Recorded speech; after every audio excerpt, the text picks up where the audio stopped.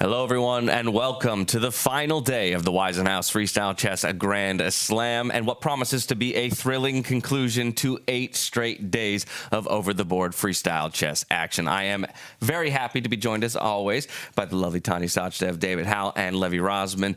Levy, I'm coming to you first. I think coming into the tournament, many would have had expectations of who we'd be seeing fighting for that top spot, and maybe in the end, going a bit against expectation, it's going to be Fabiano Caruana reaching back to a finals, but this time his opponent, someone a little different, the local hero in Vincent Keymer, who has been the surprise of the tournament, is very near taking the top spot. For sure, it's a very exciting final day. Even if we don't get Magnus Carlsen in the finals, we get the potential amazing story of the local hometown hero, the local hometown favorite, the only player in Germany who is above 2,700 ELO, Vincent Keymer, and he may finish off one of the greatest runs in recent chess history. He's on the verge of doing it, David, but of course the pressure's on in this moment. He's up 1-0, could end it all with just the classical portion today, draw or better, but Fabiano has been a picture of resilience in this tournament. Yeah, Fabiano, he's done it the hard way. His semi-final was a marathon against Javokhir Sindarov, and we should mention Fabiano has been in this situation before many times throughout his career in World Championship matches and all sorts of tournaments. For Vincent, this is a real first, so nerves might play a part. And to that end, Tanya, this tournament, this format feels like nothing is decided ever, right? It feels like anything can happen. We've seen it all tournament long. And so, while yes, maybe the odds are slightly in Vincent's favor just because of the work that he did yesterday over the board, he still has to get it done today. And Fabiano is someone who's not going to make that easy for him. Absolutely, James. It's Valentine's Day. Happy Valentine's Day to y'all. But there's going to be no love across the chessboard today. It's high pressure, high tension, high stakes today. A championship on the line. History going to be written, right? Who's going to be the first winner of the first slam in the history of freestyle chess? Vincent Keymer, what a run he's had. Can he complete the unthinkable? He's taken down Alireza, he's taken down Magnus Carlsen, and the final roadblock, Fabiano Caruana, half a point away. But Fabi, he is not new to these pressure situations. He's done it all. He's played it all. He knows exactly what's needed to make that bounce back. No easy draws in freestyle chess. It's going to be an unforgettable championship day. Yeah, grab your loved ones, hold them close. No better way to spend Valentine's Day than maybe 8 hours of chess coming your way, because it is the second day of action in a round. And so while we talk about the opportunity for players to get it done in the classical portion, David, we cannot forget that if the classical portion ends in a draw, we go into those playoff tiebreakers. We're looking at Rapid, we're looking at Blitz, we're looking at possible Armageddon as well. Exactly. Bring it on. I'm hoping all the viewers see us as their Valentine's today, because it could be a very long day. We saw it in the semi-finals, right? Over 7 hours of action, and yeah, strap in. It's going to be fun. Well, of course, our focus is going to be at the top of the table, the marquee matchup in that battle for first place. Let's take a look at the tournament tree and remind ourselves that there are actually still 4 different matches in play today. Keymer and Caruana there fighting at the final table. We've got the match for third place between Carlsen and Sindarov. Carlsen finds himself with the advantage in this one going into it. Nakamura up against Abdusattorov in that 5th place matchup. Nakamura, in this case, the one with the point advantage, and the only game to have ended in a draw just yesterday. Alireza Firouzja fighting up against the world champion Gukesh for 7th place. Points, prize money on the line. But of course, I think for most people, it's that top spot. And then the conversation around third, which is still superbly relevant. We talked a little bit about what happens, Levy, depending on the results of that matchup. Obviously, Sindarov fighting for some of the biggest prize money of his life, but also the opportunity to go to Paris if he finishes in the top 3, locking up that spot. Magnus Carlsen, on the other hand, he's going to get there either way. It's just a matter of how he does it. Yes, that's correct. Actually, if Sindarov makes a comeback against Magnus today, it is miles more impressive. I cannot understate this. Kilometers or miles more impressive than if Fabiano does it against Vincent.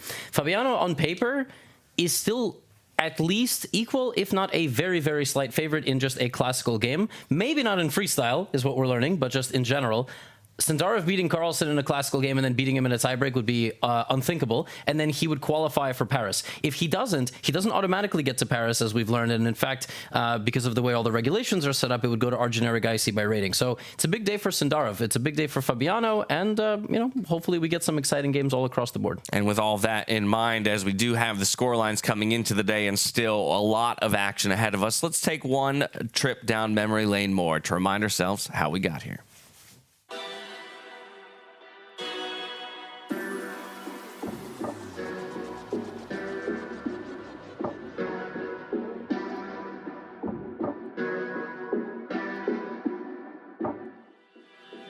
High-stakes battles at the Freestyle Chess Grand Slam.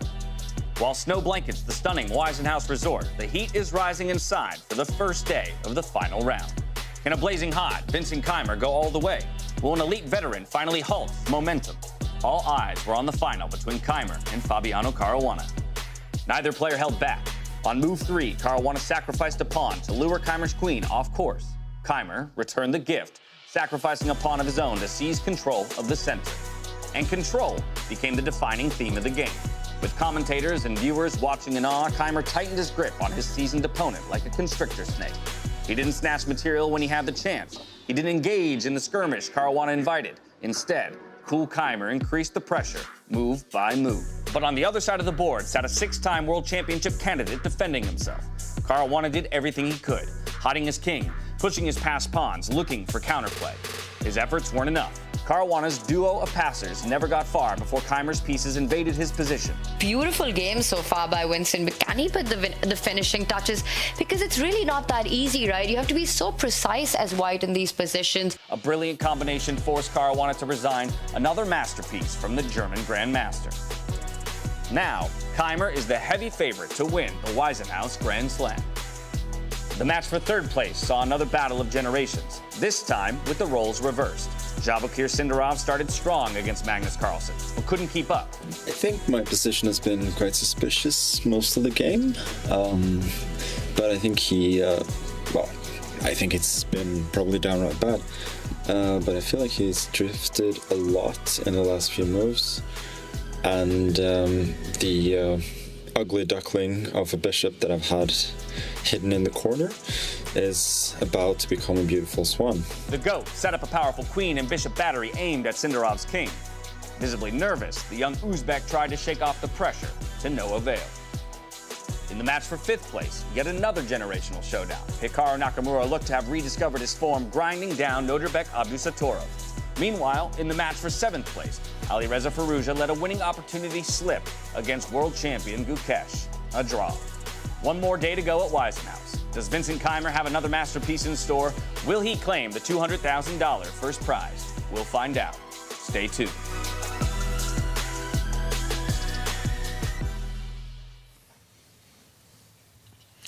Welcome back, everybody. Fun to relive those moments, the ups and downs, the highs and lows for each of our players, and an interesting peek back on some of the matchups here. Of course, Sindarov, as it was kind of called out and even shown there, showing maybe some of those nerves that you're talking about, Levy, in terms of the mountain that he has to overcome in Magnus Carlsen just to get that third place spot locked up. I'm curious for you, though. An interesting perspective that you might have just on the day as a whole as we watch these games unfold in classical time form, all of us together. But you, every day, you go back and you go through the games in a little bit more of a lightning speed. Do you glean anything else, or do you find, was there anything you found either in yesterday's games or over the course of the tournament in, rediscovering these players' play or analyzing them a little bit more closely under that kind of a microscope that maybe we missed on the day, talking about player styles or understanding of positions? Nothing hyper specific other than the fact that we're so used to seeing a guy like Magnus show up and always have something kind of fresh, some wrinkle out of the opening when he plays, and ultimately put pressure sustained throughout the middle game and the end game. And here he's just not able to do it. He said in an interview yesterday that almost every game he's had with black has been a disaster. Like, he just can't seem to get a playable position out of the opening. So I do find that pretty fascinating, and I find it very fascinating also that Vincent Keymer, who was here with us yesterday, said that he's had a really good understanding of certain positions that he's gotten. And so I had to ask him, is he just getting lucky with those positions, or will he have a really good grasp of the position he gets today and sort of indefinitely? But it's just really fascinating to see the clash of styles, the clash of generations in so many of these matchups.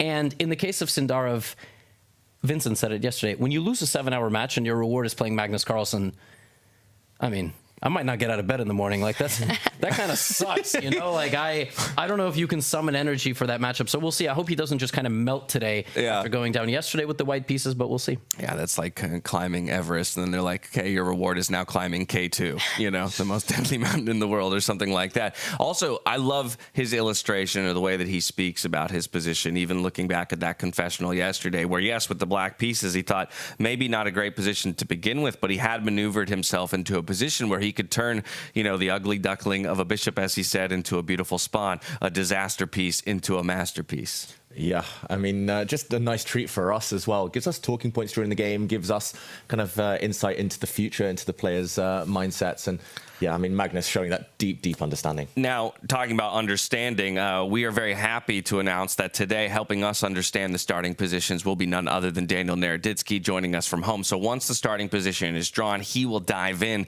giving us some deep insights as to how he's evaluating the position before maybe we come back in and see what the players ultimately attack with. But that's maybe the note I want to leave on, the idea that Vincent Keymer has been the one who seems, of all the players, to have the best understanding of the lotteries that they've been given. Yeah, but just 2 days ago, we were talking about Fabi being one of the best, you know, when it comes to these, the feel of the position. What do you start with? Where do you place your pieces?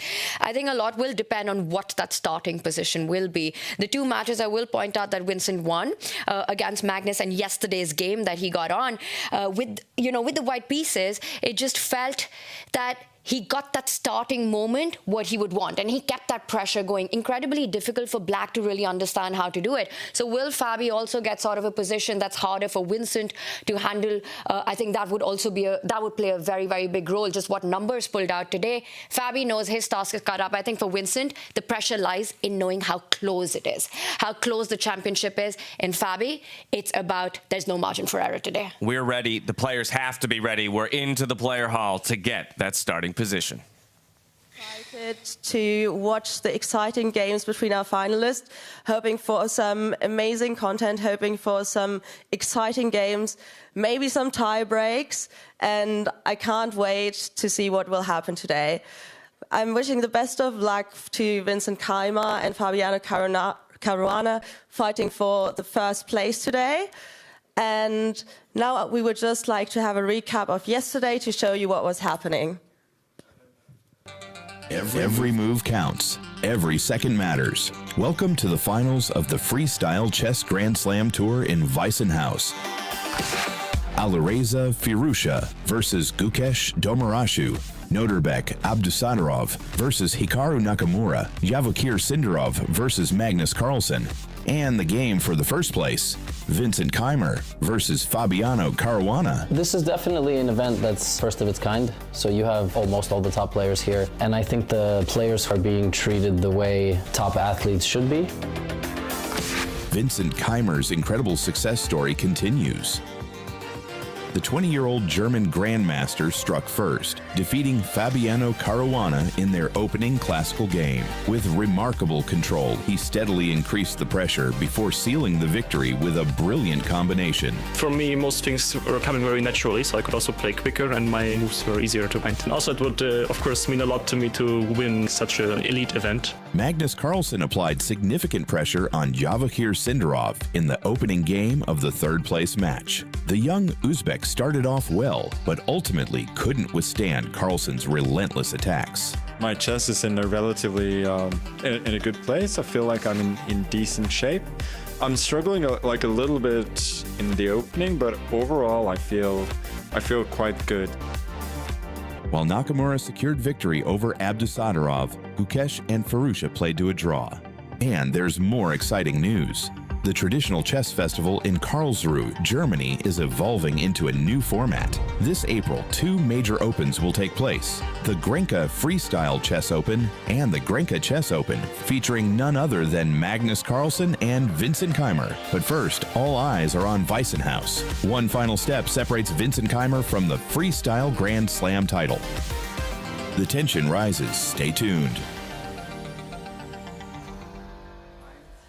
After this amazing tournament for the last days, I am very, very excited to continue this. I would like to invite a special guest on stage to choose the final position for today. We have a celebrity guest, the most beautiful woman in this room. Sylvie Mais, could you please join me on stage? Thank you. Thank you so much. So, I am going to...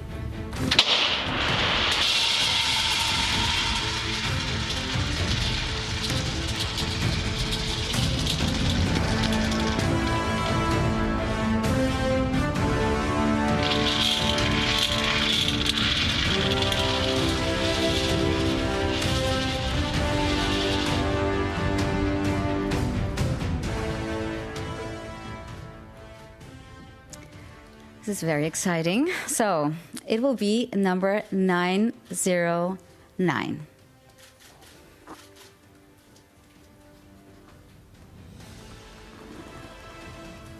Thank you so much, Sylvie, for your help. You're very welcome. It is amazing to have you here. And thank you so much. And thank you to all the players. You have done such amazing things this week.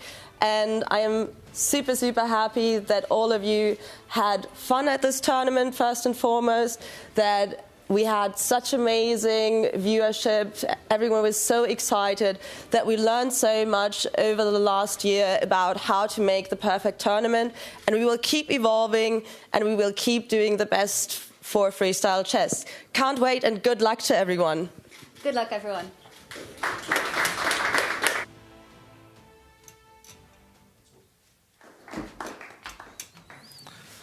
Well, there you have it, folks. Position 909 will be the starting position for our final classical game between the 8 players who still remain. But it is now time for us to warmly welcome Daniel Naroditsky onto the broadcast to deliver us his insights into this starting position. Daniel, take it away.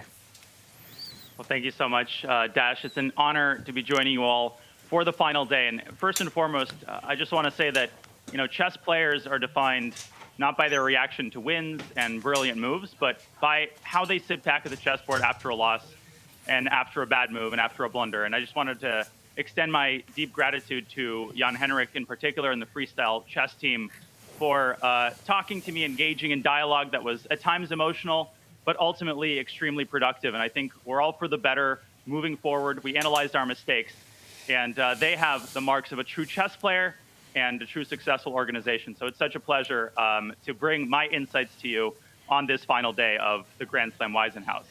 We have a position, and my actual job is to bring you the insights on that position. I don't know if I'll be able to do that, but let's see if this position has updated, and I think it has.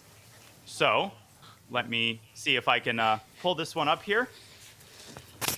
We have the white king over on the left side of the board. It's on B1. The black king is on B8. So essentially, there's a checklist that I like to go through anytime I look at a position for the first time. And that is to first and foremost identify any and all hanging pawns. Are there any pawns that could be hanging right off the bat? And the answer to that question, I think, as soon as I see the position, I'll be able to tell you in more depth. Let's see if I can pull this one up. I don't think that there are any hanging pawns. There's the G7 pawn and the G2 pawn, the knight's pawn, but that pawn can't really be attacked. The second thing that I like to do is to try to estimate the likelihood that I castle queenside and I castle kingside. Because the white king is on B1 and the black king is on B8, the likelihood is that both sides will remain on that side of the board. And that kind of gives you, let's say, a general roadmap. You can see the players that are testing the move 1e4. And what's been amazing to me thus far, watching the Freestyle Grand Slam, is how often the players actually start with quote-unquote normal moves. The point of those normal moves, I'm talking E4, D4, and C4, is not always to control the center so much as it is to open up avenues and boulevards and streets for the pieces. Central control per se is not as important in freestyle chess as it is in classical chess, regular chess, but it is still important to open up your pieces as quickly as possible. And there we have the board. I can actually make some moves. You can see the players testing out the move 1 E4, now I'm seeing one D4. I saw one C4 previously. So what are some quick ways that pieces could be brought out here? Well, you could play one E4, a conventional move to control the center, to open up the bishop. You'll see the knights probably come out to G3 and E3. And one very important thing to realize, this is much more common in freestyle, is the idea of the restricted knight. So if you look at this knight on H1, one thing that I would not be surprised to see at all as these games move along is anytime the white knight is brought out to the G3 square, black can push the G-pawn one square up to G6, controlling the knight's two possible advanced squares on F5 and H5. When there are two squares between the knight and a pawn on the same file, the knight is heavily restricted. So both sides will have to solve the problem of their knight. I'm also looking at the bishop on G1, right? That bishop can be opened up and brought into the game by pushing the F pawn. That's going to be very likely as well. And this other bishop could be brought out by pushing the C pawn. That is what the players are testing out. We can see Hikaru Nakamura, Fabiano Caruana. It's so great to watch the wheels turning. So great to watch the wheels turning here as the players discuss the first 2-3 moves. It's very, very hard to predict, obviously, what black is going to play. But I'm expecting either C4, D4, or E4. To my eyes, C4 is a very dangerous move to play. If I put this on the board, and hopefully y'all can see when I make a move on the board, after C4, the H7, B1 diagonal opens up. And I would be a little bit worried about the prospect of, let's call this a 960 fianchetto, right? So generally a fianchetto puts the bishop on B7 or G7 here. A fianchetto would put the bishop on H7. And how dangerous is this? Not particularly dangerous. White's pawn can move up to D3, building a little pawn chain and restricting the light squared bishop. So that's something to watch out for. You could see black respond to C4 with a move like E5. This is, of course, the English opening in classical chess, but it doesn't have much to do with the English. One thing to watch out for is if black's E-pawn moves up to E5, then white's knight could drop into the center. And that concept that I mentioned earlier of the pawn sitting on the 6th rank and restricting the knight, that no longer is valid because pawns cannot move backward, even in freestyle chess. And there we have Nodirbek Abdusattorov. What did they have on the board right now? I'm seeing some sort of a French defense almost. I have no idea how they got that position. It seems the pieces just appear on the board by magic. Okay, let's listen in for just a couple of seconds. No, it's kind of fight. It's Yeah. nothing. You don't think it's bad? No, nothing special for white, I think. Okay. F4, F6. Yeah, like F5 we didn't really like. We give like knight G3 all these tempi and E4. So they're looking at one F4 right now, as far as I can understand. I was trying to just catch F4, F6 right now on the board. So they keep shifting over to the king side. F4, F6 is currently on their board. And I think what they were looking at earlier, now I can understand why I thought this was a French. I think they were looking at F4, F6, E4, E5, so F5, and D5. Any French players among you will recognize this sequence of moves. The point of D5 is to undermine white's pawn chain on E4 and D5, and white can support that pawn chain with the move D3. You can see the eval bar is not a great fan of that move. I'm potentially also looking at bishop escapades to H5, for instance. One F4, to me, is probably the most logical move because it opens up new vistas for white's bishop. My strategy generally when I play a tournament like Freestyle Fridays is just to copy my opponent if they're higher rated than me. So if I'm playing anybody with a G in front of their name and I have the black pieces, I'm basically doing what they're doing, right? I'll have what she's having. F4 could also be met with F5. But here, you might have to be very careful about a move like bishop to D4. Probably not immediately. But remember, there's a thing called a knight on H8. That's a potentially important piece, someone told me. So black cannot play this pawn up one square. Instead, black will be able to jump to E6 with their knight, hitting the bishop and hitting the pawn and defending the pawn on G7. But just something to watch out for. Instead, I think white should prefer a move like knight G3. And if black plays G6, now this knight on H8 potentially could land in a lot of trouble. White could also quickly open up the center with a move like E4. So the more I look at this, the more I like the move 1F4. I would not be surprised if we saw that essayed by the German hometown hero, the finalist, Grandmaster Vincent Keymer.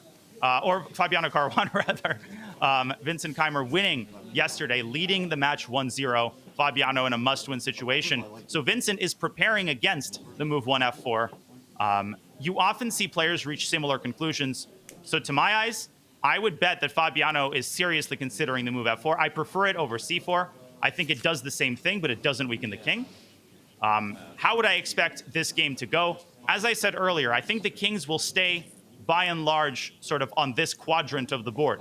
Because in order to castle to the east, as I like to say, you'll have to clear away 1, 2, 3, 4 pieces off of their initial squares in order to even make it possible for the king to escape to the other side of the board. So you would only want to do something like that if you're getting attacked on the side of the board that the king is on, which is pretty unlikely. So after f4, if we anticipate this move by Fabiano, how is Vincent going to respond? Right now they're looking at, let's see, d5. Wow, and now they're expecting a move like e4, I believe. That's a pretty bold prediction here. And now they're looking at d4.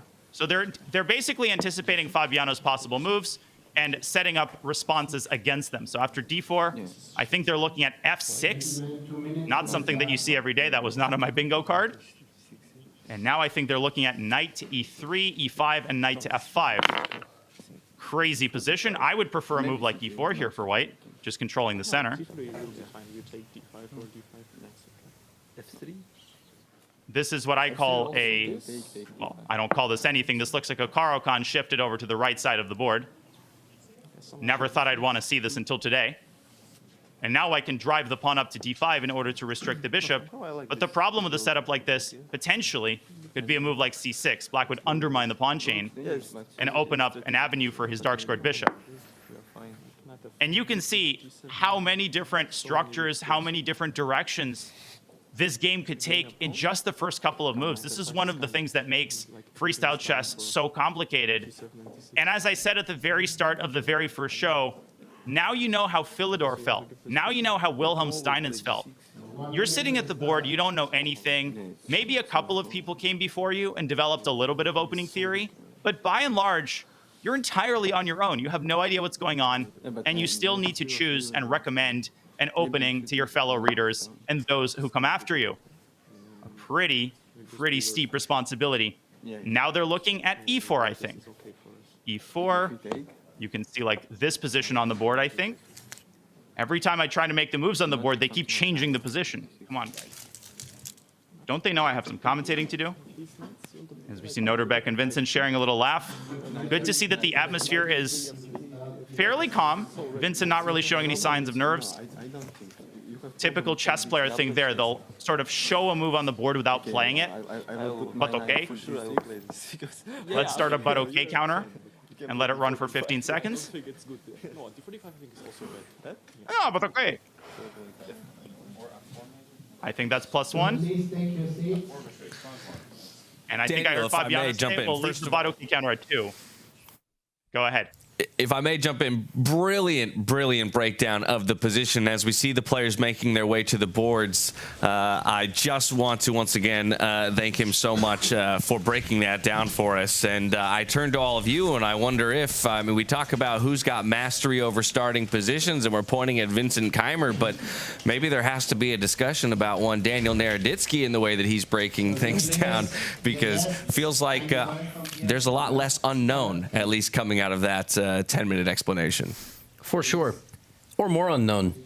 Because what frequently happens is they have this 10-minute thing, and then the players just do whatever they want.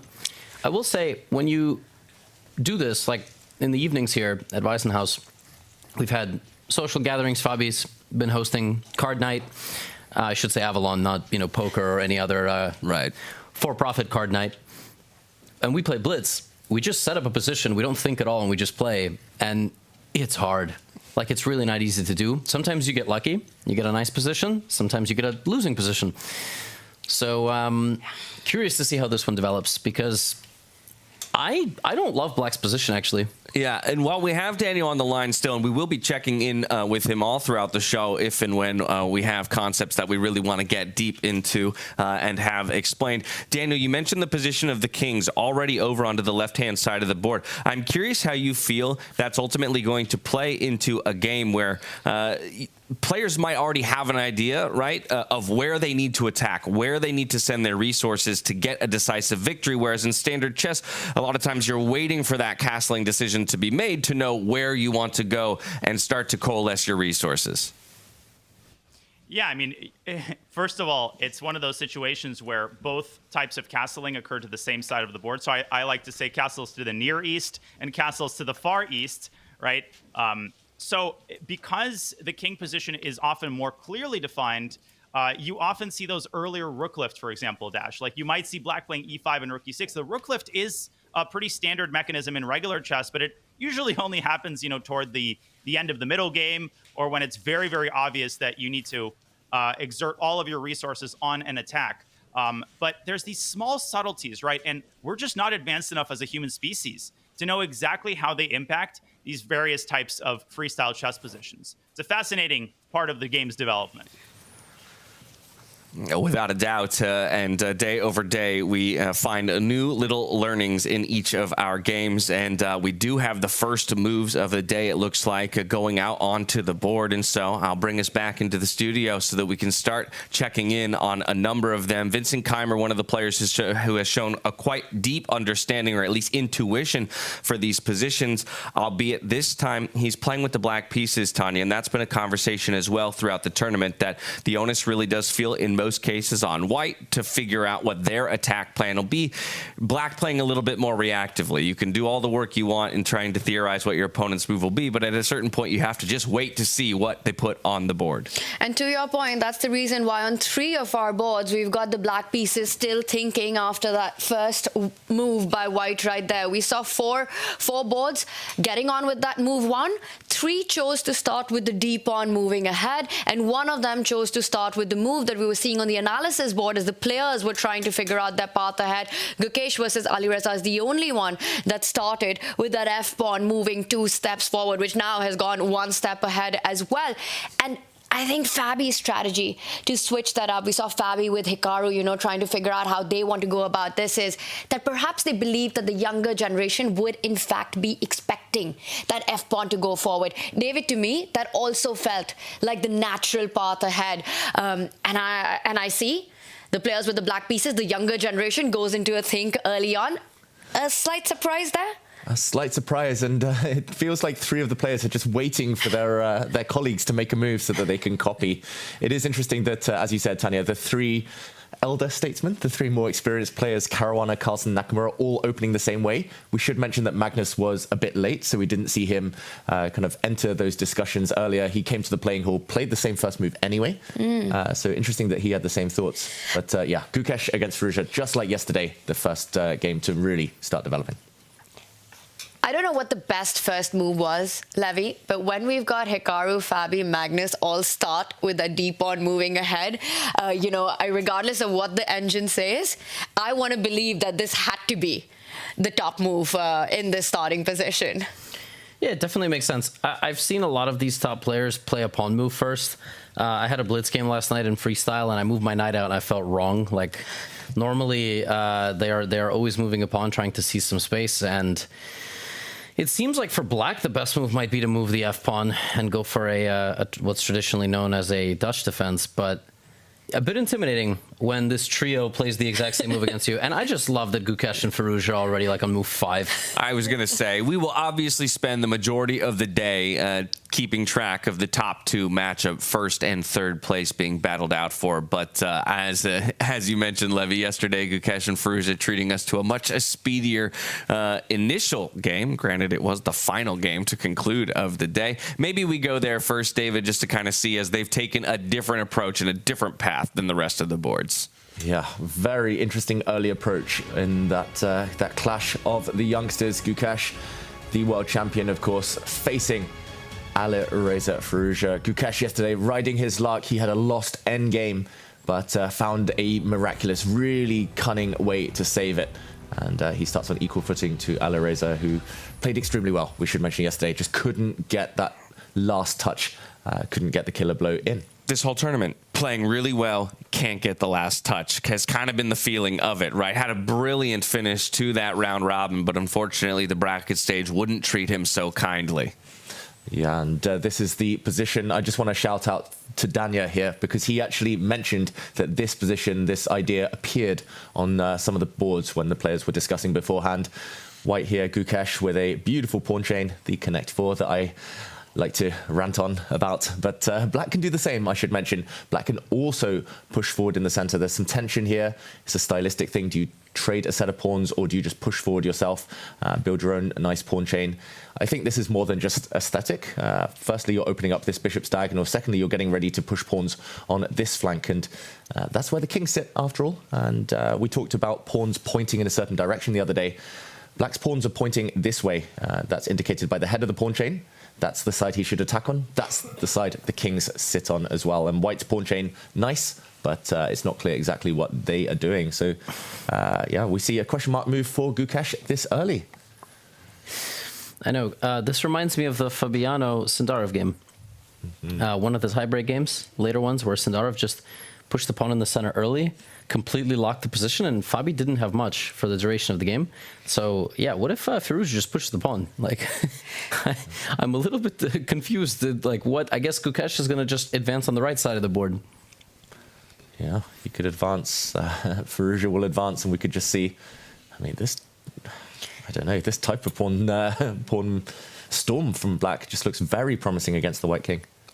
I like the point that you earlier made, David, about this position, right? You've got these two tempting options, which is why Alireza slowed down. You could grab that central pawn, trade it off early, and then try and target it. It's a more open position. It's got more open diagonals and lines to play for. Or you could go for this opposite side pawn chain. And here we've got a completely third different option that Alireza goes for. Coming to a point you made earlier on one of our broadcasts, James, about keeping the tension, not resolving it, not pushing the pawn, not trading, but still keeping all the forces as they are at the center of the board. And I think it is a very stylistic approach. And we know Alireza Firouzja, his style, in fact, is to keep it as chaotic as possible. So perhaps this, another decision that reflects that. Yeah, an intriguing decision, though, because as we've talked about before, at least in traditional chess, that's a scary pawn to push, opening maybe a future diagonal for the king to be attacked on, of course, right now, while it's pretty blocked in behind that infantry wall of pawns that he has built up. But maybe a concern, as we've talked about, Gukesh bringing his pieces more to the right-hand side of the board before rerouting back towards the Black King. Yeah, and clearly reflecting Alireza's kind of mindset right now. Just quick move. He had some very tempting options there, but he just wants to get this game done. And I've got to say, great start for Black. Like, occupying the center in traditional chess we talk about, but in this specific freestyle position, 909, it looks like he's the first one to get a grip in the center. He's the one who holds the key when things will open or when things close. Our top two boards still sitting on move number one. Wow. Black players waiting to respond. But in our fifth place matchup, Nodirbek Abdusattorov has elected a response to that initial push. And so we can maybe zoom out exactly, take a look at it there. Somebody's committed, and just as I say that, it looks like Sindarov as well has found a response, and they are different, in fact. It's Valentine's Day, James. A lot of people will be going ahead with the commitment today. But this one, stakes super high, so you got to be thinking, taking your time in those first few moves. And we see two boards. In fact, it's Nodirbek and Sindarov who do make a decision here, and two very different decisions. You know, we see two different pawn moves there. Vincent, the one board where the stakes are the highest, fighting for glory there. Vincent Keymer is half a point away from championship. Fabi has to win to force a playoff. Is still in the think tank. Wow. I'm not going to talk about nerves yet for Vincent Keymer, but typically when you're so close to your goal, so close to tournament victory, you do tense up a little bit. You do start double checking things, second guessing yourself. It costs you on the clock. We'll see if that plays a role a bit later. Let's work our way up the leaderboard. So next to our 5th place matchup before we dive into 3rd and then 1st. So checking in on Nakamura versus Abdusattorov, where Abdusattorov has elected for that F-pawn push, F6, in response to D4 initially. If we can get that up, and then soon on the analysis board, we'll be able to check out maybe some of the ideas behind it, some of the possible lines that will follow. But of course, Hikaru Nakamura looking to hold strong against the young generation. It has been perhaps a little bit tumultuous. We saw the emotion striking a chord for Hikaru just a few days ago, but seems to have found some footing, seems to have found a little bit of momentum here in the final few days, displaying some brilliant chess at times. Nodirbek Abdusattorov looking to unseat him and grab 5th place for himself. Yeah, it does feel like Hikaru has stepped up his game. At least he's been closing things out. He's been getting advantages all week, but only in the last few days has he been able to capitalize on those. And again, shout out to Dania before predicting another opening that has indeed appeared. Pawn to D4 met by this Caro-Kann-esque move, aiming simply to support a pawn challenge in the center. And this is where Dania said the most natural move for white is to push forward, establish a duo here. And again, there would soon be a dilemma for Hikaru. He's just mulling things over here in advance, whether to trade off, simplify things there, fix the structure, or whether to step forward, be extra ambitious and gain extra space, clamp down in the middle. So yeah, big moment, big decision. And a really weird starting position, I've got to say. My neophyte understanding of freestyle chess tells me that putting those 2 pawns on the board, like you just said, kind of a drunk Caro-Kann, and white advancing in the center should be good for white. But is it so simple? Like, what would black do from here? I really don't like playing with the lack of space, and almost every game I've gotten in online games against strong players, and when they have this clamp, I generally end up in a really bad position. So what would black do here? Would it be completely crazy to unclamp yourself immediately on the board? You know, you talk about striking the base of the pawn chain. I see that central pawn. Yes, I move that F-pawn. Just one move, one step ahead. But can I go further into that position and try and break the center early on, get my bishop active? You definitely can. And the idea here, I guess, Tanya, is if I take your pawn, you take my pawn. And this looks like a good trade for black, who has more control now on the center long term. But the question is whether, I mean, okay, I'm going to start talking about Connect 4 in a second, I promise. But if white just keeps the pawn chain, if white just sits on the position, black can challenge the center all you want. But, I mean, it just feels like this bishop, the light squared bishop, is a bit dead. The knight's struggling to jump out, and more space means more room to maneuver for Hikaru Nakamura. David Howell over here moonlighting as a Connect 4 pro on a free challenge. Freestyle chess practice. This is not an ad, I promise. It's easy. Gotta play. Oh, you gotta. When I used to play this video game when I was really young, called Maple Story. Good times. Great game. You used to be able to play Connect 5, and they would call it Omok. That was fun because you have a gigantic grid. It's massive, and it was like huge. And Connect 5 could go in any direction. Connect 4 is like, game ends too fast. But I think if you get a Connect 5 on the chessboard, you're almost close to winning. A pawn chain that far ahead, in so many positions, that will give you such a big advantage. Or losing, like in the King's Indian. Like, you do your Connect 5, but you're obliterated on the other side of the board. So, yeah, you're either winning or losing. Or it's a draw, because it's completely closed off. Let's give an example. There we go. There it is. There it is. And this is near fatal for black, who is desperately running. The computer right now is like, how did you let it get to this position? Yeah, but I mean, that's part of the plan, right? I mean, we joke about it, but white will push a pawn forward, open up the dark squared bishop on a nice diagonal, and then white's just going to be pushing towards the black king. It's actually pretty much a mirror image of what we saw Alireza could have done with the black side against Gukesh, but elected not to, and Hikaru very quickly gaining the space. It's the advanced variation of the Caro-Kann defense here, clearly, and I really like it for Hikaru. So looking good for Hikaru. Maybe we now take a trip over to our third place matchup to see how Sindarov is stacking up against Magnus Carlsen. Again, Javokhir on the back foot here, taking a loss to Magnus just yesterday, now playing with the black pieces. Has to get a decisive victory if he wants to extend it to that playoff tiebreaker, give himself rather a chance in the rapid and the blitz. Now, he did overcome Magnus in the round robin, and I think that's something that he can kind of hold on to. But again, the idea is he has to get back to that style of game if he wants to have a chance. It's the world #1 on the other side, and that is still a titanic task to be certain here for the young Uzbek.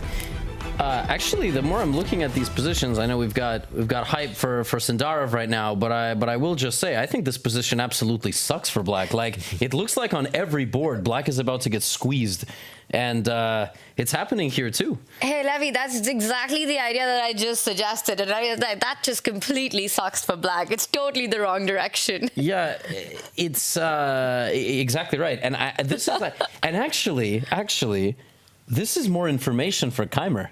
Mm-hmm. Who, by the way, still has not made a move. Who has not moved. He's watching these games develop, and he's going, damn, I shouldn't do that. I think he sees it too. He's like, this is just, every move feels bad for Black. So he should just sit for 30 minutes and not make a move and just see everything else being played out. I mean, yeah, who's going to end up in the best position? I'm going to go their way. Shot clock on move 1, 2, and 3 in this format. You have to make your first move within 5 minutes. You already got 10 minutes. I like it. You already got, what are you doing? Make a move. You know what I'm saying? Now, he might play the Dutch. Like, he might just straight up play d4, f5 because he realizes that, and we'll get to that game. He realizes this is not what you can do. A spatial disadvantage like this just simply isn't good in the long run. And already Magnus has ideas like knight to e3 here, which targets that pawn, gambits the pawn in the center, and he can very easily win it back because Black's knight can't defend the pawn. Like, normally you have a knight that can go to the f6 square. That's not possible now. Also, bishop to g4 almost traps a queen. I was just going to say that I think is the big one here, right? That you suddenly realize the queen has got no squares. So not only pawn takes pawn, you have this deadly pin here, but even if the f-pawn was to move forward, hitting that knight, I think this would be a very, very strong move coming in after Black's f4 if the knight did jump forward. This just looks like a bad King's Indian structure. Hey, connect 4. Yes.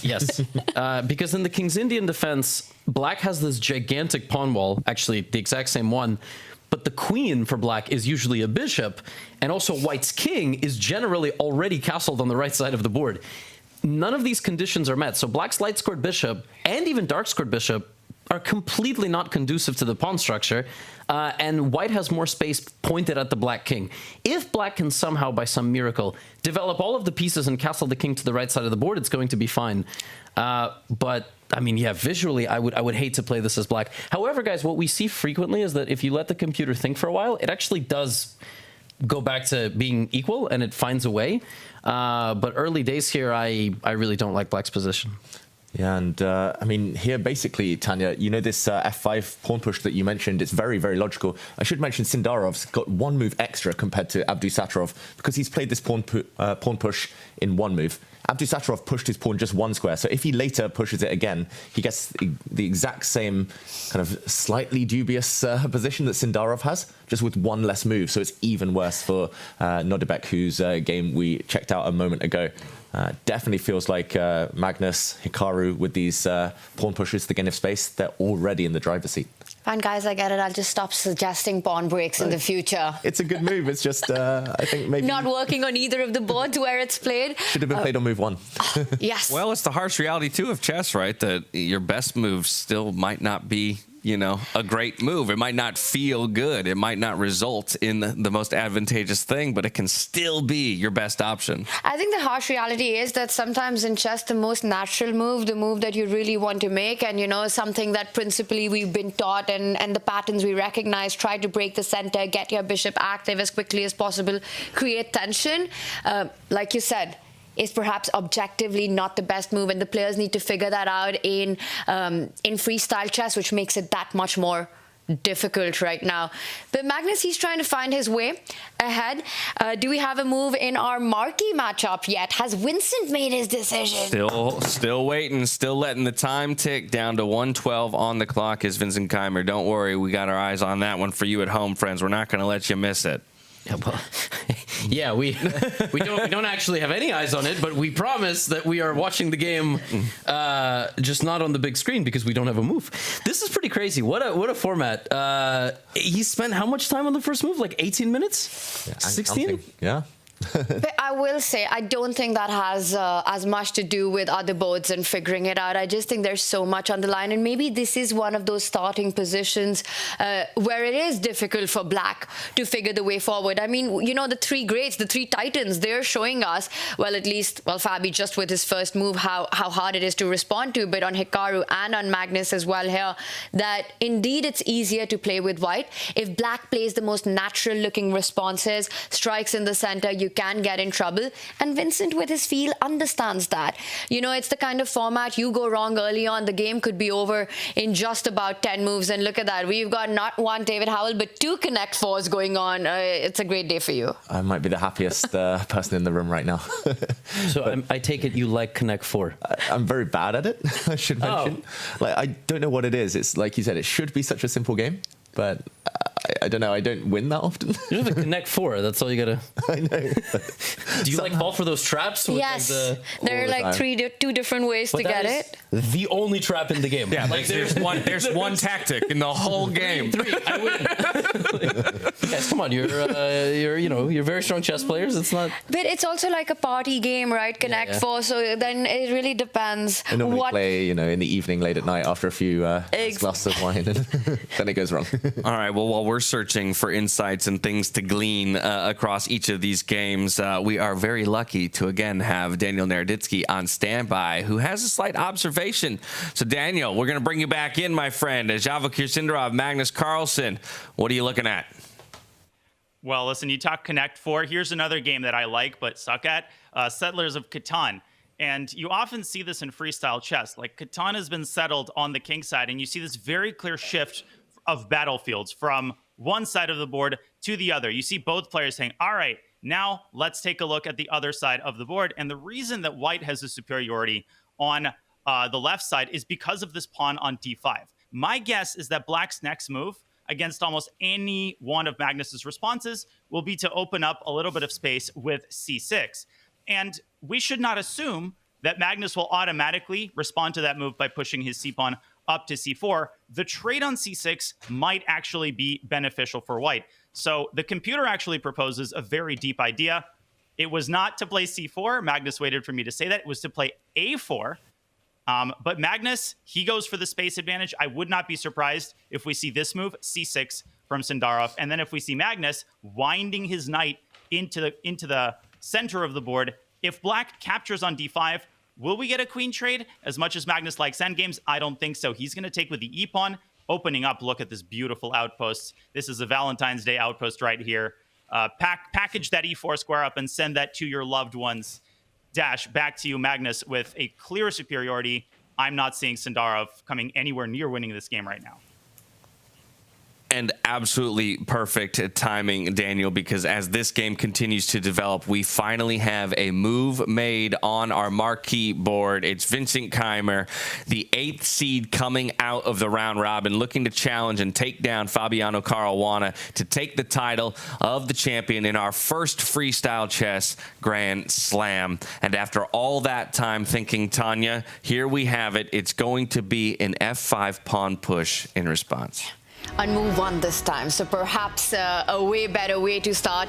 And what a moment this is, right, for Fabiano Caruana. The pressure really mounts up. He's a veteran. He knows what needs to be done. He's done it all in the chess world. Can he once more take this to the playoffs and get that fight in, really make it a big one? And for Vincent Keymer, he's on the brink of a career-defining tournament victory. He's taken down Alireza. He's taken down Magnus. Can he finish the fairy tale today? I have a request. not from you, from the players. Okay. If there was one match that goes to a tiebreak today, let it be this. Yeah, can it be this match? I don't want to crown a champion, and then Alireza and Gukesh are fighting each other with gloves on, you know, in a blitz match. Like we got to decide 5th, 7th, and 3rd. And these boys, Fabiano has to get the win, and we got to go to a nail-biter tiebreak. We need to have one game. It would be so epic if that happened again, because he did it once. Fabi understands the content, you know? He had that crazy match, and listen, his work is cut out for him because Vincent Keymer has played the best first move.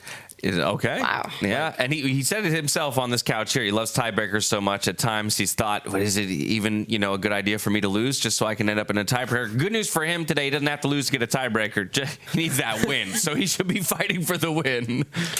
Yeah, and Levy's saying that Vincent finds the first best move. David, it could also have, you know, this effect that on the other boards, we saw if white is allowed the free hand in the center to get more pawns rolling, just how difficult black's position's getting with less space. And Vincent, again, with his understanding, realizes that he can't allow that. He stops it, but that does make that pawn vulnerable to this knight coming out, developing itself with tempo. So now Vincent has to decide, because you can't really push that pawn attacking the knight. There's a queen that's just been opened up from that square, which will then end up taking that pawn. So how and with which one of the two pawns is Vincent Keymer going to defend the threat? Which one of the three? He actually opens up his own queen. And again, I should mention, that was by far the best move this time on move 2.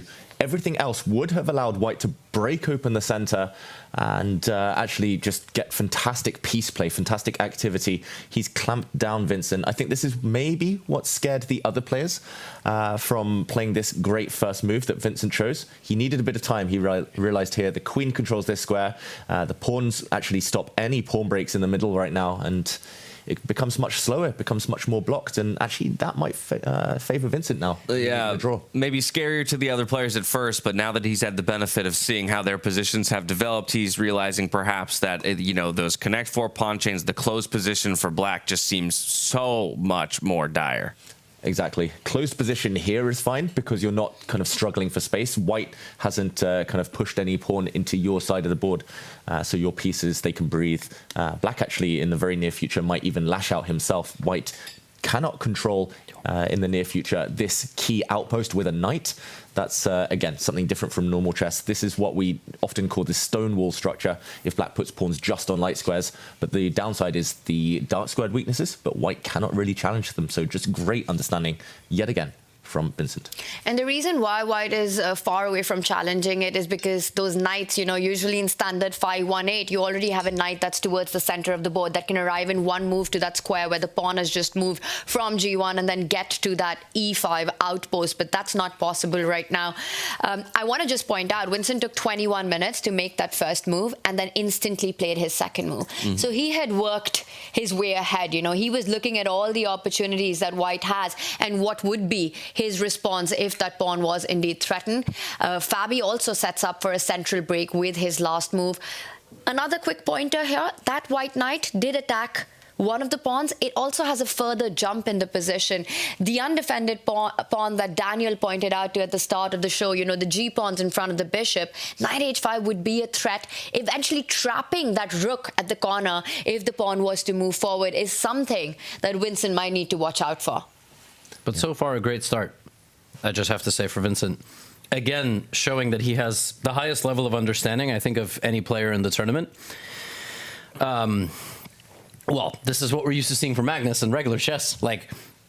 And it's amazing to see it from a completely different person in Vincent Keymer. Yeah, and to your point, Tanya, about you know, having that quick follow-up second move of Vincent Keymer, a good lesson in chess, but also a good lesson in life. If you're going to go your own way, have a plan, you know, right? It can't just be made one errant move at a time.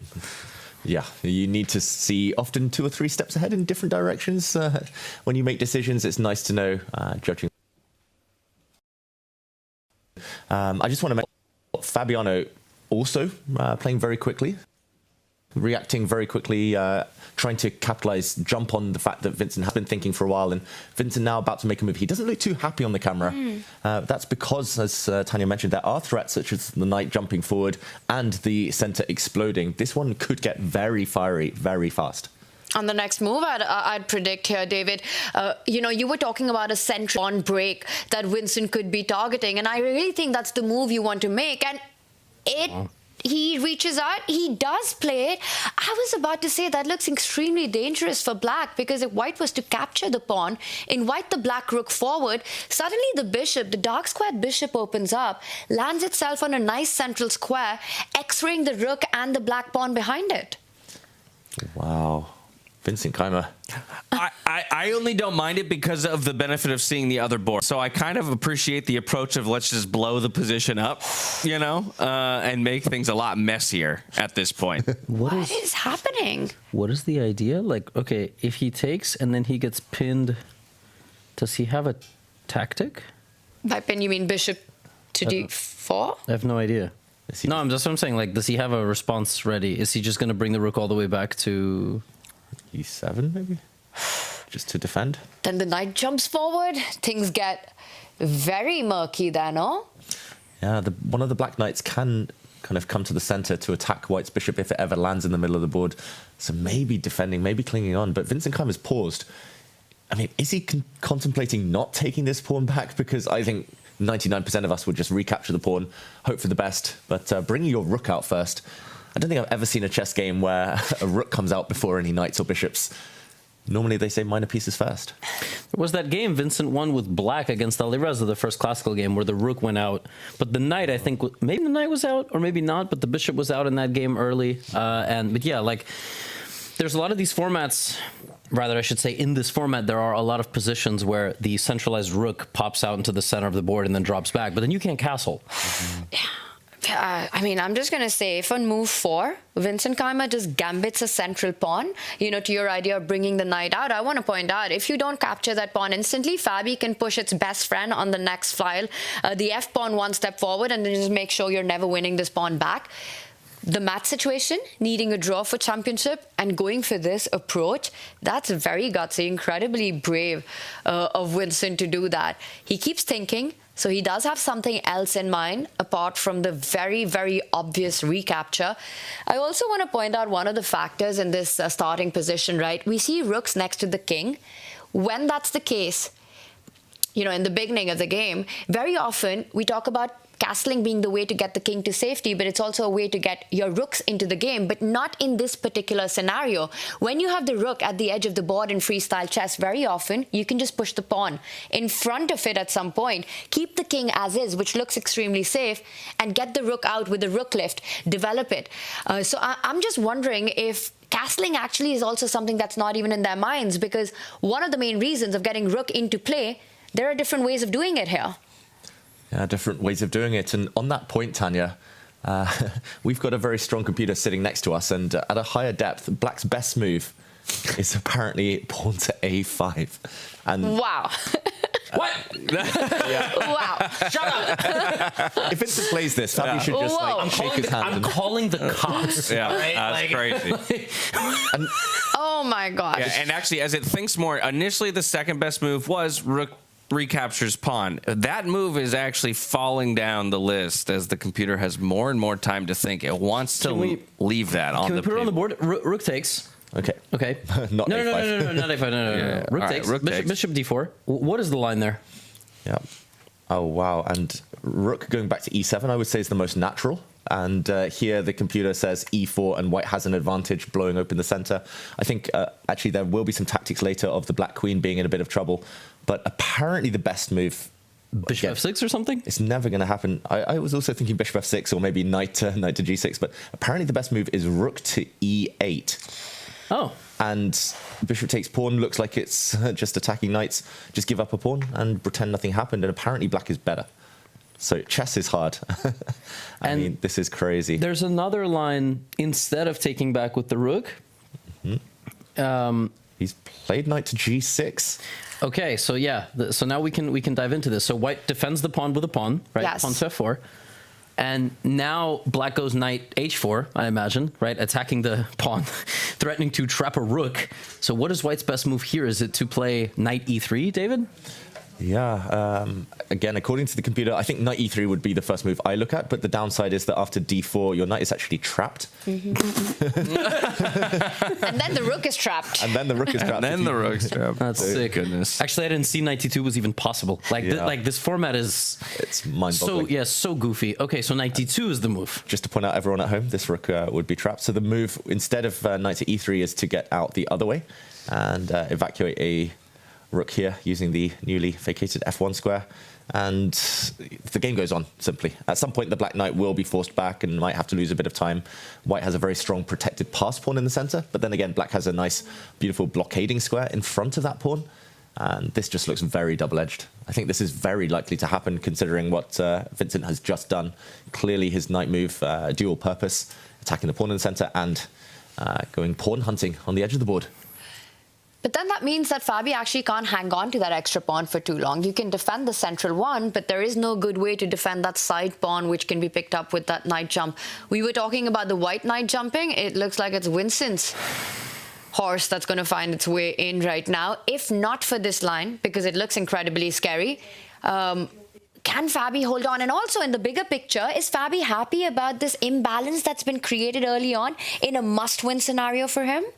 I think he should be pretty happy, Fabiano. He won't know the evaluation, of course. He might just think it's totally equal, but I mean, it's going to be a weird pawn structure, weird piece development. He's already tested Vincent, gained 20 minutes on the clock. Great start for Fabi. Yeah, so thinking that Fabiano should be happy. We don't have the benefit of being able to jump inside of his mind, but I tell you a player who we do have the benefit of diving into the mindset of, and that would be one Vincent Keymer, who stepped into the confessional booth just a bit ago. Let's hear from him now. Yeah, actually, I kind of get the feeling that I'm starting to repeat myself, but the starting position looked incredibly dangerous for black. At first, I thought it's kind of fine because there are no immediate targets, but this pawn on g7 is so hard to defend long term, and after d4, it really wasn't easy to find the first move. What we discussed was, I mean, I think what Nodirbek played with f6, e5, the way it has turned out for him, it's quite okay, but if Hikaru had played knight e3 instead of c4, I didn't really like the position at all. And what I did is also seems very dangerous. I mean, after f3, I played e5, de, and now I decided to go knight g6. The idea being that after f4, I will have knight h4, taking g2. Knight e3, there's d4. And if he includes, let's say, knight h5, queen d7, still he can't play g3 because knight g2 traps the rook. So that's kind of my idea. I'm not entirely sure whether this is so great, but I think it's kind of okay for now. But just in general, it's possible that what I did is not so great because it doesn't really feel good. I just don't see an immediate problem. Yeah, but I also didn't really know what else to do. So that's why I also spent so much time on move 1, because I felt that if we make the wrong choice here, we might get into a seriously bad position. There are so many weak squares and spots, and yeah, it's really difficult to find any kind of setup which doesn't allow huge explosion of these weaknesses.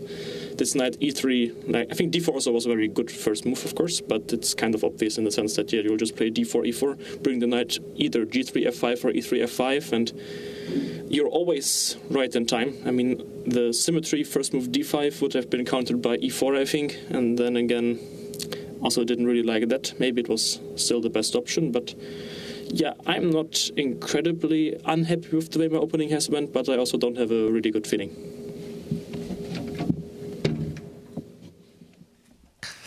Feeling like he's very much in the unknown, but from the get-go, feeling that Black's position was quite precarious. Maybe taking a note from Nodirbek's game that he pointed out most specifically and choosing to go his own way. But love that identification of the line that we kind of went through, where the rook can end up being trapped. So some tricks up his sleeve in this one here against Fabiano Caruana.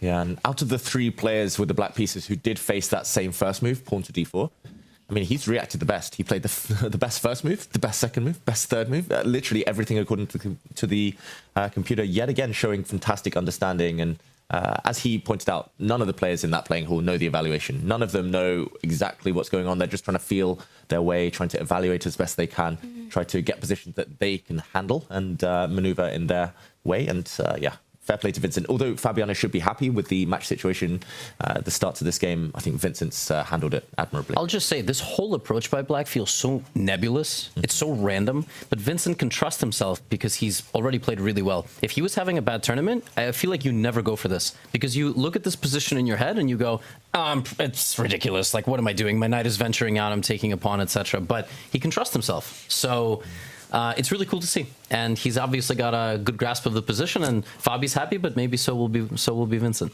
Yeah, perhaps the most even board state that we have so far out on the field there in the Players Hall today. And we'll continue tracking all of the action. But we are very happy to be joined once again by Alexander and Andrea Botez here in the studio. Welcome, of course, but final day, grand final here. Final day. Are the emotions hitting? Where are you guys at? Oh, yeah.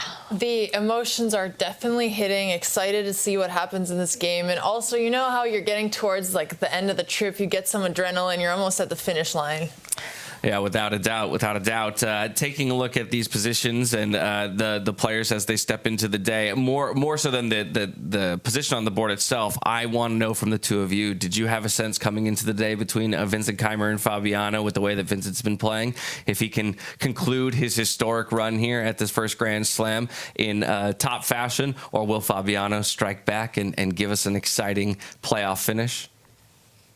I love when I get asked positional questions because we've just filmed podcasts for 2 hours, so I'm going to be completely honest. However, my first concern was Vincent's heart rate was at 116 when we walked in, so that's kind of what caught my attention. I think you guys are going to carry the positional analysis, but if it's more of a question of who are we hoping is going to walk away as a champion, I'm biased because we have been playing board games with Fabi every night, and we guilted him to film a simul with us, and he was the last standing grandmaster. He was the only one who said yes. So I have to root for Fabi, not because I have anything against Vincent, but purely out of personal bias. Even after he laid waste to everybody in Avalon last night, that guy's a monster. Our team, you know? It was really cared. Oh yeah, that's right. You were on his team at the very end. Yeah, that was incredible. Got away so with one. Exhilarating. Oh my god. No, after seeing his play in the board game, I think that was by far probably one of the most impressive things I've ever seen in a chess tournament. And I remember yesterday I was going to dinner and I bumped into Alex. I think you were setting up to play some chess with Gukesh at the time. Yes. Simul game as well. And I was just wondering while I was eating, I was talking to my friends as well. I wonder what happened because I've seen you guys do that against Vidit. I think it was you, Andrea, Dina. Yeah. A lot of trash talking, but that must have been hard against Gukesh to get the trash talking in.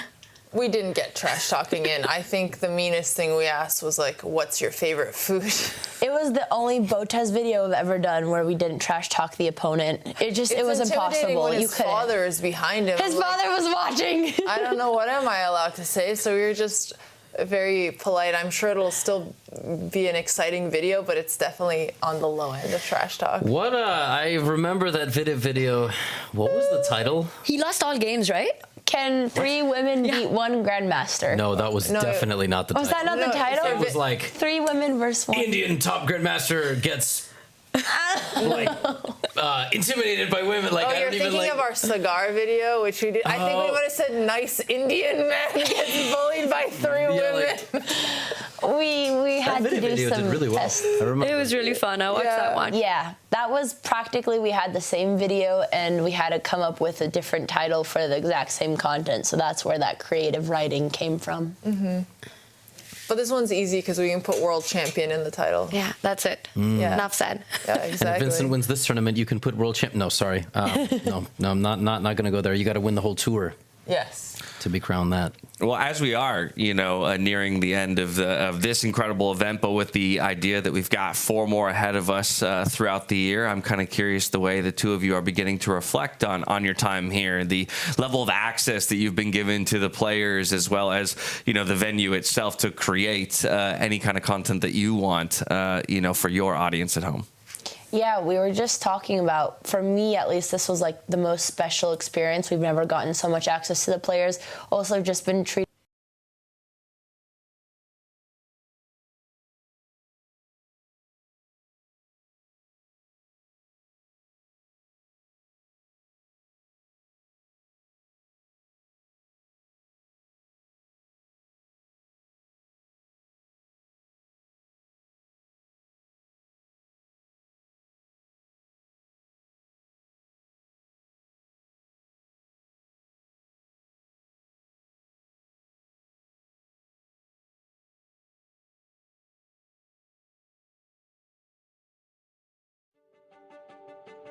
The revolution of professional chess starts now. 10 world-class players, 5 unique destinations, 1 gripping and innovative format, changing chess forever. Welcome to the 2025 Freestyle Chess Grand Slam Tour. Bringing a unique chess experience to iconic places around the world, only the world's best players will take on the Freestyle Challenge. During the 2025 season, players are awarded points based on their placement in each Grand Slam tournament. Over the course of the season, each player's points from all the tournaments are added together. And after the last Grand Slam, the player with the most points will be crowned Freestyle Chess Champion. It really is combat from move 1. This is so much better than classical tournaments. All events in the Freestyle Chess Grand Slam Tour will be played in the format of Chess 960. Each Grand Slam starts with a round-robin phase. All participants face off against one another in rapid chess. The 2 last-place players in the round-robin stage are eliminated, but will play for 9th place in a playoff match. The remaining 8 advance to the quarterfinals. From here on, the games will be played with classical time controls. Each matchup will be a best-of-2 game over 2 days, and in the case of a draw, 2 rapid games will be played. If there's still a draw, 2 blitz games will follow. And if the winner is still undecided, a final Armageddon match will be played. From the 7th to the 14th of February, the first Grand Slam of 2025 will take place in the luxurious Weissenhaus Resort on the Baltic coast in Germany. As it is the first Grand Slam of the year, all Grandmasters are eager to make their mark, with the top spot there for the taking. After 8 intense days of play, only 1 competitor will become the 2025 Weissenhaus Grand Slam champion, taking home 25 points and $200,000 in prize money. Let the revolution begin.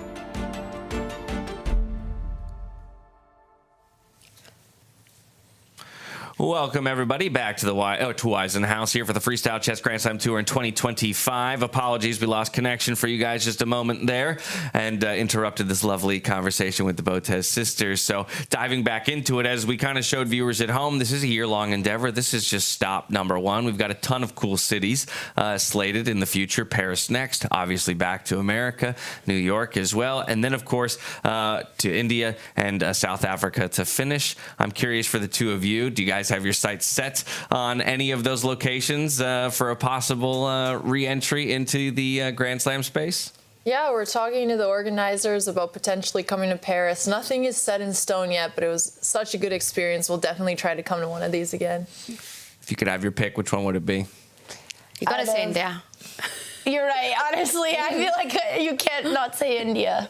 In South Africa, they were saying you can paraglide off a cliff. What? Yeah, I might do that if the competition. I would absolutely. Is that what you're thinking about right now? They like part of the hype for the South African one was that they have a whole cliff that you can just go.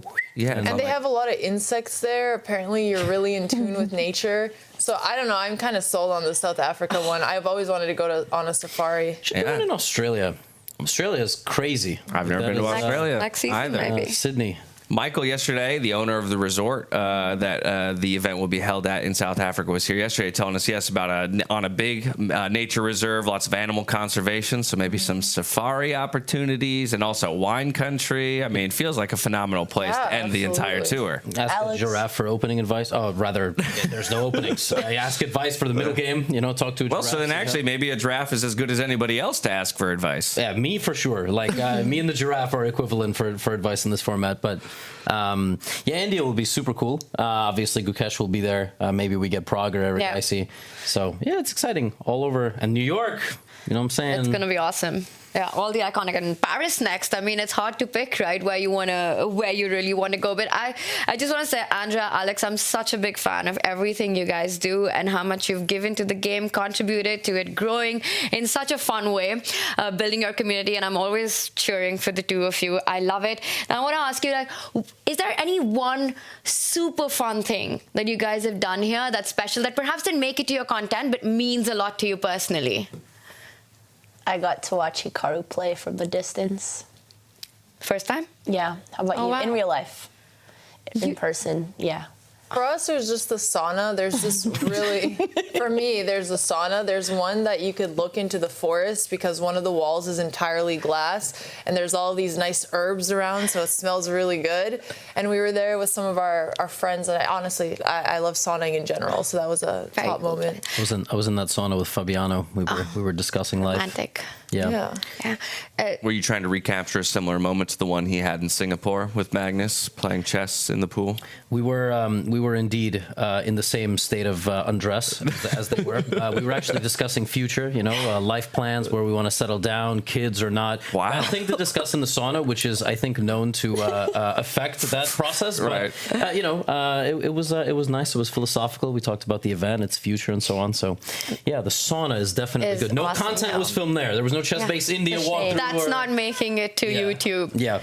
But how was that? Because, you see Hikaru so much online on his streams and everyone feels that, they kind of know so much about him. But was it different? Did it surprise you in any way, Andrea? Yeah, honestly, with the chess community, we have so many rumors that everyone has beef with each other, but it was really nice to just all come together and all be buds and hang out. And it was the first time I felt really part of a greater community.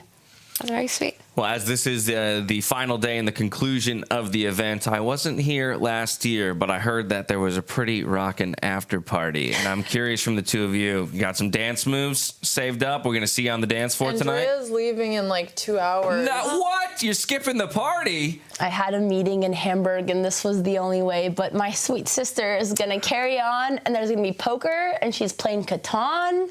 Alex is playing all the games tonight. We have the Catan world champion here. He is the world champion. It's pretty crazy. One of.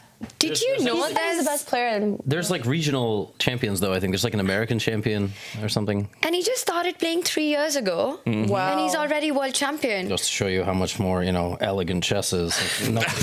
Nobody can master it. Hey, or how much of a savant he is. Yes. Cap. I call it Cap. But he is very nice. I met him, and he was he's been playing with us. Also, I think he's a pretty good chess player. But he's not going to be no world champion in 3 years. I mean, come on. I'm just salty because I can't learn Catan. I can't learn any other game. I do not have a skill. I can play checker. I'm nasty at Battleship too, but I can't learn a serious game like Catan. Is Battleship the one where you've got these two? You have the 5 little ships, and you don't know the grid, and you say D9. Yeah, you're trying to snipe your opponent's ships. You hit or miss, and you're trying to narrow in a grid. Different generation here, and Battleship was this video game that we'd play with Contra and Mario, where you had these battleships, and you had to shoot your way through and protect your queen. Anyone? So chess, practically. Yeah. We never got to ask you guys, what was the highlight memory for you, Tanya? And for our lovely commentators. Anyone wants to go first while I think? I mean, mine's the easy one, getting to be here and to be involved as the outsider coming into the world of chess, just to be given the opportunity to sit next to brilliant people, to meet lovely individuals like yourself has just been a highlight already of 2025, and we're only a month and a half in. Yeah, I think for me, the chess has been fantastic. Meeting all of you has been great. I've never met Levy before, so that's been awesome as well, working with him. But if I had to point one thing out, when Annie had her performance the other night, and James, you were there with her performing. I think that was one of the most magical experiences that I've had. She has this incredibly powerful voice, and I'd heard so many great things, but I just felt like I was transported. Those 15 minutes, never seen anything like that. That left an impact. She was incredible to watch and hear. I'll then take her better half. We're just capturing the whole Aronian family. Meeting Levon was delightful. He's great. But yeah, I can't point to something specific. I have been in quite a few saunas. Although the ones here were very, very nice. But I think just the whole experience, right? Every time I travel to a chess tournament, I also meet new people. I met Tanya, I met David for the first time. I met Levon, I met Peter Lecko, Judith Polgar. You just go down this list of people who, for me, I've never met. So, it's very special, and I can't wait for New York. Has no one mentioned the food? So That's good. you. Jump on So it, my good. friend. Gush about the food for a second. I mean, there was a nice gym. I didn't see that one. I just saw the, Yeah, A lot of same. food, very little Make it. gym. very little gym. I mean, the food's been incredible. Yeah. Different cuisine every night. 2 Michelin Yes. star chef. Yeah. Life is good. Absolutely incredible setup here. We'll just say, boys and girls, getting treated to a whole Asian cuisine. They had like sushi. They had, they had teriyaki. They had all this stuff. Then, a riveting Indian night. That was and so then good. Turkish. And then you just go down to Swedish and German. No disrespect. I know we are here. They gave me a fat pretzel yesterday. Dude, that Bavarian pretzel was pretty sweet. It was slapping, but I mean, the other nights, I ate every dish from the Indian cuisine. I ate every dish from the Asian cuisine. I So was agree. like, I'll settle for a pretzel, whatever. Yeah. But it's just funny how what's the night? What's the celebratory? I don't know. Last year was awesome. They're gonna, wouldn't that be great? Did you ever see the menu? On the tables? No. The movie. The movie. Yeah, yeah, yeah. Oh. Yeah, yeah, yeah. I thought you were gonna go into like some graphic design element about how pretty the menus were. It's nice. But, I mean, at the end, she gets out. And that's all she wanted, exactly.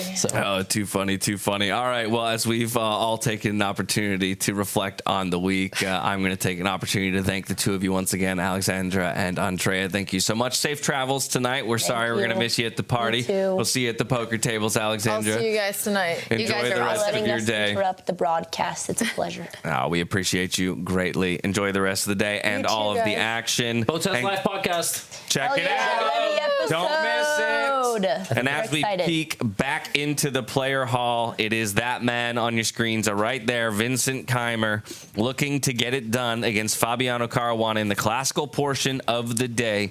A win or a draw here locks it up. He will be your first Grand Slam winner. He's sacrificing a pawn. Wow. Fabiano marching out there. I'm not sure whether that's to the confessional booth or not, but he's just made a huge decision. And let's just recap the last couple of moves. The first two were as predicted. Knight takes pawn was Vincent's big idea. This was defended by Fabiano, keeping his protected passport intact. Very logical. The knight came to the edge of the board, and we eventually surmised earlier that bringing the knight to d2 was White's most, well, I'm not going to say logical, but the safest move, at least. Knight takes pawn now, doesn't trap the white rook, which could move. Instead, Fabi's just dropped a bomb on the board. Pawn to c4. At first, this looks like first a sacrifice, firstly a blunder. The rook is trapped, but he's got deeper plans in mind. Yeah, no, and I love, as we're trying to make sense of it, lucky for us, we've had Daniel Naroditsky locked into the screens while we were having that lovely conversation with the Botes sisters. So let's bring him back in to maybe help us make sense of this somewhat explosive move here by Fabiano. Daniel, take it away. I think the Merriam-Webster's dictionary is going to have to rewrite its definition of complicated, and they're going to have to add a pictorial element, because if there's any pictorial representation of complicated, it is what is going on in Keymer Caruana. So let's switch to that game, because a big decision indeed from Fabi to open up the second part of the board, and as soon as this board appears on my screen, I'll be able to make some moves. Now, he's just pushed his pawn up to c4. He's pushed his pawn up to c4. What on earth is going on? First and foremost, this move looks like a blunder, right? Because the black knight on h4, it can capture the pawn on g2, trapping White's rook. It is not, in fact, a blunder. And Fabi has intended a tactical response to knight takes g2. He wants to counterattack Black's rook by driving his bishop from d1 and putting it on a4. And let's see if we can get that game pulled up. Then I'll be able to show you on the board. Okay, we're working on getting that board up. So for now, you can imagine in your head the bishop moving up to a4, hitting the black rook on e8, and we have total pandemonium on the board. I'm not even going to try to evaluate that position. I will say that black can actually keep an extra pawn by blocking the attack on his rook with c6, pawn c7 to c6. And then once white rook moves away from e1, black plays pawn takes c4. And this is where Fabi, I think, has cooked up his main positional idea, which is to deflect the black pawn from d5 in order at some point to blast open the center with e2, e4. I don't believe that it is the best objective option, but it certainly creates the kind of complications that he would need to create in order to ultimately hope to make Vincent go wrong. The only other possibility for him would have been to move the knight away from f1 and put it on d2 in order to vacate the f1 square for his rook. Dash, that is the option I would have preferred, but I'm also not Fabiano Caruana, and I never will be, except in my dreams. Well, thank you so much, Daniel, for helping us break down what is a very complex position that only seems to get more complex with the moves that Fabiano is electing for. But Tanya, I think an element maybe at play there is the fact that Fabiano needs the win, right? So trying to make it a super complex and bloody game where players are exchanging blows might ultimately be his best opportunity to find an imbalance eventually and drive it home for a victory. Yeah, you've hit the nail on the head. I think it's the match situation, and for Fabi, you know, getting this position out of the opening, it's kind of a dream start because it's absolutely chaotic. There's no safe space here for Vincent to keep it solid, to keep the position calm right now. You know, when we play 5-1-8 and a player has to win that game, there are two approaches. You could either choose a line that's incredibly sharp, or you could just keep the game going and sort of wait for your opponent to come at you. But I think freestyle chess just makes it easier to get that mess on the board. Your opponent can't be prepared against it. And then there are all these ideas like the one that we're seeing out. There isn't one pawn on gambit, there are two on gambit, and the positions that Dania was leading to. And I think, David, you earlier alluded to the idea of the rook actually not being trapped because that bishop has just been opened up as well to land an attack on black's rook in case the pawn was captured. And just all the complications that ensue, it suits Fabi right now because Vincent will have to be incredibly precise in handling these ideas. And there's another idea, and so many have been discussed. So maybe Dan even alluded to this, but if you deflect the d pawn to c4, you can now play knight e3. Right, like, so right now, if he had played this move, black would have attacked with pawn to d4. So this is another, like, very important element, and the pawn is protected, the pawn is attacked, the other pawn is targeted, it's obviously not under any threat. But yeah, Fabiano has clearly done like a controlled explosion here. You know, like when they have to bring down a building to start renovations in New York, I'm always fascinated because I walk by and the whole thing is gone, but not the other buildings. And this is sort of what he's done. He did everything correctly. And now it's chaos, and I wouldn't be surprised if Vincent spent like 15, 20 minutes here. Yeah, that pawn move, in essence, setting the dynamite for what will be the explosion C4. soon enough. And so, as we expect, nice little animation added on top of that as well. While we await Keymer's response and expecting him to take some time, I think it's wise for us to hop back over to our third place matchup, Javokhir Sindarov against Magnus Carlsen. This one, a game where only one minor piece has been taken off the board on either side of things, but a very different looking game. And by the computer's evaluation, things aren't looking great or easy for Sindarov. Yeah, let's hop on right over to this board. Magnus looking pretty relaxed. And yeah, this one, the skeleton as a position, the pawn chain, very, very different. This one is a closed position, locked up. We see black trying to play checkers here with his pawns. We might well see him push another pawn to a dark square in a moment. He's traded off his dark squared bishop, so only one set of minor pieces have been exchanged, bishop for knight. But you've got to say, Magnus, he holds the key to whether the position opens up or whether it closes. He's challenging this pawn, this pawn, this pawn. I could even see a world where Magnus just kind of locks all the pawns and says, this is a draw, that's enough for me. I was just about to say, there's all those like hilarious looking positions where all the pawns are completely locked up, and we're very close to that, and those positions are a draw. Normally Magnus would never go for that, but that wins him the match here. So that's actually a really big problem for Sindarov. But yeah, on top of us discussing the fact that this position was really dangerous for black and kind of sucked in a lot of situations, also we mustn't forget, like we mentioned in the pregame, it's really hard for Sindarov. Yeah. He also could just be completely okay with fourth and just does not have like the stamina or the experience maybe to resummon some energy to beat Magnus in a classical match after that marathon. He was so close to a Has final. anyone done that? Has anyone bounced back in a match against Magnus from behind? I'm trying to think and I can't remember. And also, yeah, but also like the dynamics of the tournament, like you lose a match in a knockout format, you don't keep playing. Like the only place is the World Cup, right, in chess. So Well, there's the World Championship as well. Yes, of course, but like, you know, in like a tournament format, yes. which really is crazy. Like you lose in your bronze medal matches against Magnus. Yeah, just in any tournament, any match, I can't remember a player being behind and being able to neutralize the score against Magnus. You know, he's done that. He's managed to bounce back even at the highest stage, even in his World Championship match against Sergei Karyakin. But against this guy, this feels like an impossible task, and especially with the white pieces completely in control. Magnus knows what he needs for match victory. I don't see a world in which Sindarov makes that happen, takes this to playoff. Such a tough spot for the 19-year-old here. And on the other side, Magnus Carlsen slowly working his way towards a draw or victory to close this one up and take top 3. All week long, we've been treated to lovely little sound bites from the world #1. He did step into the confessional booth one more time, so let's take a look at how he evaluated this position from the get-go. I really like my position so far.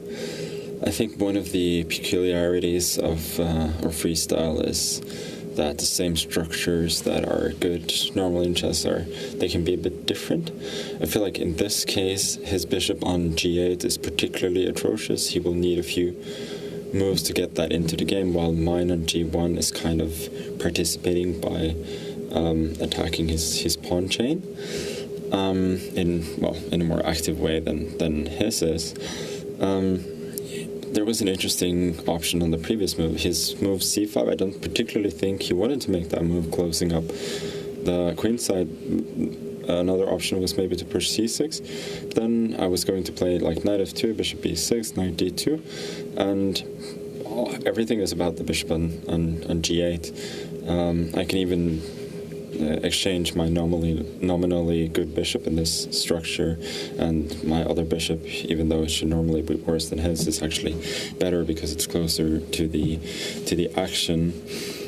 So it feels to me that I have space on the right side, really. For instance, now if he goes, I think like bishop a4 is always an option for me. I think if he goes queen d7 now, I can already start breaking with b4, cb4, knight d3, you know, knight d2, a3, and everything is coming in. It's looking very good for me. Lovely insight from Magnus there. It's incredible to me how often players are identifying just a singular piece on the board, right? That can be the weakness of the opponent, can be the target, or the thing in which their entire strategy is crafted around, saying it's going to be that g8 bishop that will be the demise of my opponent. It's just on me to make sure I put the screws to it. He's also completely right. And I think in that game, Sindarov played slightly superficial counterplay, and because of that, he's just in a really, really difficult position. For example, we will look at the game Hikaru Nodirbek, and in that game, Nodirbek did not play in a similar style, and his position is actually still very much full of life, and Black is still doing quite well. Here, Sindarov is almost out of lifelines, guys. It's going to be really difficult for him to create counterplay, and let's also not forget it's White's move. So Magnus can start winning pawns. And I'm just wondering if we can actually, yes, he can go winning pawn hunting right now, but the idea of just blocking everything, you know, the reality of that, if Sindarov tried to break on the left side with his pawn moving forward in the future, Magnus can just push that b pawn one step ahead after a move like a5, if it was ever to arrive. Then put your own pawns on the light squares on that right side of the board, and you've got this perfect position where all of Black's pawns are on dark squares. You've got yours on the opposite color, no open lines, no open diagonals, and this is just impossible. Nicely done, David, to break into. Also, I just realized, guys, I was wondering who was the last person to ever make a comeback against Magnus down a point, and it was actually down 2 points, and it wasn't too long ago at the New York, the most controversial final that we've ever seen, right? Jan Nepomniachtchi, 0-2, and then he comes back. That was crazy, and it's just so funny how different the world develops, because Magnus in the World Blitz just a few months ago defeats Hans Niemann, sweeps Jan Krzysztof Duda 3-0, and wins 2 games against Jan Nepomniachtchi. If he had won or drawn the next game, the world would be so different. today. There would have been so much less narrative. There would have been so much less drama, controversy. It would have been such a statement to make, you know, especially after the whole stuff with the genes and the World Rapid and all of that. And instead we are where we are. It's just so interesting. Like one chess game, one move in a chess game can change everything. So yes, but that was Blitz also. Like who has done it in classical? And the answer is no one. No one. Yeah, again, maybe at the Champions Chess, though, which is played in 5-1-8 in standard position, we've had some comeback matches. But again, that's fast play, that's speed chess. Yeah, exactly. But yeah, Sindarov is not going to make a comeback here. Short of Magnus getting locked in the bathroom or something and not being able to come back out. Now that would be some drama right there. But while, yes, it is a difficult position here for the young 19-year-old Uzbek, we did have a response chosen by Vincent Keymer over there on the top board in the player hall. So with that C-pawn push, he is going to elect just to grab it up and open up the position a bit here for Fabiano. Okay, so not electing to grab a pawn with that black knight on the edge of the board. We talked about it the other day, the threat being stronger than the execution. This is just going to dangle over Fabiano for the near future. The one chance to save this pawn now is to bring the knight forward. Levy mentioned this one. Looks very healthy to me. I think probably the most natural move in the position. I wonder whether there are any downsides here. The other option now, probably less attractive, I would say, to hit this black rook. When you get blocked, you're most likely going to get kicked in the near future anyway. This bishop will be forced to beat a retreat, and this pawn push actually helps black to develop the bishop somewhere along this diagonal a bit later. So I don't think we'll be seeing that move any longer from Fabiano. But what else? It is a bit strange to kind of give up a pawn for free and then stop to think. But there are options, so Fabi needs to pick one that will throw Vincent off balance. And both are relatively quite calm given the match situation and given what's at stake here, right? I mean, still for Vincent, it's around the 85 mark, and for Fabi, still in his 70s with the heart rate monitor. We've seen that shoot up to 160 for Fabi in the finals last season. Going to be interesting to see how that storyline plays in this one, what the players are actually feeling, because once again, for Vincent, you know, he's not only fighting Fabiano over the board, but his own nerves, the pressure of being so close. Can he rise up to that occasion and put the finishing touches? For Fabi, he knows it's just this game. He has to squeeze out every single opportunity that he has. The knight jumping forward, the idea that that Levy had mentioned earlier, looks very attractive. And if Fabi wants to go all out, right, if he wants to create complete chaos, I'm just wondering the mindset he is in. And is he going to strike in the center instead of blocking that pawn, move that pawn 2 steps ahead? I don't know where that leads. It looks incredibly fun. Looks completely crazy, but it's something that perhaps, given the match situation, might be on Fabi's radar. There's such an absurd line. Like, one of the best moves here, like you said, Tanya, is to play, this move. And I don't get it, because the pawn is still hanging. Like, knight takes pawn, attacks the rook. The rook has to move, right? Attack the knight. And now the knight leaves. And white is just down 2 pawns. But David, what's happening here? White is fine?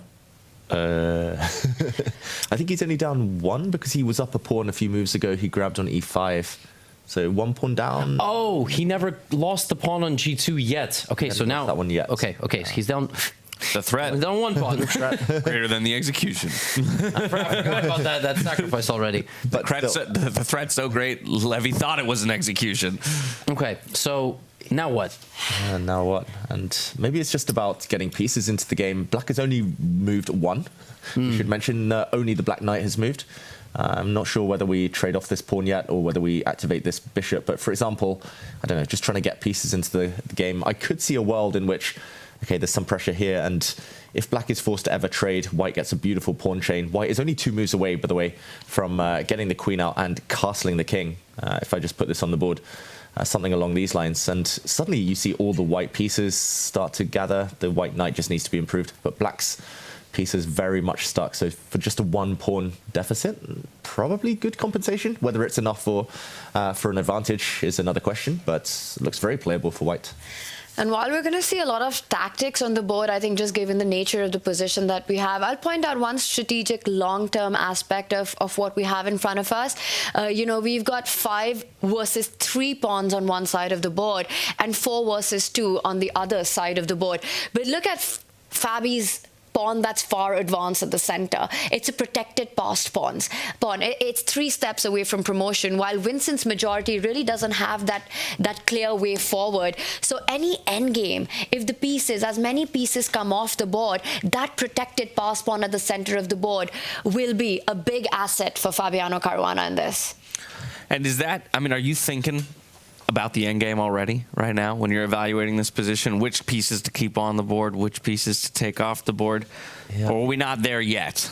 We're not there yet, but the players will have it in mind. And that question will keep popping up time and time again. When any exchanges, trades are threatened or kind of hinted at, then the players will be like, oh, does this suit me long term? Does this help the pawn structure? Does this mean my pawn will become stronger if, for example, the black knight that might blockade it later gets traded off? So it's always thinking long term, but of course the priority is the short term kind of melee.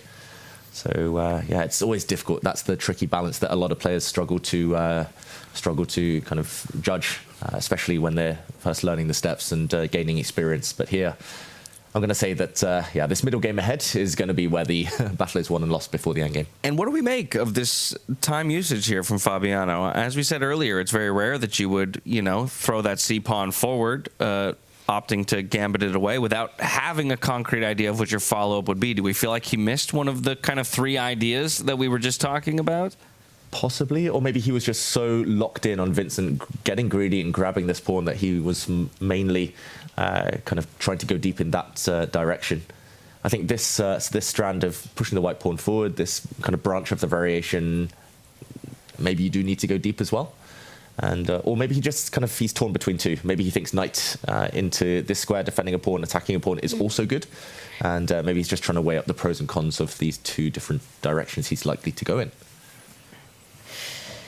Or maybe he's just thinking about the match situation and Avalon last night. Yeah, who's got a gut feeling? Is it going to be bishop to a4? Is it going to be pawn to e4? Or will it be that knight out to e3? I'd love to see that pawn move forward. I think it means more fun for us, more tactics on the board. Fabi's played these big pawn moves, and I'd predict that. What about you, Levy? Yeah, it's so hard to say. Maybe he will start with his bishop move, just to make black play something a bit more defensive and get a piece out. But I don't know. Maybe we have somebody on call who can help us out. I know. I'm trying to make sure that we have the technical abilities to jump to the man, but I just received word that perhaps Daniel Naroditsky knows what Fabiano might have missed in this position and is giving him extra pause before making the next move. So we're going to try and get ourselves over to Daniel as quickly as possible. There he is. He's on our screens. My friend, come to our rescue. Well, I have one chess history remark because I just can't help it. I'm too much of a history nerd. You mentioned that the threat is stronger than the execution. My personal favorite chess phrase is there are no bad bishops, there are only bad players. But the origin of the term the threat is stronger than the execution is really interesting. It's usually attributed to Aaron Nimzovich, the author of the famous book My System, but it might also have been uttered by Savelli Tartakower. And the general origin story actually does not have anything to do with chess. It concerns a smoking incident. Aaron Nimzovich, of course, played in the 30s and 20s when most players were smoking at the board. And the story that is often used to describe the origin of this phrase goes, and I quote from a chess book, Dr. Vidmar once promised to refrain from smoking in a game with Nimzovich, but in mid-session, the latter approached the tournament director very agitatedly, saying, "You remember Vidmar promised not to smoke?" "Yes," replied the tournament director, "but he isn't." "Ah," came the reply from Nimzovich, "but he looks as if he wants to, and you know that Capablanca said a threat is stronger than its execution." So really interesting to trace the origins of these phrases. Could have had nothing to do with chess. But my next comment does have something to do with freestyle chess. Have you guys looked at e4 met with g5? Did this line come on the board? No, it did not. Okay, so then I just didn't want to repeat anything he said. I think one thing Fabi might have missed is in response to e4, Vincent has an incredible idea to play g5. What we really needed is more pawn tension. And the point of this move is to use the opportunity to take on g2 as effectively as possible. The threat is stronger than its execution. If white plays f takes g5, black responds by shoving the f-pawn up to f4 or down to f4, depends on your perspective. And white cannot capture the pawn. Well, you can, but you might get kicked out of the tournament. After knight takes g2, you walk into a fork against the queen and rook. If this knight moves away, well, where do you move it? If you move it back to e2, your rook gets trapped. f5 is also covered by black's knight. This might have been, if I had to hypothesize, a detail that's gotten Fabiano Caruana all flustered and all thinking. Dash, back to you. And what perfect timing again. We go to Daniel Naroditsky to explore that idea, and Fabiano, after a very long think, has finally made a move. He is going to opt to bring that bishop out, one of the ideas that we had dove into, but it's a quick response here out of Vincent Keymer as well. Well, he had no other move. Yeah. I think that was what he was planning all along. But listen, us clones, we think the same, you know? We got the curly hair, we got the glasses, we're all 5'6" to 5'9", you know? Actually, Fabi and his second and I look very similar. And we did think about the fact that if we take over the resort, you know, it's the attack of the clones. We only have 3 of us, though. We needed more. And by the way, e4 on the board. So the combination of all of these ideas is ultimately what Fabi goes for. To me, it feels a little bit odd. Like, it feels like the light squared bishop is venturing off to the edge of the board, but there's the secret idea to also castle, right? You're freeing up the square for the rook. So, yeah, these two guys have put on a dazzling final. It's a shame that that I would say only Magnus and maybe Hikaru and in India Gukesh, let's say, but there's this star power that just attracts an audience or recap views. And I will break the fourth wall and say yesterday's recap was the worst one of the tournament because people just, in terms of viewership, just because simply people are like Magnus, Hikaru. These guys have put on dazzling chess. Like, this is so high level. Vincent is playing at an absurd level. Fabiano's responding at an absurd level. I hope after this tournament, Vincent becomes a superstar.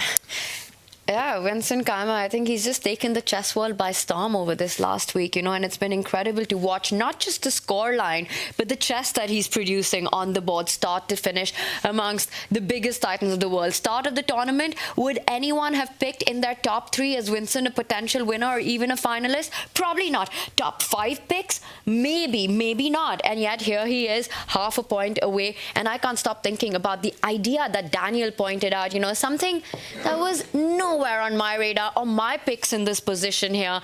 And again, is that still a possibility? That G-pawn moving forward. And speaking of taking the chess world by storm, that's going to take this position by storm. Yeah, it's a fantastic move here. It was a fantastic move in the variation Daniel showed. I think the inclusion of these two moves, White's bishop coming out to attack the rook and the pawn block, doesn't change anything in Fabi's favor at all. The one thing this has changed, I should just mention, is that there is one weak square in Black's camp. I'll highlight it there. If a white knight ever lands, then that is going to be painful. So what Black should definitely not trade off in the center right now. You only guide the white knight closer. This is what Fabiano is aiming for, of course, but this actually narrows Vincent's options. I'm going to say it makes it more likely he might find this incredible move. And as Danya really nicely pointed out there, it's all based on this trick, just luring the white queen in to the f4 square so it gets forked on the next move. This looks terrible for Fabiano, I've got to say. And I grew up in an era where it was all about the Ks. It was Kasparov, Karpov, later Kramnik, now Keymer. Now Keymer. VK. Trying to bring it back alphabetically.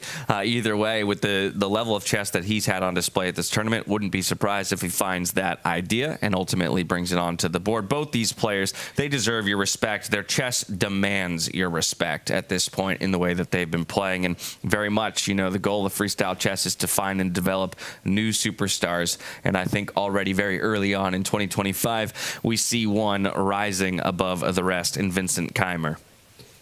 Yeah, especially this format. There's something about it. He found all the best moves in the opening here yet again. But the fact that we're not surprised by that is just a testament to how great he's been this whole week, especially in the long time format. I think he's found that kind of perfect point for him. He needs time on his clock. and he needs the pieces to be shuffled.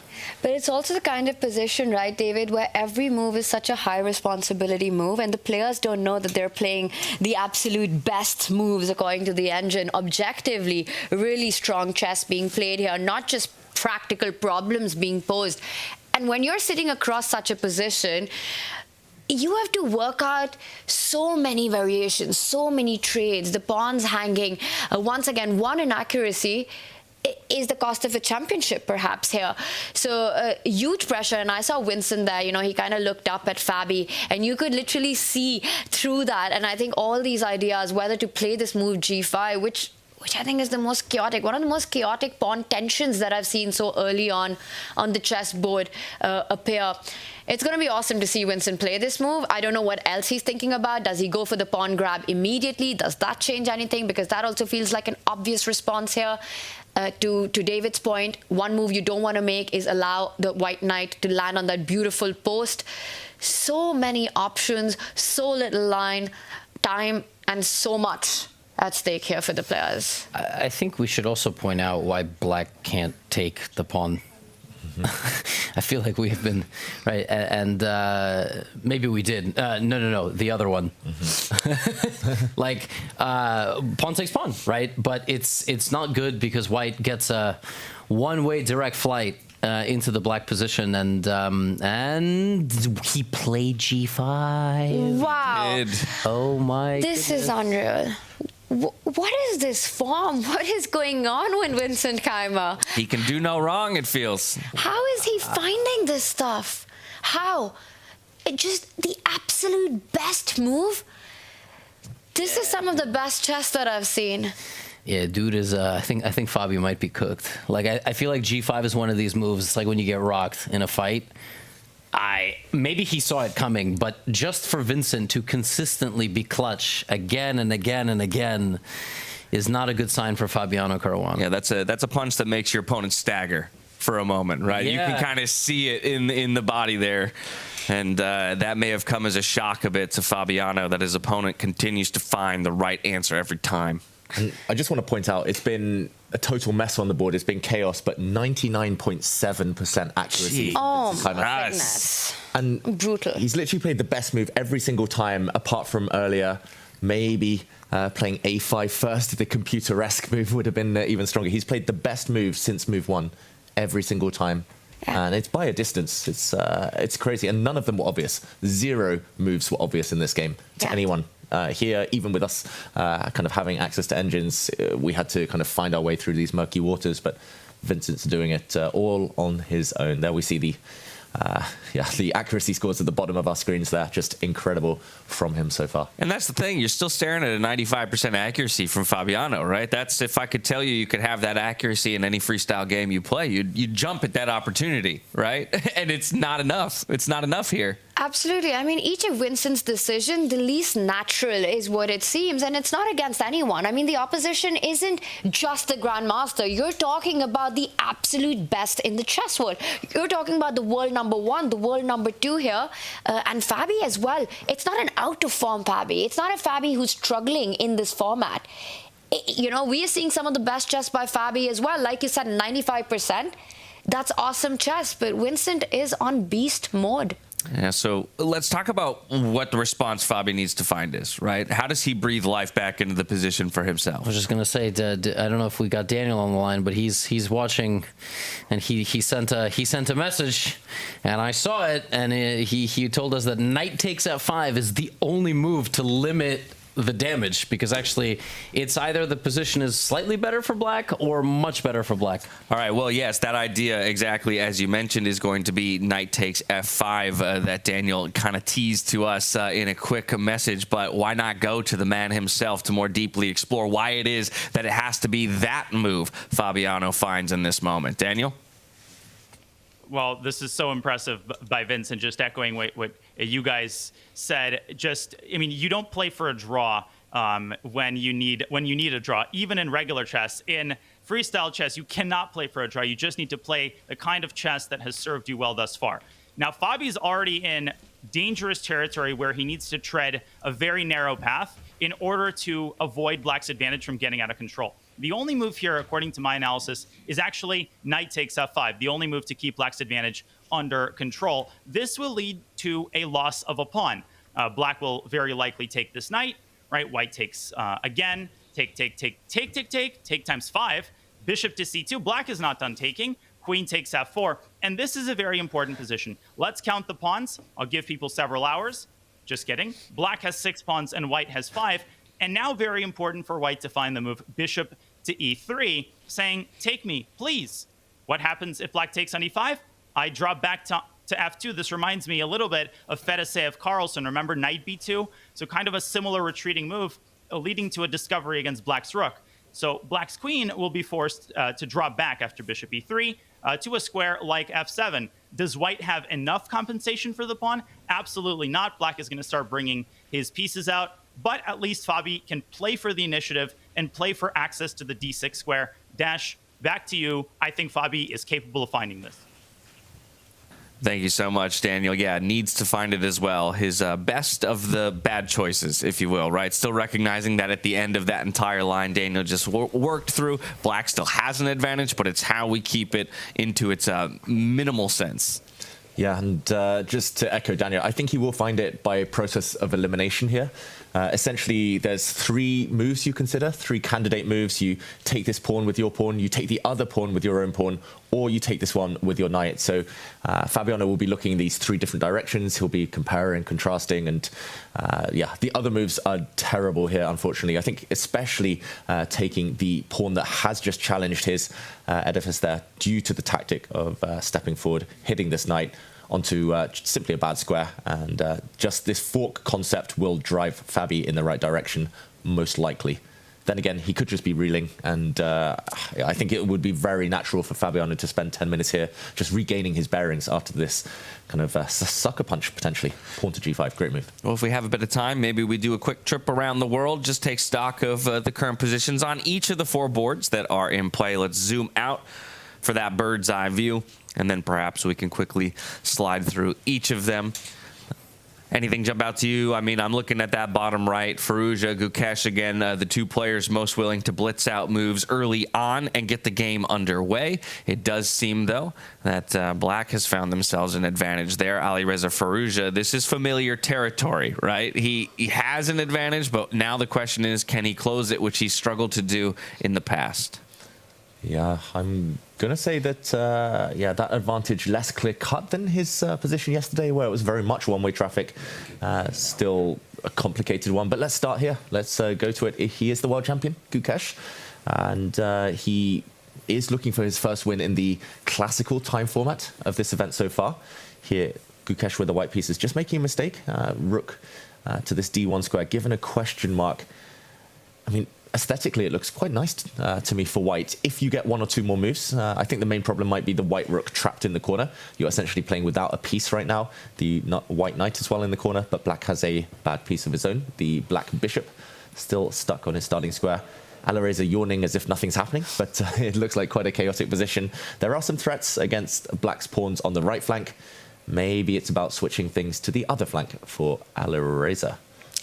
It's funny you say that, David, because when you put this position up, I thought white's got to be suffering here, right? With no development, all the pieces on the first rank. Yes, I see the tension on the right side of the board. There is a threat, as you're pointing out, some pawns hanging. But optically, at first sight, it looks like black's managed to get all the pieces on, you know, has managed to get that king to get a castle. The rooks are on the central file. The knight's looking at jumping forward. There's also a target that Alireza has in the position. That e4 central pawn of Gukesh can come into the line of fire, not only with the knight, but also with the black queen, finding some squares to enter into close to that pawn. You know, you're highlighting b4. I'm also looking at some eventual further jumps into the camp as well. The one problem you pointed, the knight on f7, that's one move away from developing. You know, if there's ever a trade, let's say the knight was to jump forward, the rooks get off the board, the knight recaptures, the bishop's open, and I see it's probably not the best line as the bar does rise up, but this looks incredibly tempting with no development for Gukesh right now. Yeah, I think this might be the moment. If Alireza just takes his foot off the pedal and doesn't create any threats, then Gukesh is simply going to push his pawn forward. He's going to bring his rook into the game, and he'll argue that all of my pieces are ready. Let's fight. But this might be the moment. We see Alireza thinking for longer than he's spent on some of the other moves in the last few days. And yeah, it feels like it's in the balance. So the eval bar might say black slightly better, but Gukesh has his fair share of the chances. This position feels very delicate for white. Like, it feels like everything is precariously placed. Like, your queen is hanging on to the pawn on the top right side of the board. And I'm not exactly sure how you break through into black's position. Having said that, the computer is saying that black is only better if black moves the king up one square. What? That's the only reason this position is in any way, shape, or form better for black, and it's Obviously. because, huh? Obvious. Yeah, and the idea is to bring the knight forward, protected by the king. Now, I mean, yeah, like visually, I think I would prefer to play black, but I would not play king c7 in a million years. Agreed. So. Just to point out as well, knight takes pawn here is maybe one reason not to play king c7. It looks a bit scary, but black could meet this by jumping his knight out of the way, taking a pawn as well, and recapturing the knight with a pin. And then if pawn takes, yeah, and then actually you win a pawn. And here black is much better, because black is just going to be up a pawn. But it's difficult moving the king when there's so much other, so many other pieces, so much choice. That's not an easy one for Alireza to find. So from our 7th place match, let's hop to our 5th place match. It's Nodirbek Abdusattorov up against Hikaru Nakamura. The thing that jumps out to me here is actually the time differential. It's Nodirbek who's got nearly double the time of his opponent in this one. Of course, still needing to find a victory today over Hikaru if he wants to push into those tiebreakers and find the rapid and blitz games as a possibility. Also, I think part of the reason Hikaru spent so much time, besides understanding the essence of the position, is that he doesn't have to win. He won yesterday. He won yesterday on the grounds that Nodirbek just went completely nuts. Like, he refused to draw early in the game. Then he sacrificed the pawn in an endgame. And then the position was drawn, winning for Hikaru, drawn again, and then it was a scramble, and Hikaru won. So today that strategy might work really well for Nodirbek, because he doesn't have to just sort of provoke a fight, and they've castled on opposite sides. But I don't know about you, David. I feel like Hikaru is just kind of like trying to figure out, am I trying to play for a win? Am I trying to just limit Nodirbek because I know he has to win? It's a tough position to be in if you're up 1-0 in the match. Yeah, 100% agree. I think especially Hikaru's last move might hint that he wouldn't mind a quieter position. He just wants some exchanges, something that's a bit easier to handle, less tense.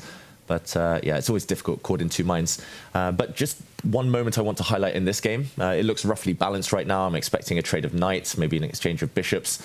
Black here, due to the pieces disappearing, doesn't really suffer from a lack of space. Having a slightly more cramped pawn structure isn't an issue if you don't have pieces that you need to maneuver behind them.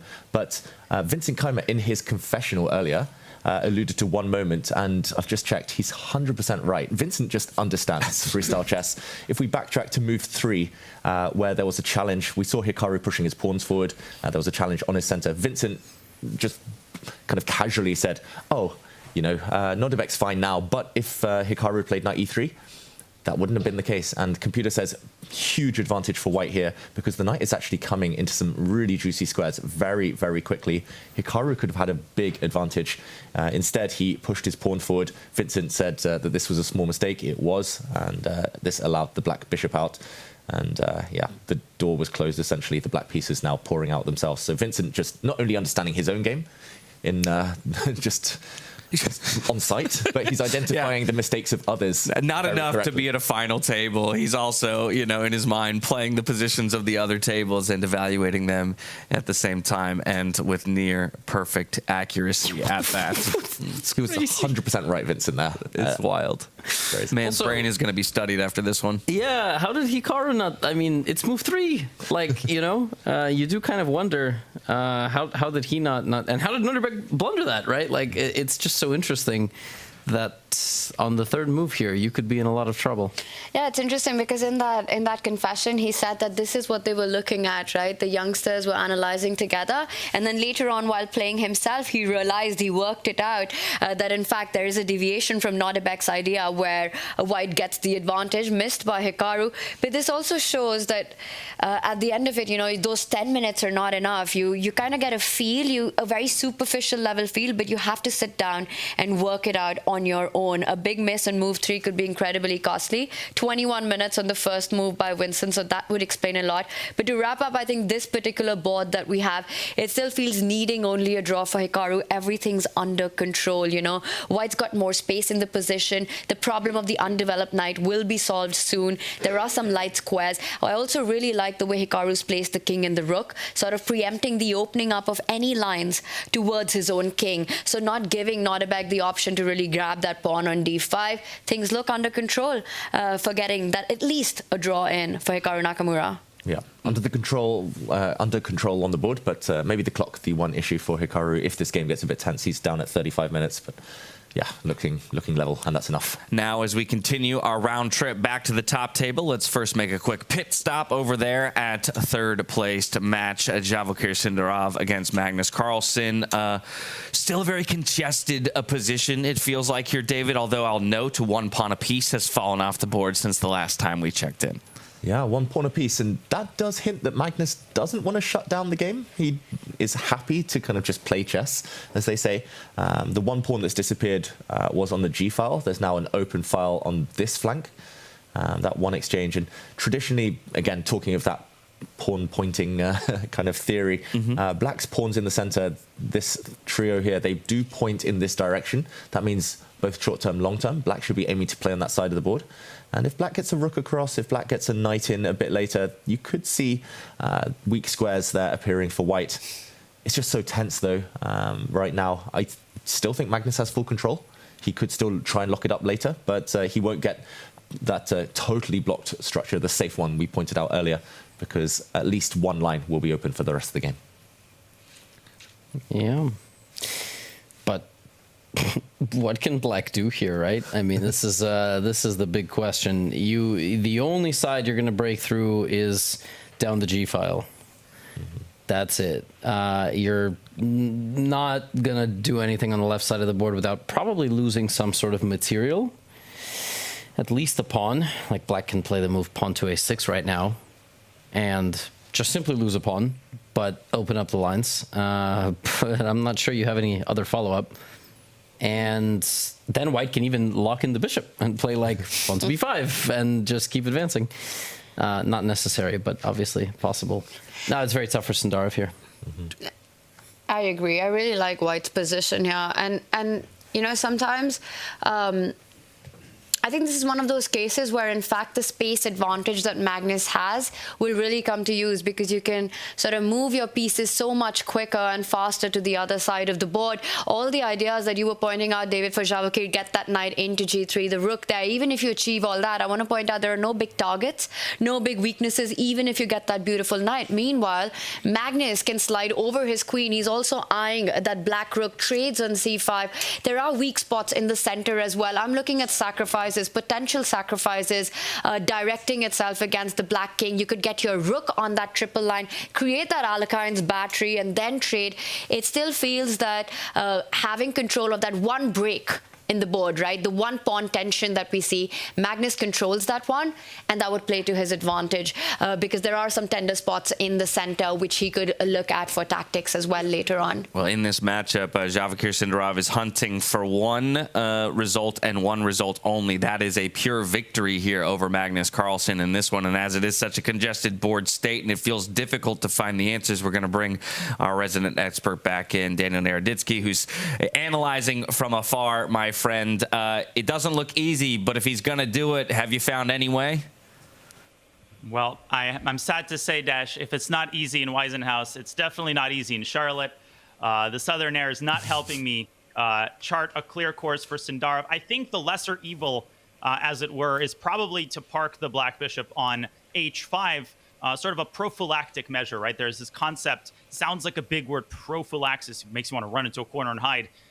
Black's position makes me want to run into a corner and hide. But the point of bishop h5 is simple. You are tying white down to his only weakness, the f3 pawn, and you're saying, Queen, I'm not allowing you to slide over to b2, as Tanya so astutely pointed out. That is one of white's main ideas. Here's the problem. You're fighting two enemies. You're fighting Magnus Carlsen. It's a pretty scary enemy. You're also fighting the situation in the match. You need to win this game. And so let's not forget that white can just adopt a waiting strategy, right? White simply can do nothing, and I cannot generate even a hypothetical plan of action for Sindarov, even if he grabs the g-file, right? So, and he's just played bishop h5. So even if Magnus plays a complete no idea move like bishop f2, congratulations, you have the g-file, let's applaud, take off our hats, and now let's win the match. White plays queen h1, and white can later fight for the g-file with rook b1 and rook g1, but look at how all of these squares, every single one of them is under white's control. Magnus might not have played in ideal fashion, but he's got this very much under control. I'm not saying this happening for Sindarov. Well, thank you so much there, Daniel. In perfect concert with the players, a symbiosis across the Atlantic still finds bishop h5 in the moment that Sindarov finds it as well. But it's a tough position. This one is sure to be a grindy game if Sindarov is going to find a way to breathe new life into the position. So once again, I think we go back to the final table, that matchup between Vincent Keymer and Fabiano Caruana, to check in once again to see who will ultimately crown themselves the first winner of the Freestyle Chess Grand Slam here in 2025. I have a question. Do they crown themselves, or does the organizing group crown them? Like, they win it, but you're right. Maybe I guess they don't have the authority, but the actual act of putting a crown on, maybe they elected it themselves. Who knows? Right? Yeah. I mean, with the way he's playing, I'd let the man do it. Everything he touches right now is gold. The crown might turn into gold the moment he touches it. Fun story. So there's different paths around this resort, and there's one that goes along the Baltic Sea. Have you guys done this one? I have not. You guys got to get out and walk more. I know. You don't have to lift weights, just walk. It's very cold for me. It's fine. It's not cold for David. All right, he has no excuse. There's a 40.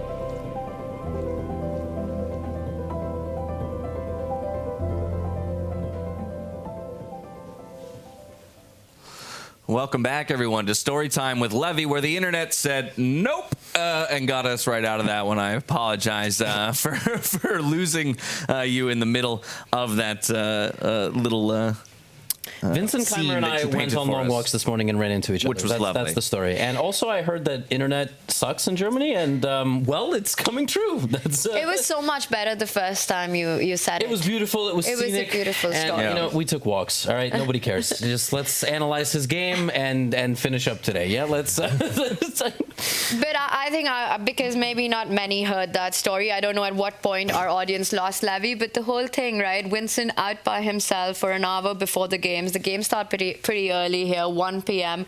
And just an hour's walk with the headphones on, getting into the zone, getting locked in even before the match starts, getting that clear head going. And you can see the chess really does speak for itself then. I mean, we've heard so much about how the major difference between freestyle chess, chess 960, and standard chess is preparation, right? Or rather, lack thereof in this style, but how maybe preparation is going to continue to warp for these players as they find their zen, if you will. How do you approach the game with mental clarity, with an openness to whatever might play out on the board, and ultimately enable your most creative form? Yeah, I mean, often at regular classical tournaments, I see these grandmasters going on these long walks, chatting about life, thinking about stuff. But I mean, I always find it difficult to tear myself away from a laptop, from a computer screen, just from the databases going through all these openings. So yeah, a nice tip, and hopefully it rubs off, Levy. Hopefully you picked up something there. That moment of connection with Vincent. You'll be a GM in no time. God, no.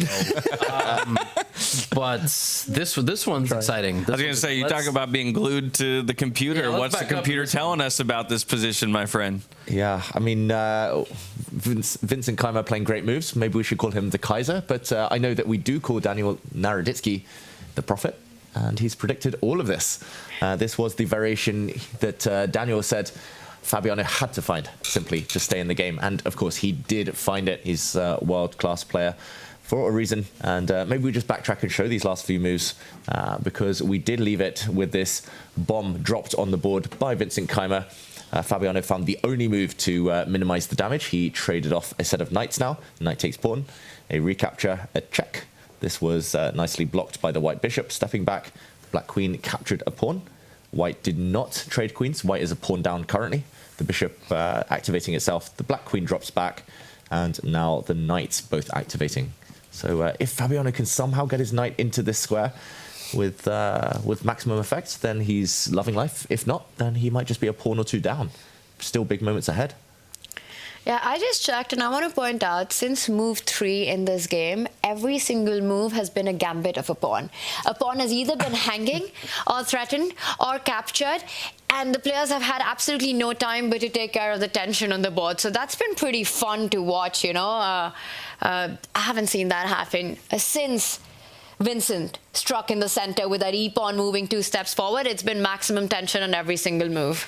It's also one of the few games we've had today, but also just like in the entire event, that half the pawns are going to just fall off. Like White can take the pawn on g5 now and equalize the pawn count, I think. Yeah, 5-5.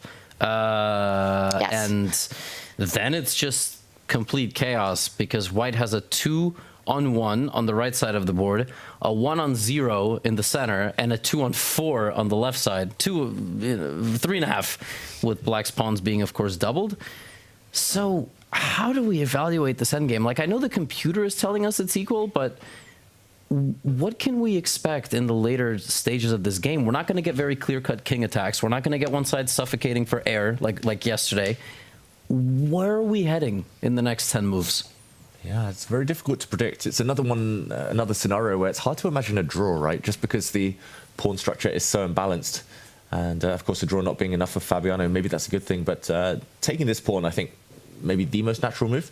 The only other one I would really consider, okay, that's me, mouse slipping. Bishop takes pawn there. He will not blunder a piece, Fabiano. But I guess Black now just reacts by moving his bishop, trying to capture this pawn in the center. And to go one pawn ahead again. The only other move to consider is bringing the knight in via one of these 2 squares and trying to plop it on this nice strong outpost. But yeah, a bit to calculate there. Maybe you can help me understand, if bishop takes g5 pawn, what's stopping us from snagging that e-pawn with our knight right away? Yeah, I think the black rook just has 2 jobs right now. It needs to defend its bishop, and it needs to protect a piece that lands in the center. So, for example, knight takes pawn would allow a capture of the bishop, and the black rook torn in 2 minds if it captures the bishop. Then we get the knight. The knight drops off. And likewise, if we flip it the other move order, try to solve this tension first. Now the white queen rides to the rescue and protects her pawn. Quite interesting. Nodirbek has just, like, lost the game. Whoa. Okay. Alrighty. Like, straight up lost in the last move. Oh, yeah, that's looking dire. Let's hop over there real quick just so we can take a look at it, because he had at one point, right, double the time advantage. And so makes you wonder what went wrong with all that time on the clock to spend. Well, first of all, I think he found it really hard to come up with a winning plan. Like, the position was really locked up. Let's back up here. Let's pull up a board. and go about 4 moves back each, and we will show you. In this position, Nodirbek played. Let's go forward. Yeah, Rook C8, which he just blundered a fork. I don't know. Maybe he thought he had Knight F8 or something, but this is just a double attack, just a pure double attack. That's a 1-move blunder. Yeah, and it's not just that. A big one. He put his rook on literally the worst possible square. If his rook was anywhere else, the black knight could just drop back and defend. But he's left his rook hanging in this direction. That is a shocking blunder, I'm going to say. I don't even know, like... This happens in online chess, and you'd almost believe that was a mouse slip. The rook was moving to the square behind the knight, just keeping things defended to get the knight to defense. But no online chess, no mouse slips here. Just walking into this blunder, and how do you come back from it? Because that's a very key pawn to defend the king. Yeah. Hard to explain that one. Maybe just the fact that the white queen started on this square just threw him off. It wasn't on his radar that the white queen is coming this way. Or maybe he was thinking of the same idea, but trading bishops first. And we'll catch up with the live position because they're racing ahead. Now the black rook could zoom across. Now the white queen is misplaced. But right idea, wrong order, potentially. The white queen came up. We did see a trade of bishops. And when the black rook defended its knight, now Hikaru is moving in for the kill. Queen takes pawn check. It's not just any old pawn. He doesn't even need a kill. He just sit on this exact position. Like, he can just move his king back and forth, and there's nothing Nodirbek can do. So, Hikaru will secure 5th, some points, and 50 Gs. So not a bad trip to Germany for Hikaru. Not at all, not at all. And yes, just the slightest of missteps from an opponent or from somebody can spell disaster. James, I will just say, he tripped and fell down the stairs. Yeah. That was not a slight. No, it wasn't. Okay. He fell straight down. This is a fracture coming up. But granted, it was very tough. Like, he could have sat and lost in 3 hours. He could have, or lost the match. He could have fought for a draw. But it's hard. I mean, it's really hard when you lose the first day like he did. But it's hard not to play for even a top 3 spot. It just really is. For these guys. Yeah. Who've got big expectation and ambition for themselves. And for Hikaru, right? It's suddenly like he's found his form at the very end of the tournament. He beats Gukesh and now won against Nodirbek yesterday and sort of just crashing through victory in this one as well. But Nodirbek, struggling with form. I'm just wondering, David, is there a reason why Hikaru did not go for the more obvious give a check, perhaps win another pawn in the position? Yeah, I think, again, the threat might be stronger than the execution. I don't think this check is running away anytime soon.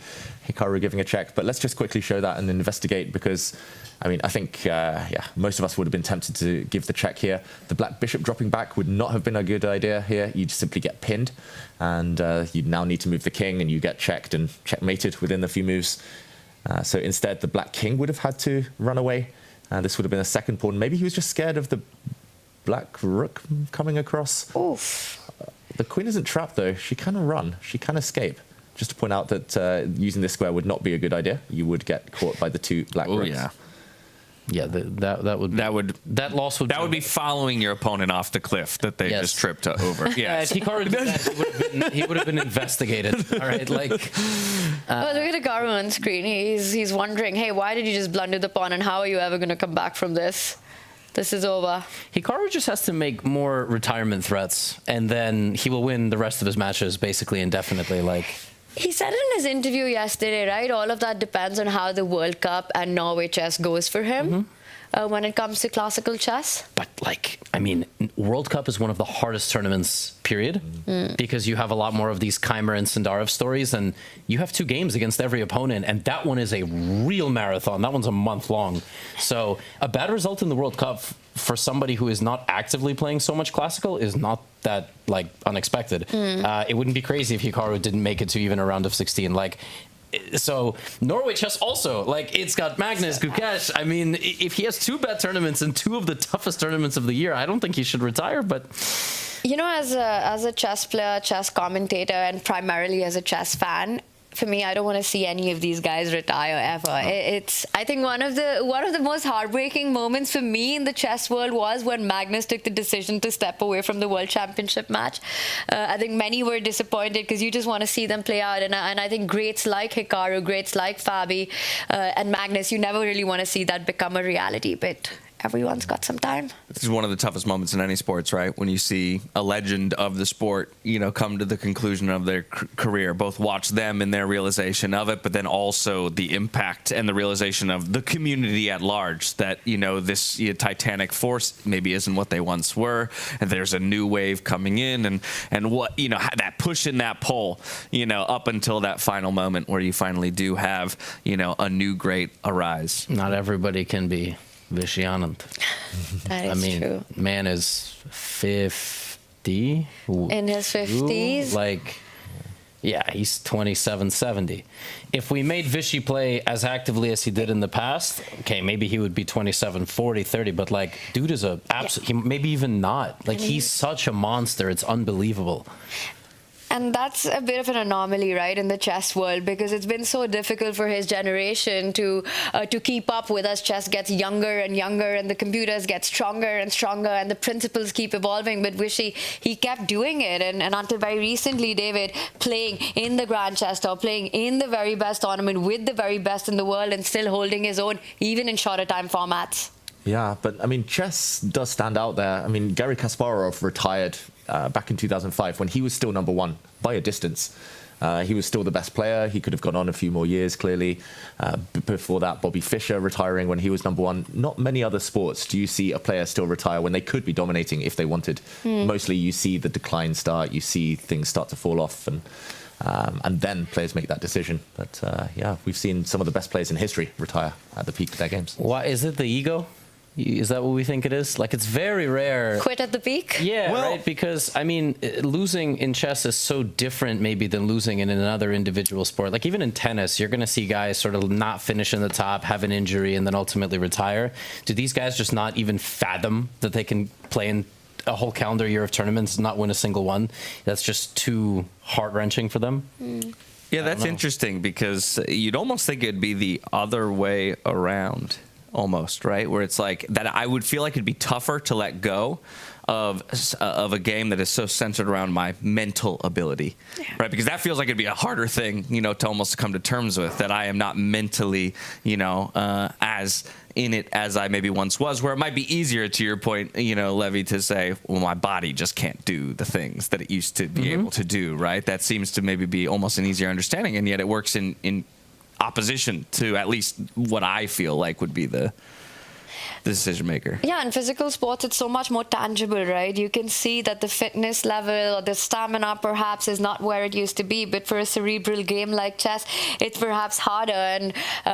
And maybe, yes, there's really something to it, because to Magnus's point, he didn't retire from chess. He just walked away from classical chess, right? He still plays pretty actively, maybe not as much as in classical time formats as he used to, but he's still up there. I feel really bad when I see this happen, and I feel a bit sad, because there have been so many great moments that they've given to the chess world. These titans have. So I hope Hikaru still has more fight left in him. I'd love to see him fight for the World Championship one day. And you make a good point. There was a lot of drama, and I want to throw it back to the chess, because a lot of stuff is happening. For example, if we cut to the Sindarov board, he has given Magnus a pawn. He is trying to open the position in one desperate, final attempt. But there is something to be said for the world champion. It's a big deal, and the world watches. It doesn't matter if it's Gukesh and Ding or Ding and Nepo or Magnus. It was definitely bigger when it was Magnus, but at the end of the day, world champion is world champion.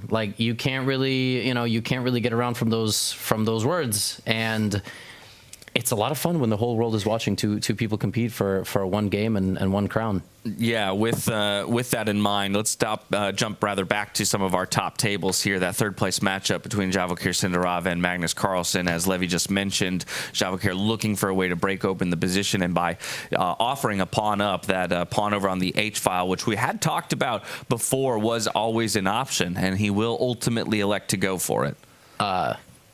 Actually, insanity is happening here.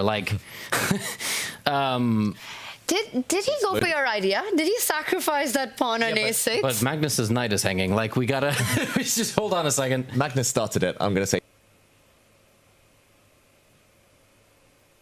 Sindarov is punching hard as well. We got back up. Yes. And it's all happened literally since we were last here. Within 3 moves, the position here, relatively stable, that we were last at. We talked about the move bishop to h5. Daniel mentioned that this was a good source of counterplay for black, at least tying down the white queen. Magnus said, nope, you're not tying me down at all. No commitment issues here for the white queen on Valentine's Day. The diagonal opening up potentially. And Sindarov said, okay, I'll capture your pawn. Maybe expecting a recapture by one of the white pieces, white pawn, white knight there maybe. But Magnus said, nope, knight takes on f4. Given a brilliant there, given double exclamation point, this simply is aimed at opening that diagonal here. Pawn takes knight would walk into bishop to d4, and you can see the danger ahead for the black king. Although this would continue, for example, the black cross, Magnus would blow open the center in the near future with great compensation. Sindarov said, anything you can do, I can do better. You took a pawn, I'm going to sacrifice another one. Please take me. And Magnus says yes. So Levy's idea, now rook to a8 looks more appealing. Now the white bishop cannot be defended. But yeah, this is just pure chaos. And something Sindarov needed. This was his moment. He chose to gamble. Some chaos has erupted on this board, but that's exactly what Sindarov needs, right? Again, you got to play the match as well. You play the opponent, yes, but you have to play towards the win conditions for you, and the win conditions here are just getting to a tiebreaker first, Tanya.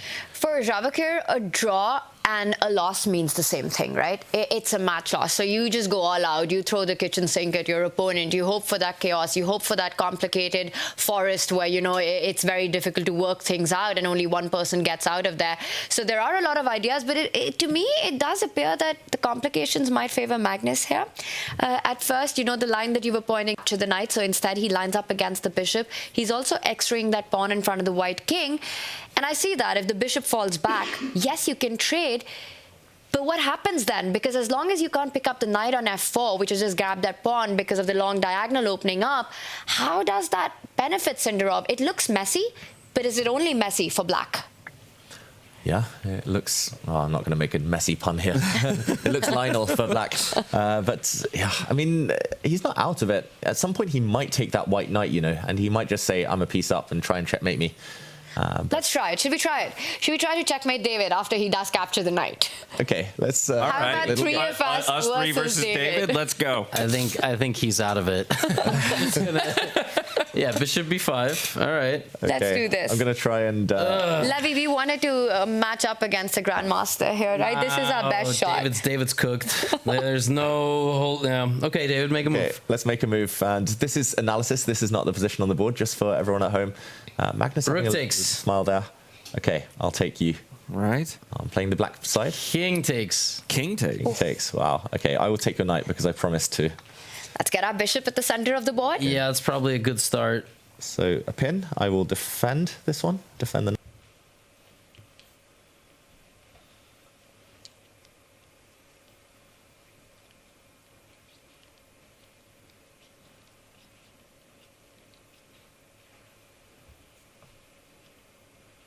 Okay.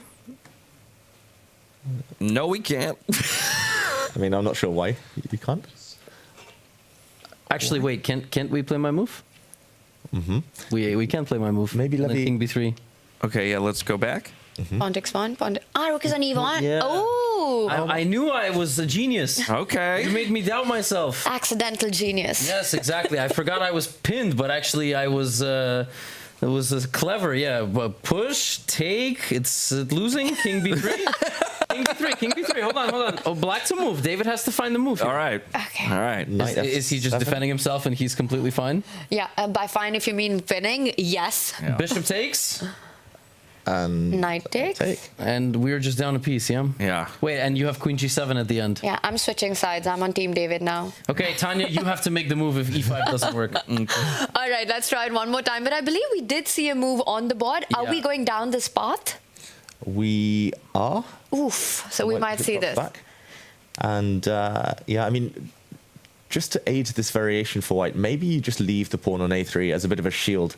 So, for example, if this variation does happen, you gain a move at least if you move your queen out of the way. And for example, same thing. And now I would be terrified, Levy, of playing into your idea. queen to e7. This Now is what I meant. That's what I just. Yeah. I just forgot that queen e7 targets. I was never finding that move, so I'm just glad that David saved me the embarrassment there. Tanya, that was not going to happen. Tanya, you're like the student in the class who gets a high test score and says, I got so lucky. I didn't study.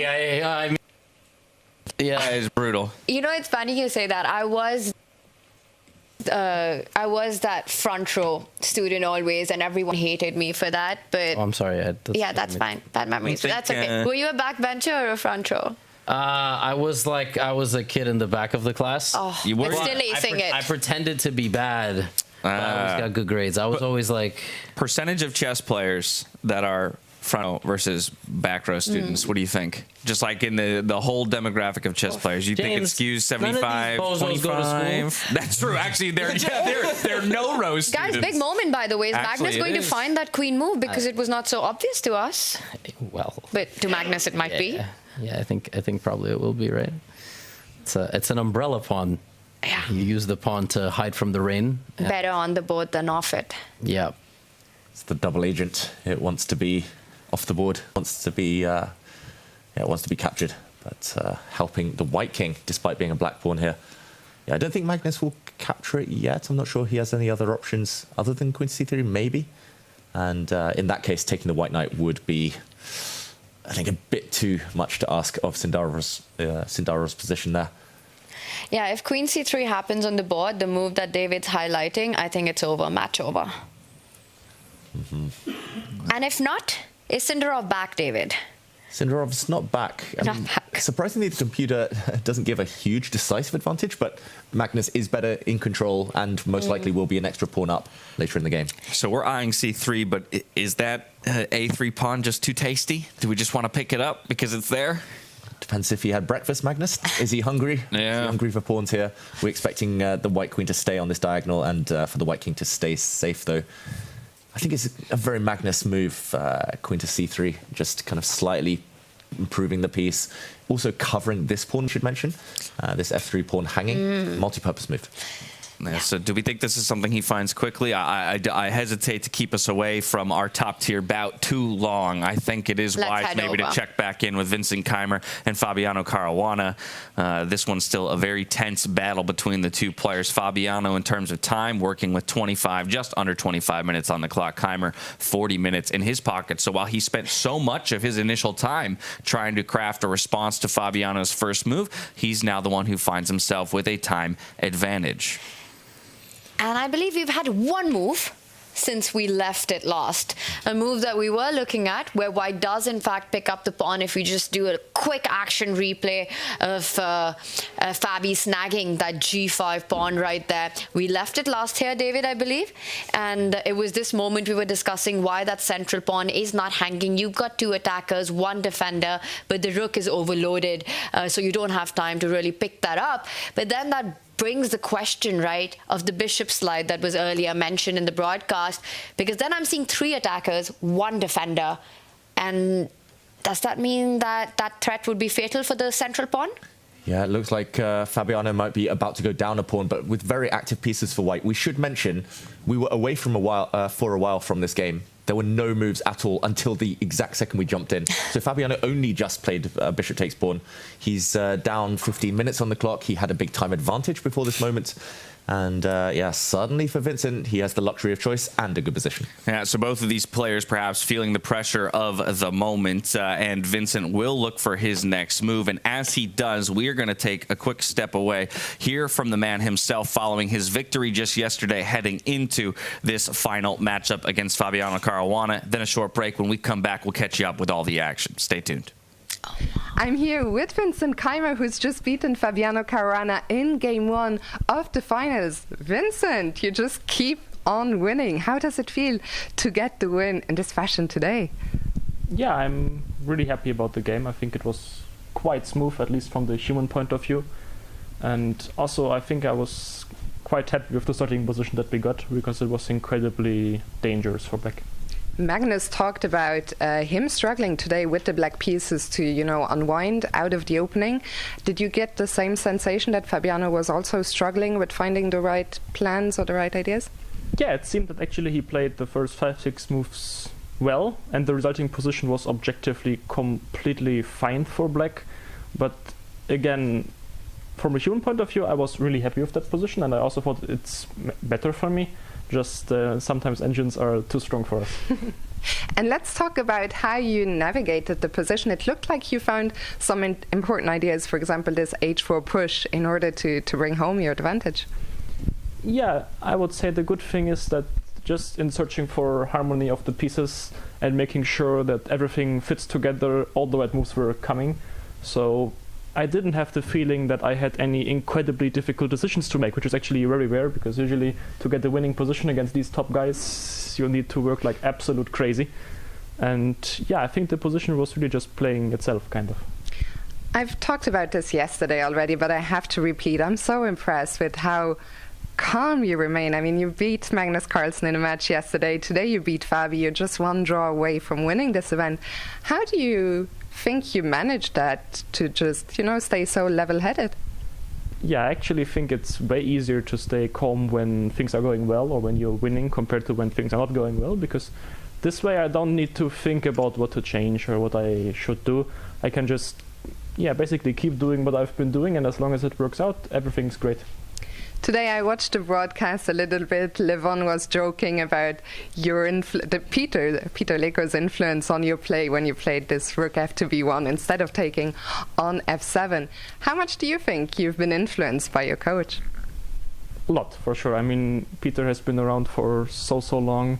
Basically, I think we started at the end of 2017 to work together.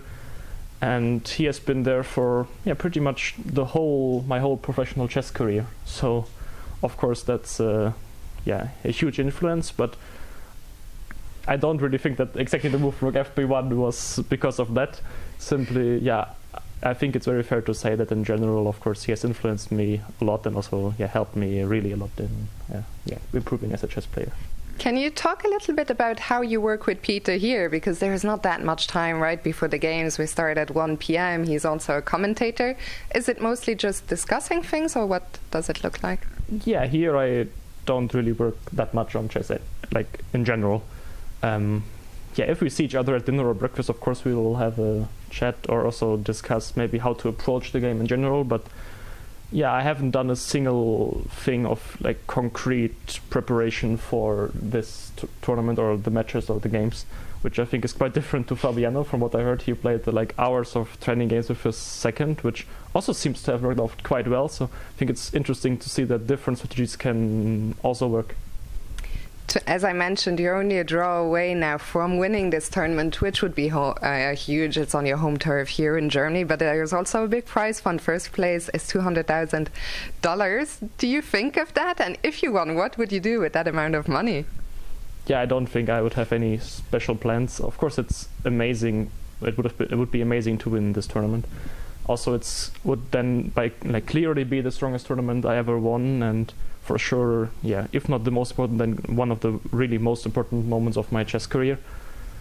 But I will just try to remain as calm as possible and play good chess, and then the rest should work out. Speaking of wins for you, you won in 2018 the Grenke Open, which was, I think, the first time, you broke out onto the international scene. First of all, how do you reflect on the memories of that? And second of all, today it was announced this year Grenke will incorporate a freestyle event. So your thoughts on that? Yeah, it has been a really important moment in my chess career, because basically that's when I started to be more known internationally. I got invitations to very strong and known round-robin tournaments like Wannsee and so on. So I think it's fair to say that this was kind of, in some ways, the start of my professional chess career. And always coming back to Karlsruhe is something I really enjoy, because we are still playing in the same hall, and the memories are just really nice.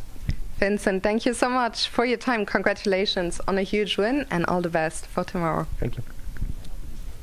Are you curious to play freestyle chess but don't know how to? No opening theory, no memorized moves, just pure strategic creativity. But how do you navigate 960 possible starting positions with confidence? That's exactly what I'll teach you in my Freestyle Chess Masterclass. You'll learn how to develop your pieces effectively, recognize key positional patterns, and avoid early disasters. I'll break down some of the best freestyle chess games ever played, featuring Magnus Carlsen, Alireza Firouzja, and Fabiano Caruana. Freestyle chess is still in its early days. This is your chance to get ahead of the competition. Sign up now and let's take your freestyle game to the next level. Join my Freestyle Chess Masterclass today and save 20% only during the Grand Slam.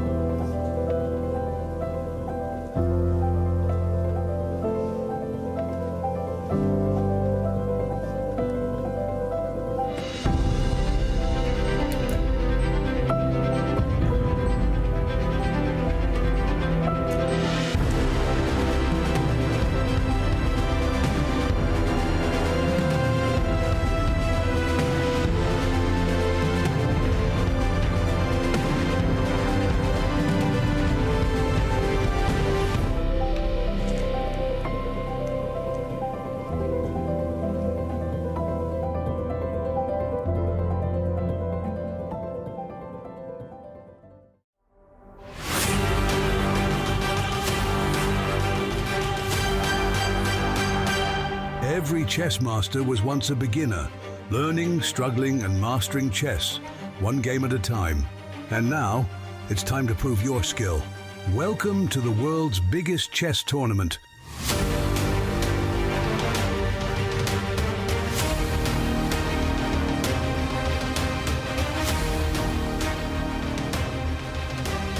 Compete in the Grenka Classical Chess Open for €70,000 prize pool, or enter the Grenka Freestyle Chess Open with a massive €225,000 prize pool and the opportunity to qualify for the Freestyle Chess Grand Slam in New York. And the best part? You could face Magnus Carlsen, Vincent Keymer, and other world-class players.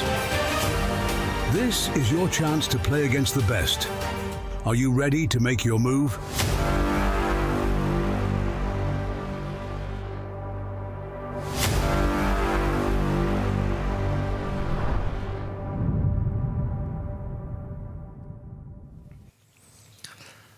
Welcome back, everyone, to the 2025 Freestyle Chess Grand Slam. Straight into that 7th place matchup we go between Alireza Firouzja and Gukesh, because big developments here, David. Perhaps a blunder a moment ago, but fantastic capitalization from Alireza, finding the one move to take advantage. Yeah, big blunder from Gukesh, but a bone cruncher in return by Alireza. This is the current position we see in front of us. We see all of Black's pieces, literally all of them here on the correct side of the board. Some big threats lining up. The White King feeling the heat now. White's knights are just misplaced, but we have to recap the blunder because it was just a moment ago. Gukesh captured a pawn here. He's already in a bit of trouble, but the best solution was to trade off the bishops first, using the fact that there's currently a pin along the d-file, so trading bishops would have forced the black queen to a slightly worse square, and then he can capture this pawn safely. But he took first, maybe just anticipating that Firouzja would automatically recapture this pawn. Firouzja said, no, that's not forced. It's more important to line up the rooks, and just to show the danger, just to show the threats. If White now continues gobbling up pawns here, there's not much to do in terms of defense, but knight takes pawn just unleashes the black rooks. There's nasty knight checks, the queen is hit. It's very important that Black actually covers the promotion square as well in some variations, but either way, this is just winning on the spot for Firouzja. I don't think Gukesh has a solution here. The defenses are crumbling. And I want to bring your attention to a moment we had earlier on in this game, move number 13. There was this one crazy idea that was pointed out, a move that we thought never would happen, would put so much pressure on White, and Alireza did find it. That king move, one step forward, just looks extremely obscure, comes with the idea of developing your own knight, and then we saw him one by one get those knights towards Gukesh's king, set up the position that needs to take advantage of the way Gukesh lacks development. And David, as you play through and we see how we arrived, in fact, the blunder, I don't think it appeared out of nowhere. There was so much incremental pressure, move by move put on here. And at some point, the world champion just cracked. Yeah, this is a perfect just picture of piece coordination. literally all of the black pieces playing their part in the attack, and White's king lacking defenders. It's no surprise that the tactics will work in Firouzja's favor. Now, before we hop away from this board where Firouzja is in fantastic winning position, I want to bring Daniel Naroditsky back in, who claims he's found an interesting line somewhere within this mess of chess pieces. Daniel, what do you got for us? Well, my grandfather used to say, it's not checkers, because in the Russian version of checkers, you have to recapture. Here you do not. And after rook e to d7, Black loads up the bazooka on the d-file. And look at this line, folks. After knight takes g7, Black will play bishop takes e2, vacating the c4 square for the knight. But White can recapture with the queen, dodging the potential discovery. And after knight to c4, you've got the rook on d1 that's hanging, right? 2 attackers and 1 defender. But White can take on d7, and that is a check. Black has to recapture. And after b3, it looks like White's doing fine.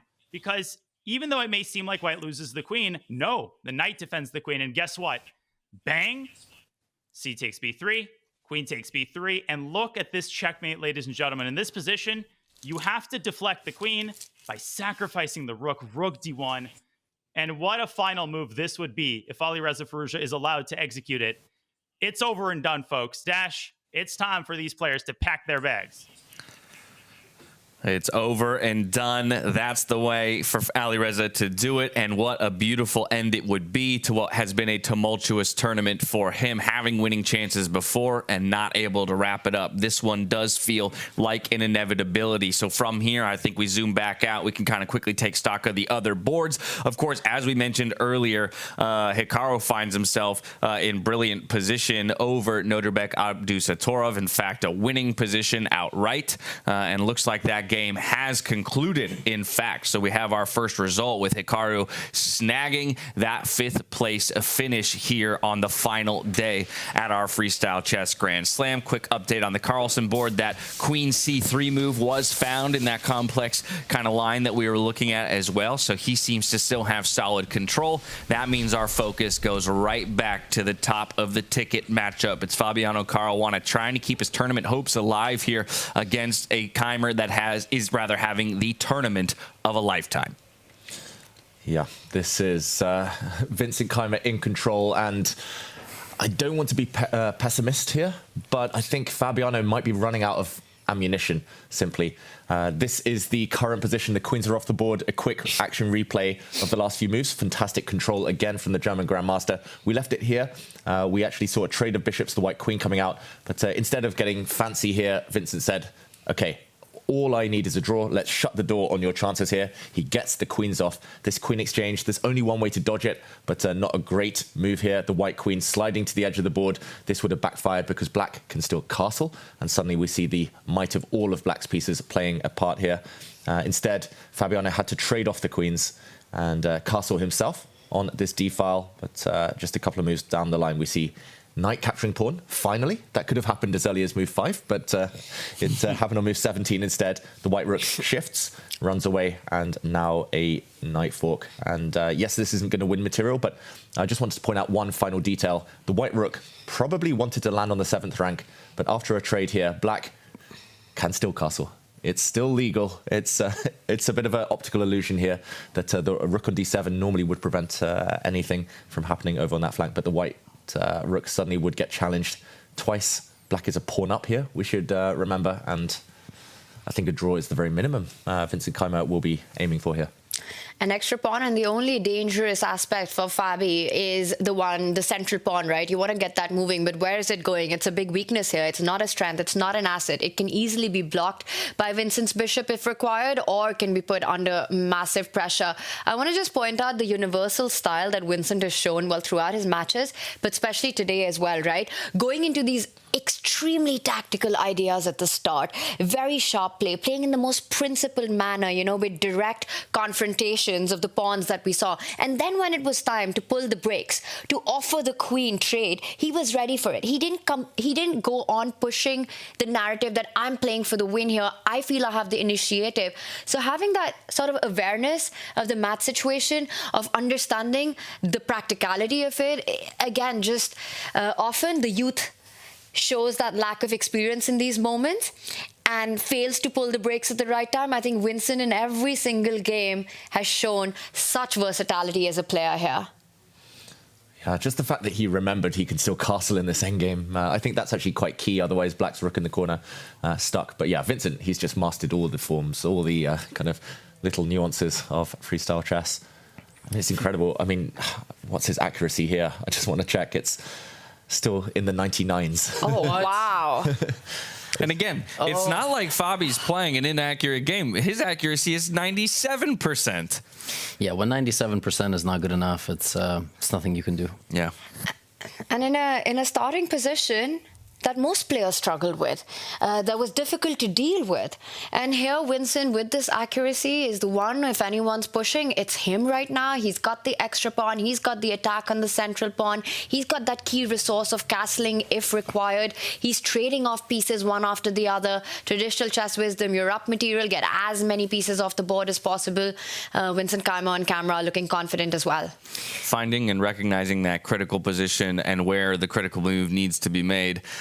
Who knew that in this round, in this game, it'd be move number one, the one where Vincent spent his most time, that maybe set him up for this kind of success where others weren't able to find such an accurate first move on the board. I think for the last 8 days, we can say for the first time in a decade and a half that in a type of chess, Magnus Carlsen is not the best in the world. Now, he has not finished first place in tournaments. We don't then go on and say the person that won that tournament is the best in the world. But in this format, he very well might be, and we have a crazy move on the board, by the way, to deal with. I mean, this is desperation from Fabi, well, we should mention, but maybe there's some tricks that we need to investigate. He's just ignored the fact that this rook is hanging. We can also ignore the question mark attached to this knight move because a draw is not good enough anyway. So playing objectively the best move, moving that rook away, would not have got Fabi the win he needs. But what is the idea? I'm assuming knight takes rook is the first move that players look at. And taking back this rook feels a bit slow. Taking back the knight even feels a bit slow. Is it to jump in with the white knight, attack the black rook? And this would prevent that castle. This would prevent castling because the black king could not land on the square it would need to. Cannot castle through check or into check. And then if you move your rook to stay connected to the bishop, you grab that knight and you're saying, I've got compensation here. My e-pawn lives on. Your rook is out of the game. Or David, have you spotted? Oh my goodness. This is checkmate. Yeah. Whoa. Yeah, not just I have compensation. I am straight up winning. Because now you can't castle. That's nasty. And there's no way to defend that pawn. You cannot defend the pawn. Yeah. This is crazy. And if you take the knight, Okay, you can that take is the tricky. It's a bluff, but high risk, high reward. But also Fabi finding this resource, setting this up. I mean, that last move that you just played is not the easiest spot from the position Fabi has calculated it, right? And he definitely has, because you don't just give up this exchange for nothing. And what's the most unpleasant here is that if Vincent takes the rook, a player with the black pieces will look at knight into d6. Mm-hmm. And here, you really want to give back the rook also in some positions because you're happy killing the game. So you consider a move like king c7 because you're like, well, if he takes my rook, then I take back. And by the time he takes my knight, I'm still up a pawn, right? Like this is hopeless for white to win. I mean, you might hold it, but even that is not likely. There is one thing that you want to consider, which is rook check. And in a low time situation, this is panic mode for black, but you just run your king out. And at the end of the day, you're still up a rook, so your king, exactly. So we can even finish that. Rook takes pawn check. And I mean, I wouldn't be surprised if, frankly, any king move is fine, but just king c5 and or king a6, and you don't have enough here. Yeah. But king a6 maybe is better, David, to defend the pawn. And also the knight can't take the rook. So, if Vincent finds this, he's the champion. But how he cool has though. to. Yeah, how cool though for Fabiano, right? To still reach for every tool in his toolbox. Yeah. And again, we've said it many times. I'll say it at least once more before we go off air. He has been, to me, the most resilient player in this tournament. Of course, maybe you'd rather be in Vincent's position where you're playing near flawlessly. But if I can't be flawless, being resilient, looking for my fighting chances, and not giving up the game until there are no more options, that's the next best type of player to be, and Fabiano is exactly that. This is incredible because we see that question mark appear, but you just take that and chuck it out, because I think from a practical perspective, setting all these ideas up is Fabi's best chance in this game right now. The other way to look at it as black is, hey, do I want that knight off the board? Just making sure there are no checkmating patterns against the black king. But if black was to do that, the white bishop captures it. And once again, the idea, the core resource that Vincent has of that long castle is not possible anymore, because there is a square which is defended by the bishop, which means that your rook is stuck at the corner of the board. Black can't capture the pawn at the center. The bishop's hanging. White wants to come in with both rooks on the 7th rank.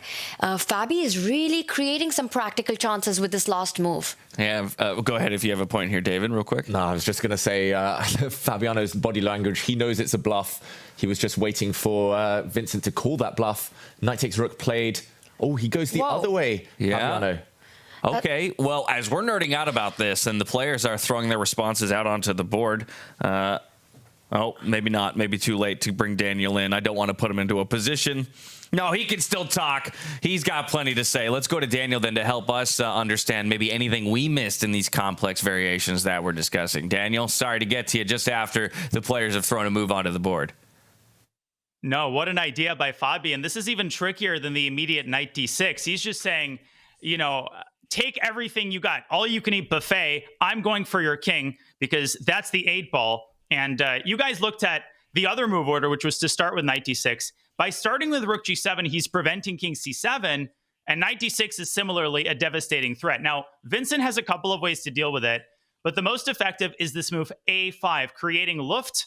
I'm no longer in Germany, but we can still use the term Luft on a7 for the king. And it's a similar idea to the one that Levy pointed out. After knight d6, king a7, just in time to escape the mate threats.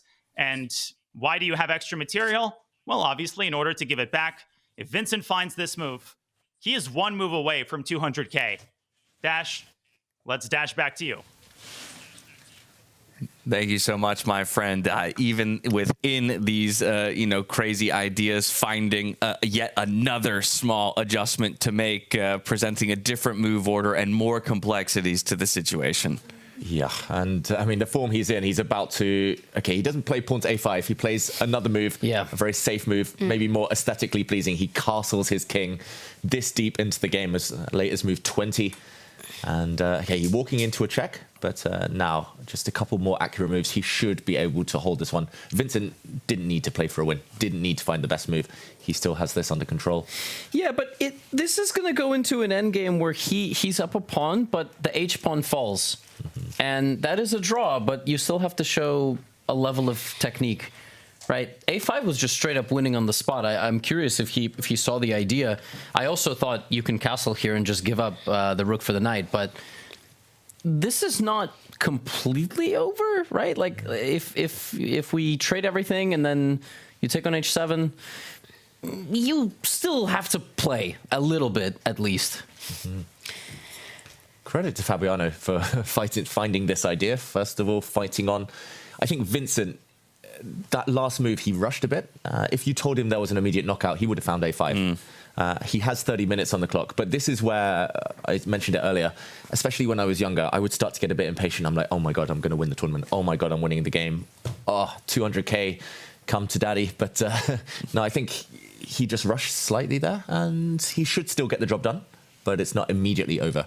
So this game goes on. Not immediately over. And immediately over is about all that Fabi can hope for in this situation. But okay, there are still chances. Just keep the game going, right? Keep the tricks on the board. Keep some imbalance in the position. And I think as a player, when you look at this castling that Vincent did, it's something that he had in his mind for such a long time, a move that you really want to get in. So when you're given that opportunity, it's very hard to deny that. It's very hard to think about something else. Once the computer points out that a5 was indeed best, yes, it's easy for us to see and admire it, but I think most of us would have chosen the move that Keymer did play eventually. And I think we're going to see that idea that you're pointing out where white will still have that H passer.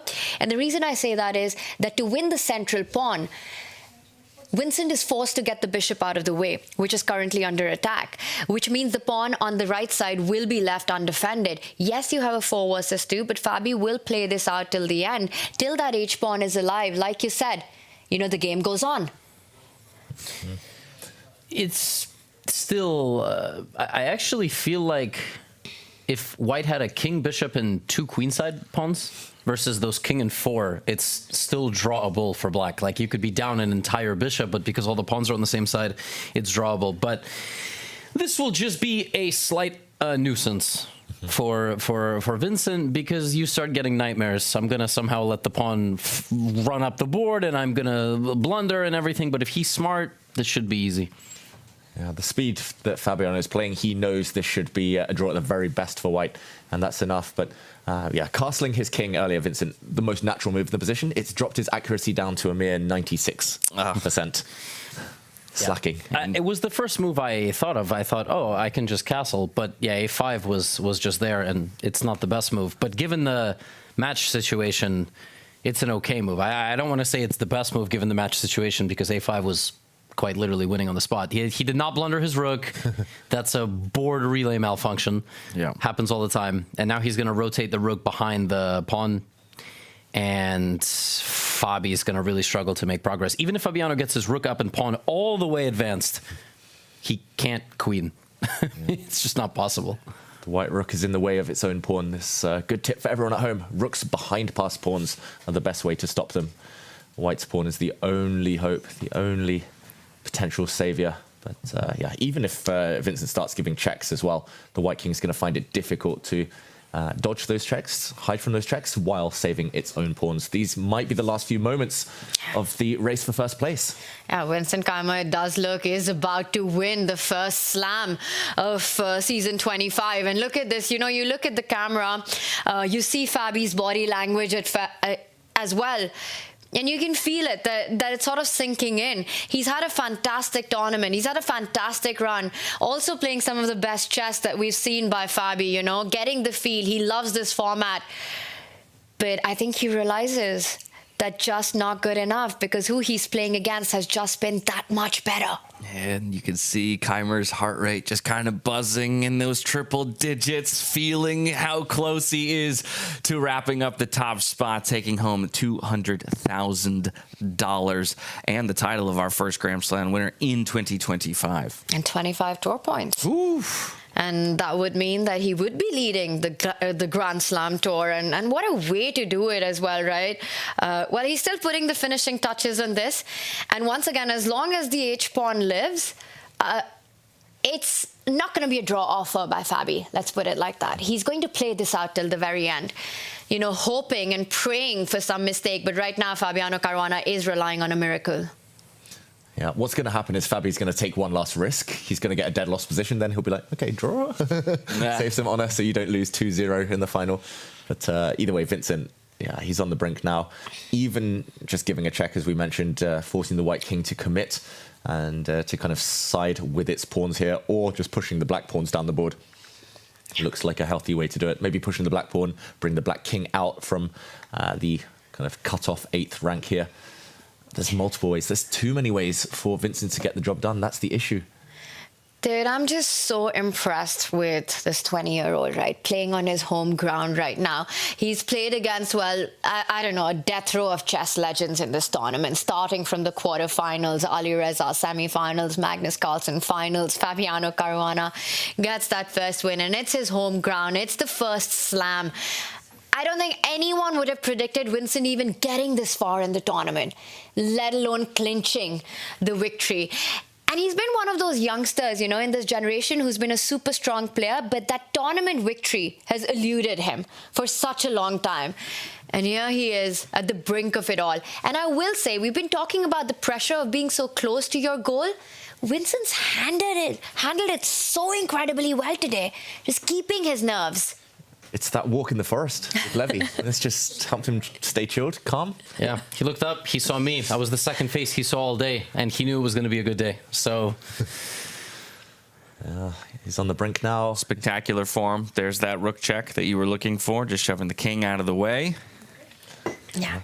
You can keep kind of kicking away the white king. And if it ever runs away from its pawns, you can even just go back behind and start grabbing them, start collecting those pawns. White still too far away from pushing, too far away from touchdown with his own pawn. Fabiano here, you can see there isn't really the belief in his eyes. He's looking desperately, trying to calculate, trying to hope that one variation suddenly emerges where there is a trick, a trap.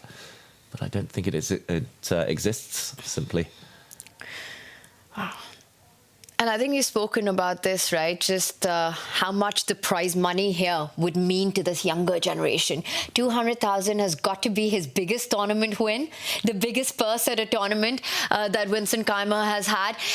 And how that perhaps propels the younger generation to get that support, to get that training, to reinvest in your own sport, to kind of level up your game even further. Yeah, you could buy a flat, put down a deposit on some property. You can, you can do anything. But I'm pretty sure Vincent will be investing it in his own chess career. This is just the beginning. A big, big breakthrough for the German. $200,000. But it's so aspirational too, right? I think that's part of it. To see somebody like Vincent take home, that big of a purse. Young chess players out there, thinking about, the commitment of time and energy that it would take to one day reach the level of these guys. Of course, that's no small investment. That is a full commitment of lifestyle. But to know that if you too can manage to become one of the world's greats, that there is that kind of security and safety awaiting you. And if you have the belief in yourself, you put in the right work, you can do it. You can do it even in a tournament full of titans right in front of you where you finish 8th in the round robin and then go on to get that tournament victory just to draw away. And really, he's getting closer to it with every single move. And I also like how he's sort of kept the pressure on the clock. He was never doubting his own calculation. He was never double guessing himself. A situation that I know so many of us will find ourselves in with the goal in sight. Vincent Keymer, belief in himself, confidence in himself, and right now just moments away from tournament victory. Yeah, Fabiano burning the rest of his time just trying to find a move. I'm expecting him to go forward just to keep his pawns protected. I don't think we need to delve too deep into variations, but just to show one problem here for Fabiano. Okay, he does go this direction. Now Vincent can actually give another check. There we go. He gives another check. The white king cannot centralize. It cannot step onto the d-file because there is a fork, a double attack, and the white bishop will fall. So actually, this is a very awkward moment. If the king goes back this way, there's another double attack on the diagonal. The bishop hits the rook and king, and if Fabiano has to go back, he continues getting harassed. The white king has no way forward. So just a couple of things still in play here, right? And we want to make sure we're keeping our eyes on all of it, and the players are going to do their due diligence, right? This is not the kind of thing that you want to let slip through your fingers, but Daniel Naroditsky, as we're talking about Vincent Keymer being on the edge of making history here, becoming the first freestyle chess Grand Slam champion here in 2025. Weissenhaus, I want to come to you. I want to hear your thoughts both on how this game is broken down, but what we're witnessing here just out of this young man. Extraordinary. I mean, extraordinary. It was a cold start. I think Vincent lost his first game in the round robin. And what this must mean to everybody watching, to all the fans across Germany. And I just wanted to share two incredibly symbolic things. The first is the first ever sort of generally recognized Fischer Random world champion was none other than Peter Lecko, who is commentating in studio with Judith Polgar, but of course is Vincent Keymer's long-term mentor. The second, where was this first ever championship held? It was a match between Lecko and Adams. It was held in the city of Mainz, Germany, which also played host to some of the earliest Chess 960 tournaments. Guess where Vincent Keymer was born? 3 years after Lecko won that match. No other city, of course, than Mainz, Germany. This is all too symbolic, and I think Fabiano Caruana might be laying down his sword, the American, with a second-place finish that he can be proud of as well. Something so very poetic about that. Thank you so much, Daniel. And yeah, it almost feels then like it was meant to be. There's something, you know, again, this feeling of inevitability at this point, not one that anyone had on their radars coming into the event, but day over day over day, it feels like we have been working towards this. The stars were aligning from a long, long way back, and it feels like it's all coming together in the universe today. And you can see it in Fabiano Caruana, you know, as the players repeat those checks. There's just no way for the White King to hide. And Vincent Keymer still looking as cool as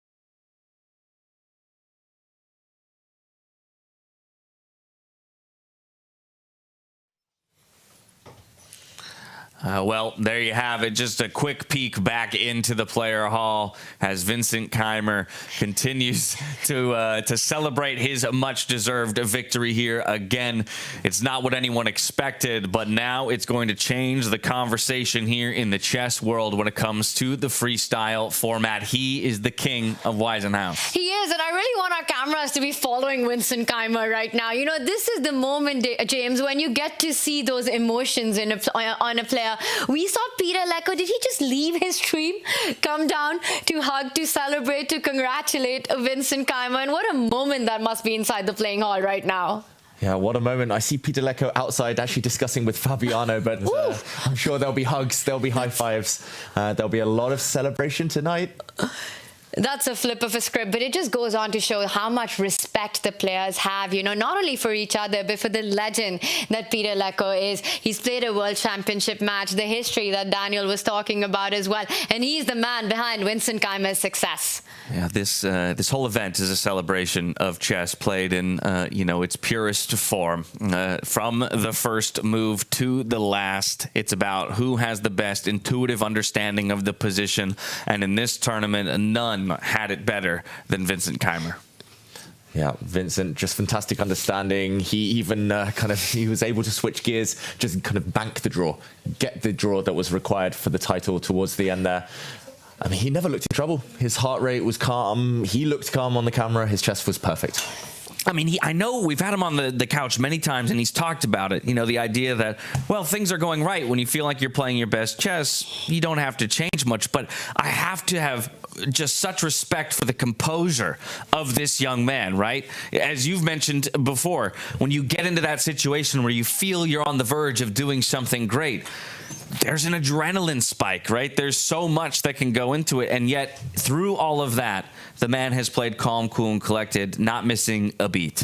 And this has been inspiring about the young generation to watch, you know. Each of these kids, I want to say, you know, whether it's Vincent, it's Arjun, it's Prag, it's Nodirbek, it's Sindarov, they all seem to be just born with that skill to be big stage players, to have that ability that when the pressure is at its highest, the best in them comes out. And David, I can only speak for myself and perhaps the past generation that was not always the case. And experience was what was required to get there. But here, youth seems to already be blessed with that. Yeah, I mean, they look into the finer details. They work on, psychology so much these days. I've seen so many players choke at a similar age, but yeah. Gukesh in the World Championship. Now Vincent. Now it's a changing of the guard. Yeah, and I want to bring Daniel back in because just a moment ago we went to him and he painted the most beautiful picture for us about how the stars were aligning from many years ago. It seems almost for this very moment. So Daniel, now that the conclusion has finally solidified and it is Vincent Keymer to take the top spot in our first tournament of the year, your initial reactions to his level of chess here at Weissenhaus.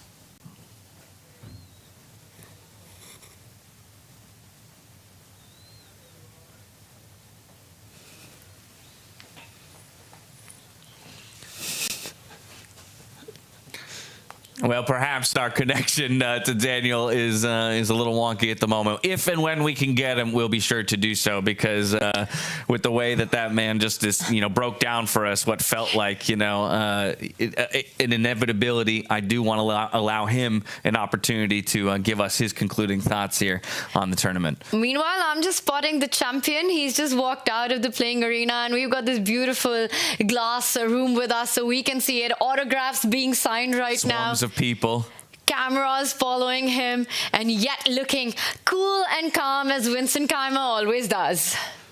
And yeah, we'll hopefully hear from him a bit later. Nice scenes here in Weissenhaus, just outside. Another quick update for everyone. Another game has concluded. It was Alireza Firouzja taking the win against Gukesh, so the world champion there. In 8th place, it will be Alireza taking 7th place. And one other game still in action. That is Magnus Carlsen in the fight for 3rd. Yes, in the fight for 3rd and still in solid control of that game. Finding a way to put the end to it, of course, which is always the difficulty here in chess. You might have a slight advantage. Taking it across the finish line sometimes can be difficult, but if I have confidence in anybody to do it, still, it's Magnus Carlsen. Yeah, especially when he only needs a draw in hand for Magnus. It's actually just queens, pawns, and rooks left on that board. It's currently 1 pawn to the good for Magnus Carlsen. Could be more. He should be winning, but maybe just looking for a way to safety. And usually when there are majors on the board, we see no minors left right now. It really is. It all does come back to king's safety. And surprisingly, despite having a black pawn in front of the white king, it is that king that feels incredibly safe. Coming back to a point we made earlier on, some pawns, even if they're your opponents, are better on the board than off them. This creates that little umbrella, that protective layer that you need for that white king, it will be completely safe. But on the other hand, any back rank check that lands on Sindarov, it would be game over. An extra pawn to boot as well. You could shuffle around with the rook, and the worst news for Sindarov is that a draw is not enough. He needs to find a way to win this one. Yeah, it's crazy stuff is happening here at Weissenhaus, by the way. I've just seen Hikaru Nakamura sprint past us. Ooh. I've never seen anyone run so fast, heading back to his place after wrapping up his victory. I believe he's got a stream on as well, so maybe he's jogging his way to join his stream to give his thoughts. That was not a gentle jog. Oh, it was wasn't. a full sprint. Oh, that is still a full he's sprint, still by running. the way. Yeah, that's Oh, impressive. wow. Oh, I wish you could see what we see, but either way, some fantastic scenes. A lot of drama here today in Weissenhaus. And yeah, I mean, Magnus's king is going to hide in the corner. He should be safe with his extra pawn. He might move his rook across. The black king, also a target. As long as Magnus doesn't blunder, I think barring a blunder, he should be safe. He should be wrapping up third. And for Sindarov, that would be heartbreaking, not being able to qualify for the next event in Paris. But a great week for him too. Yeah, perhaps a bitter twinge to the end of what was another spectacular performance by another one of our young players, right? And so, while of course going to be a little bit overshadowed by the finish of Vincent Keymer, I think we have to remind ourselves the conversations that were happening around Javokhir Sindarov just a couple days ago as well. Mm-hmm. Yeah, we were talking about him maybe being in the final against Vincent Keymer, and one accurate move, he would have been. He was on the brink of knocking out Fabiano. There was a last-minute turnaround in some of their playoff blitz games. Yeah. But yeah, for Javokhir, it's been an admirable performance. He's still fighting hard in this game. He's still pushing the world number one to the very maximum, to the limit, at the very end of the last day. But tie breaks here, very unlikely. It's so impressive, James, to your point. What a story arc it's been for this Uzbeki Grandmaster. And I think one of the highlights, one of the biggest moments that we've had here in Weissenhaus in freestyle chess has been that pick during the quarterfinals when Javokhir just stunned us all and shocked us all, picking Hikaru Nakamura as his opponent and then going on to prove good on that pick, getting the win and sort of relegating Hikaru to a lower bracket in that one. And what a run he had in the round robin as well. Incredible performance by the youth here in Weissenhaus. And while we will continue to watch this one play out here in the bottom right-hand corner of your screen, we have to return to the studio because we are so very happy to be joined by the King of Weissenhaus, your newest Grand Slam champion, Vincent Keymer, $200,000, 25 circuit points, a win over Fabiano Caruana here after an incredible run through the bracket stage. My friend, how you feeling? Top of the world? Yeah, it's amazing. And yeah, I still can't really believe it, I think, because, going through this tournament, it was like, okay, first step is to get into top 8 and then hopefully play a good tournament. But that I would, win 3 matches against Alireza, Magnus and Fabi is not something I expected. And Jan-Henrik, you've joined us in the studio as well. We crafted this beautiful experience for these 10 incredible players. Felt like on day one, any one of them could have taken it, but as the days ticked along, this man right here felt like an inevitability, and we've shaken up the chess world. Yeah, you said it right. He's a king from Weissenhaus. I was always thinking, because this was a historic area, so there was an earl or whatever here, and the name is von Weissenhaus, so it is now up for grabs. I was like, who is worthy of having the title like von Weissenhaus? I think now he's Vincent von Weissenhaus, giving him the aristocratic title. No, I must say I'm still in shock, because it's like, as I was thinking when Vincent reached 8th place. I think you were 8th, right? Last and in the or 7. How much? 6 or 6. But he was basically top 8. But he, it was very close with except for the top 2 or 3. I was thinking, okay, like if I was in Vincent's shoes, like you have ahead of you like 6 of the top 8 players of the world, and this wunderkind, who beat everybody before. It's like he's like as Alireza bet like on the least chances of really winning it, and then he also had the most difficult way, because I mean, beating Alireza is one thing, right? Beating Magnus is of course insane, and then also Fabiano. I have no words. This is it's a Star is Born. I think.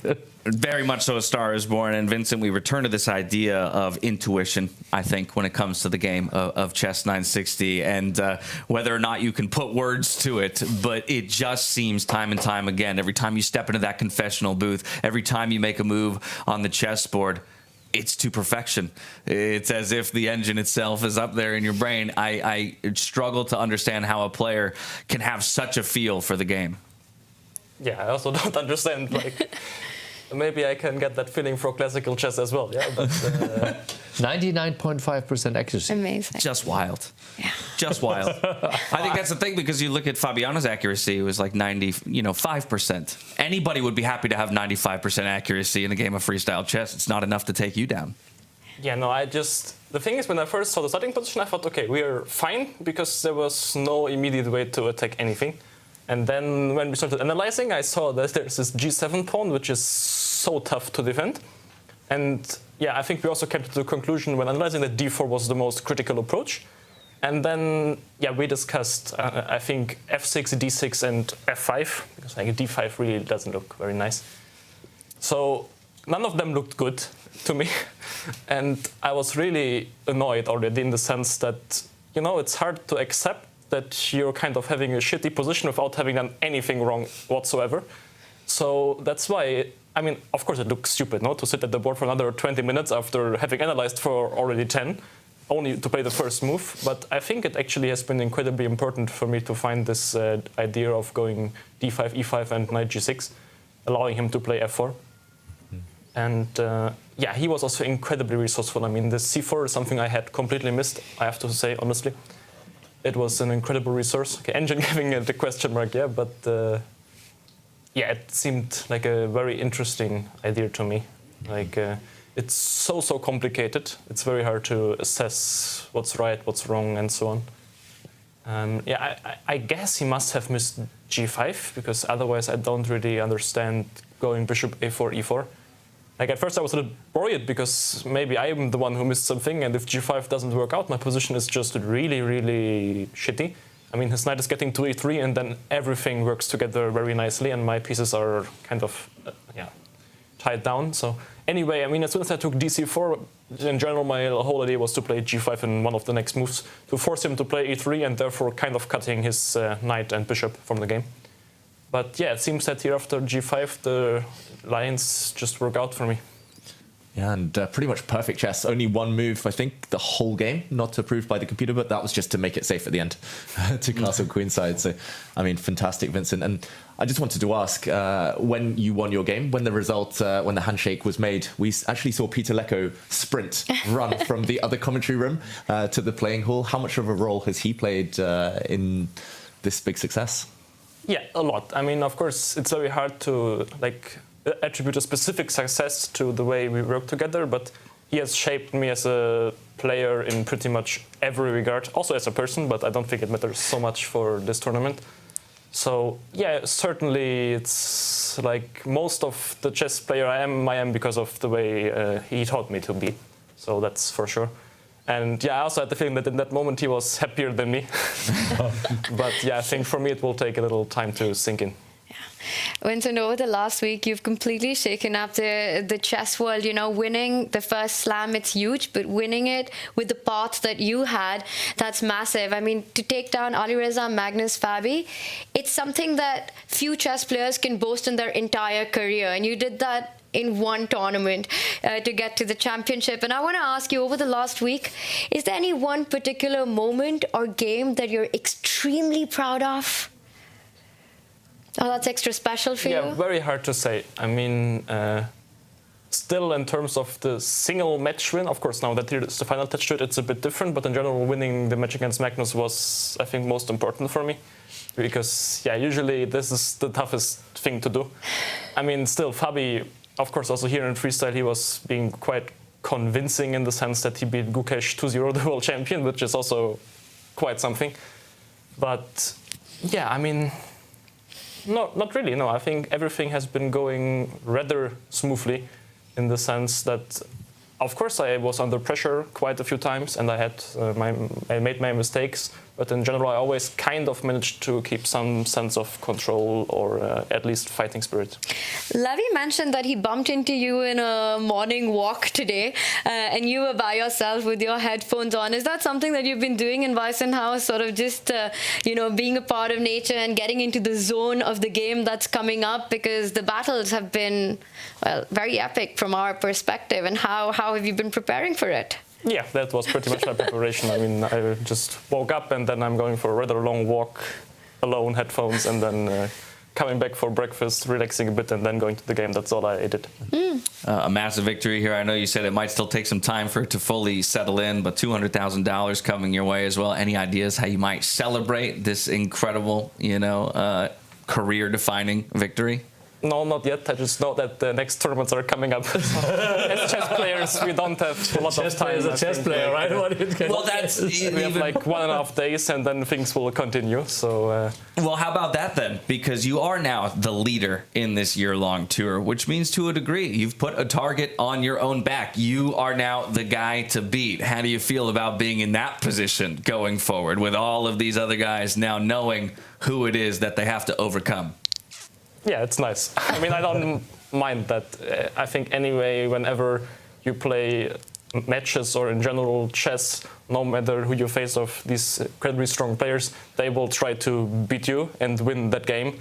So I don't really think it changes anything for them if they know that I won the first slam. Vincent, some dancing tonight, maybe some champagne? I will leave that to Peter, yeah? Not the champagne, but the dance. There you go. Jan Henrik, I'll bring you back in because this was such a thrilling conclusion to the event. I know a lot of people might already be thinking about that next tournament. We're looking at Paris in April. Yes. And this will be the guy that I just mentioned everybody's looking at. But of course, there's so much happening leading into it for yourself. Is it everything you've envisioned so far with only greater heights to come? Yes, I mean, this is and you guys, I'm using this moment to congratulate and thank you for this incredible, great commentary that you're doing. We have improved, from the beginning, even more now with the introduction. I think, did it work out with Daniel? It was awesome. I saw some beautiful stuff. Great. I just had a chat with him also when I saw. I loved it what he's doing. I think this is the right spot for him. It's perfect. Just put him in for the deep dive. And so so the whole tournament is you see all this media out there, although we only let a few people into Weissenhaus. Everybody's excited, and of course, because we are in Germany, of course we are an international company based in Germany. And it was basically Vincent.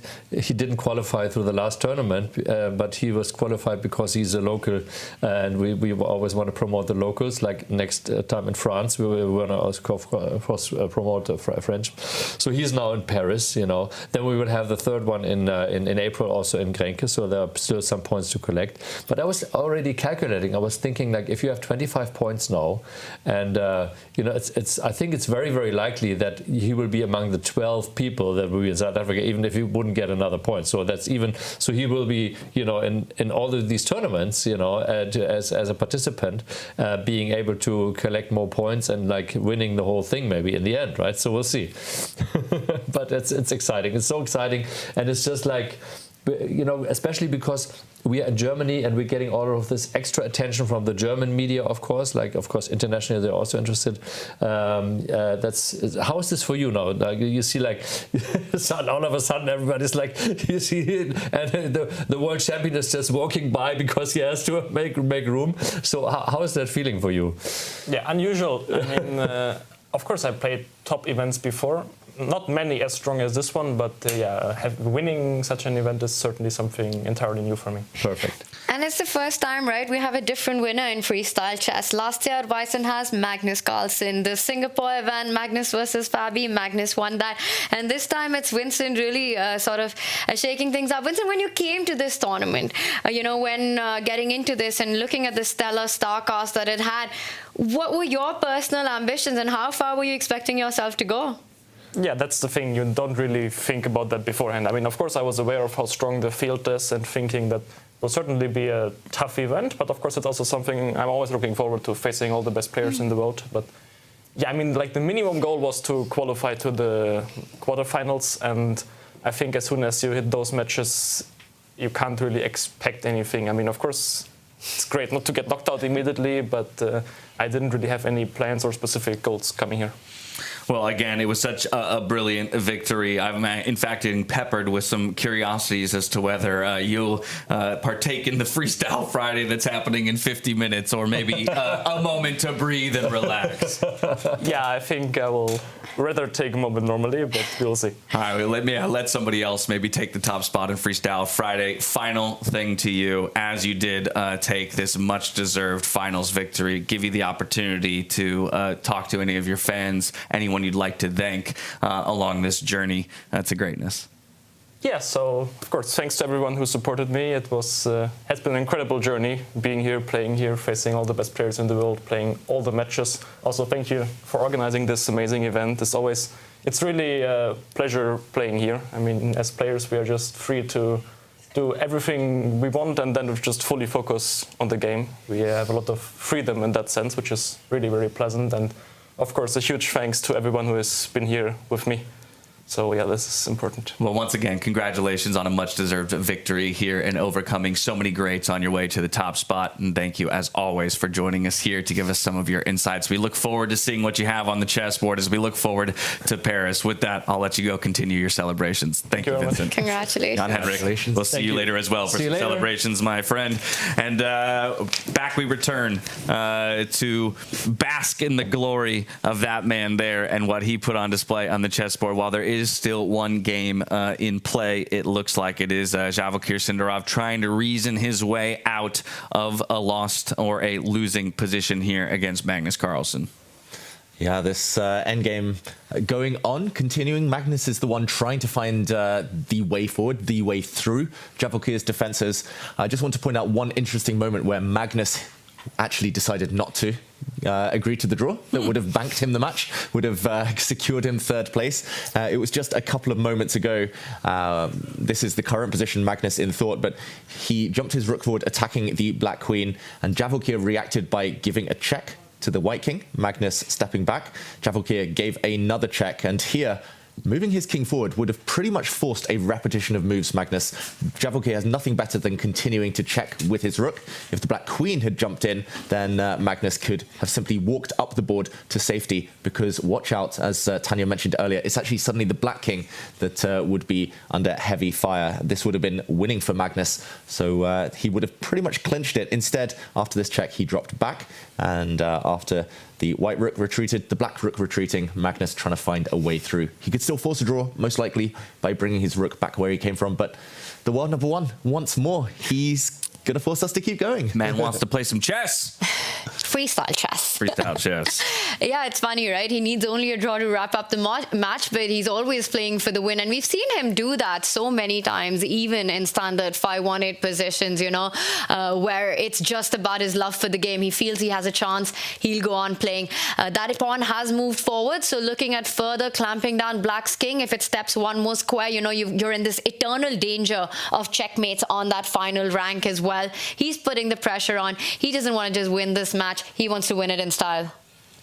Yeah, he wants to end this week on a high. Maybe still frustrated, Magnus, that it's only third place he's fighting for. But I think most of us would have been very tempted by kind of securing the points, securing the money, securing the match victory. There we go, Magnus off. Hopefully to the confessional, or maybe just to the players' chill area. Well, and let's not forget here, too, though, that Magnus picking up third place, as we heard just the other day on the broadcast, does mean that Arjun Erigaisi will be booked into that Paris Grand Slam as a result of being next on the rating boards. Yeah, shout out to Arjun, who's definitely watching us right now with bated breath, hoping, cheering for Magnus. Maybe Arjun frustrated that Magnus didn't kind of clinch it there with the draw. It would be awesome to see him on the circuit, right? Another very creative player, somebody who loves the chaos on the board, somebody who voluntarily goes into all these absolutely insane positions. And I think freestyle chess would be awesome to watch with a player like Arjun's brand of chess, and that will be in Paris. And right now, the big question is, will Sindarov be able to make it to Paris as his chances dim out?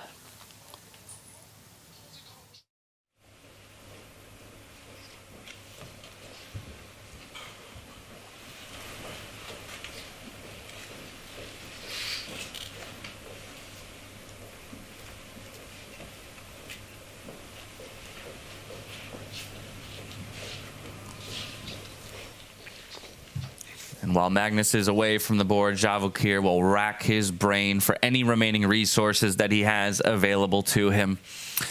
Both players working with less than 15 minutes on the clock, only 30 seconds to add per move.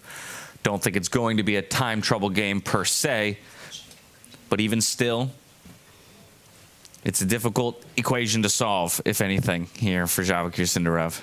Yeah, he is a pawn down. We shouldn't forget in this endgame, his king is cornered. He's reaching. You can see the indecision. He's gone to both sides of the board almost. Yeah, you can tell he wants to move, but every player second guesses themselves when they're facing Magnus Carlsen.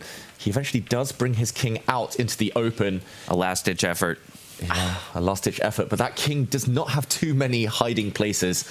It wants to hide in front of some pawns. This looks like the beginning of the end for Sindarov. Yeah, while Magnus returns to the table, we'll write down the notation of his opponent's most recent move and look for his own. I want to bring Daniel Nodirbek back in to get his concluding thoughts here on how things broke down in Weissenhaus. And just a matter of pride for Magnus. You might ask, why doesn't he take that draw, that exit ramp that David showed earlier? And there was a famous case of this in the FIDE World Cup where Ivanchuk only needed a draw against Anish Giri. And to Anish's incredulity, and mine as well, Ivanchuk turned down a draw and proceeded to play for the win. The game did end in a draw. Also famously, in one of the first World Championship matches between Steinitz and Isidor Gunsberg, Steinitz only needed a draw in the final game, the 19th game. He made that draw, and when the players agreed to a draw, in the most 19th century thing ever, they actually agreed to finish the game for a small side bet. Steinitz won the game as well and won that side bet as well. As for this game, I can bet you a silver dollar and then some that Magnus will find the move h6 check, just forcing the king onto a mission that will result in its death. Then the queen might slide over to the side of the board. So I'm going to put this on the board, h6. And if the king takes the poison pawn, after queen h3, it is fire and brimstone, no matter where you go, such as right here. Look at this beautiful checkmate. You can choice of mates. Let's go to h6. And that is one of the many ways that this game will end in the victory for a Norwegian. Dash, back to you. Thank you so very much, Daniel Nodirbek, for joining us all day with your incredible insights. We very much appreciate you. And right back into the player hall we go, just to watch these two as they work their way towards our final result of the tournament. And that move would be the clincher. Magnus actually goes a different direction, maybe less direct. Maybe Black can cling on a few moves longer, but I think equally tempting. And it should not change the result here. Magnus is going for the kill against Sindarov's king. The Black king, if it steps back in the corner, that's just an admission of defeat. And Tanya stepping out into the open. That doesn't look too tempting either. I think it just walks into checkmates. I mean, you've got the queen and the rook targeting the black king, so that's not even an option. The bigger question will be, if Sindarov does fall back with the king, will Magnus once again play for more? Does he want to get that 2-0 victory, or will he simply come back with the rook and invite the repetition? When I look at the world number one on the screen, it looks to me that it's going to be the former. He wants more. He's not getting ready to just shut this down just yet. He's looking for the killer blow. Yeah, I love this camera, the eye tracker cam. We can see which part of the board he's looking at. He keeps glancing over, firstly to the clock just there, but also to his opponent's king. That is where he's honing in on, and he's trying to put those finishing touches on, trying to close a mating net around Sindarov's king. I will point out, though, that this rook move that Magnus has just played, checking on the 7th rank, does open up Magnus's own king to checks by Sindarov's majors on the board. So if the king was to fall back, indeed, he'd have to also answer the question, do you have time to push one of the pawns, or do you have to come back to your own defense now that the black rook is ready to come in with some checks? Yeah, that is the question that Magnus will most likely answer on the next move. And just again, for everyone at home, walking out with the black king will allow checks, as similar to the ones that Daniel was pointing out there. The white queen will start sliding across depending on where the black king goes. So it might be time to hang your head and say, okay, I'm going back where I came from. That idea didn't quite work. Magnus, I'm not sure exactly what he's got planned there. Does Javokhir resign in this position? No. He plays on, you think? Youngsters never resign. That's another thing I've learned. They only resign once it's like one move away from checkmate. And they never let that checkmate play out either. Never. They're just spoil sports. We want to show the fans the checkmates, but reticence till the final moment. Exactly. Where's the artistry in resigning, you know? Allow the checkmate on the board, allow the diagrams to be printed in all the magazines or the books. But no, he'll fight to the bitter end here, Sindarov. He knows a draw is the same as a loss. And I don't know, I would be tempted in Sindarov's position to just offer a cheeky draw, just to get a glimpse into Magnus's mindset, just to get that smile, that moment. But yeah, he knows this one is drifting away. He's down to 9 minutes against 12.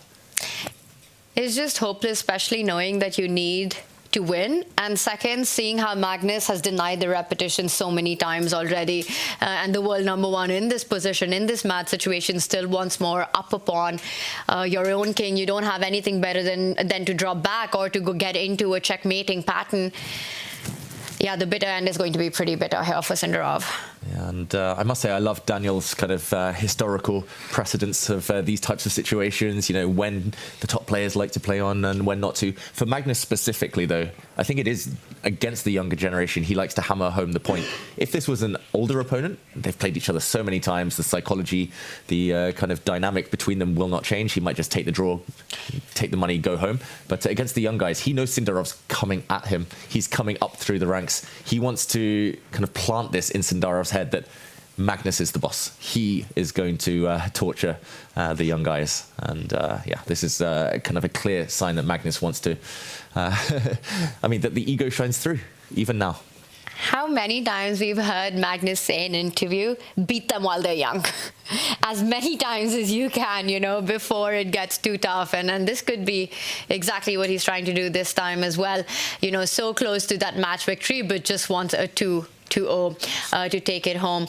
As we see him on camera, is he waiting for a resignation there? This is over. Well, yeah, perhaps. But as we've talked about kind of thematically all tournament long, well, is the young generation that will take the top spot with Vincent Keymer overcoming Fabiano. We had Hikaru overcoming the younger generation in his bout. So this, in essence, the tiebreaker between those three old versus a new generation matchups that we had. So perhaps he can tip the scales there in favor of the old guard once more. Yeah, it's the 1990s crew, plus Hikaru Nakamura, who's in the late 80s, versus the kind of mid-2000s born generation. It's the battle that's going to be waging on. It already has been starting over the last few years, but it's going to be waging on for the next few. Yeah, the youngsters that we've had in this tournament, David, all 20 or younger, right? Yeah. Vincent Keymer, Nodirbek Abdusattorov. Alireza might be the oldest out of this lot, and then you've got Gukesh, of course. Now, you know Magnus really, really well, you know, and this is not the fight that Magnus wanted. He wanted to fight on another table for another position. Do you think, despite, well, getting this match win, how does he feel about his play and performance at this first slam? Yeah, I do know Magnus pretty well. I kind of see the body language. It's not at his most kind of excited, determined necessarily. At dinner the other night, he was actually, after he lost his first game to Vincent, he was like, oh, I still think I can come back tomorrow. I'm not playing that badly. But he knows that not badly and not at his best, there's still a distance between those two. So we will see Magnus come back and strike, and most likely he will kind of get into the final of one of these slams throughout the season.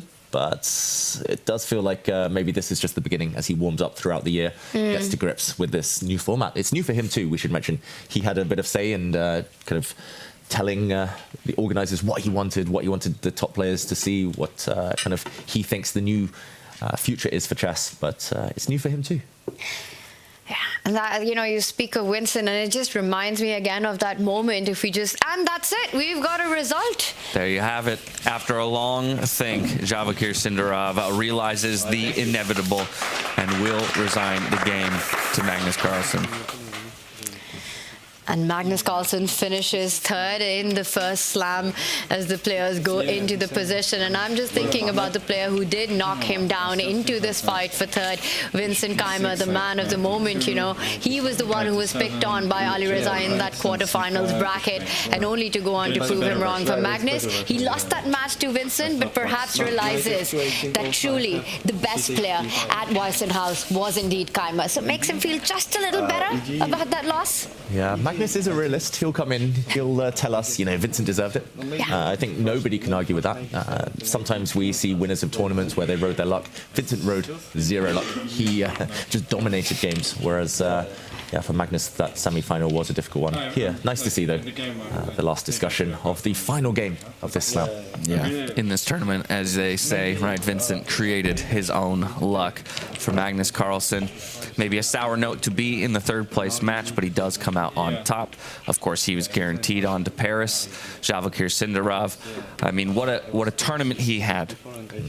First overcoming this very guy right here in the round robin. Let's not take that away from him. And while he will fall short to the world #1 in the classical playoff or in the classical elimination rounds here, I think a tournament that he can be immensely proud of.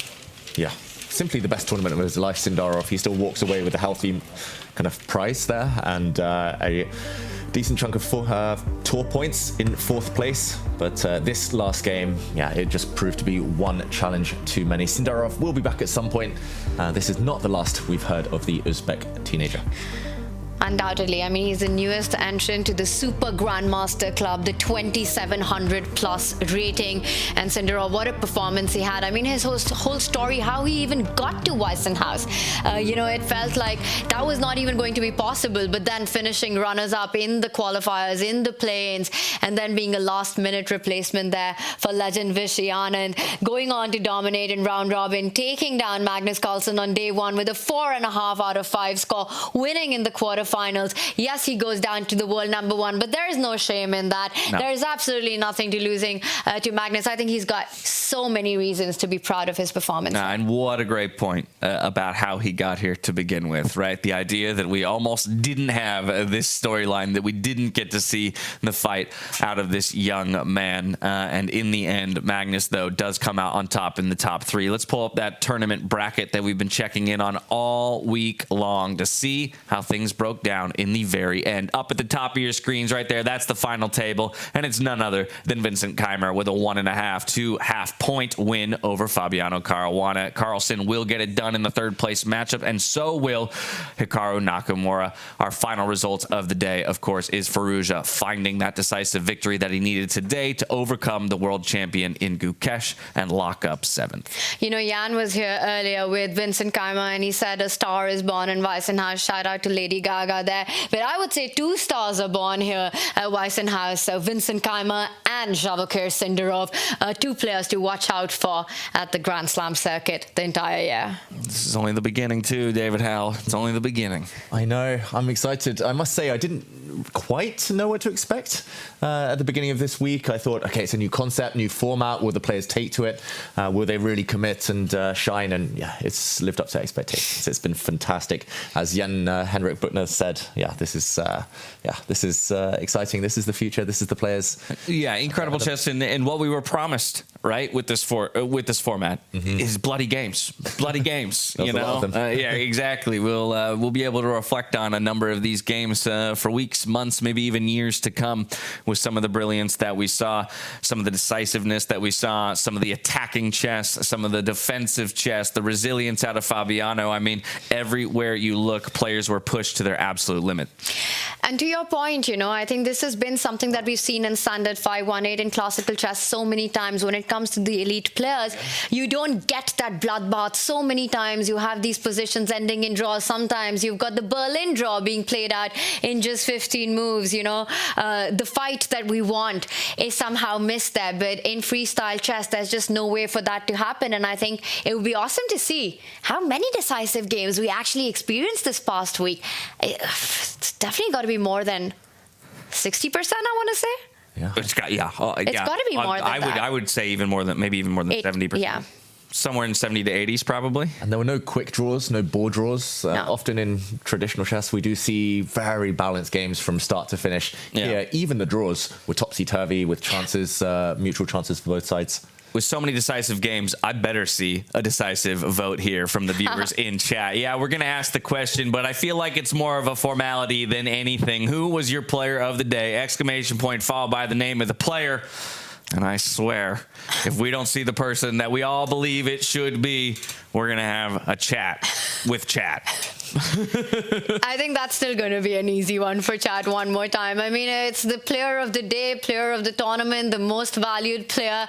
And, you know, you said it earlier. He's got his cross on his back. He's going to be the big target going forward with 25 tour points. But let's see what chat says. We might be in for a surprise. But I'm going to say I have a feeling this one's easy for our community to pick out. It's got to be the man at the moment. Yeah, this is not a complex chess position with 16 hanging pieces and a whole calculation of how we need to trade pieces in the move order. There's a right answer here, and we need to find it. I'm telling you there's a right answer, and as we know, chess players being told there's a right answer at the highest level can generally find it, so I believe in y'all too. We're just testing if our chat's still awake.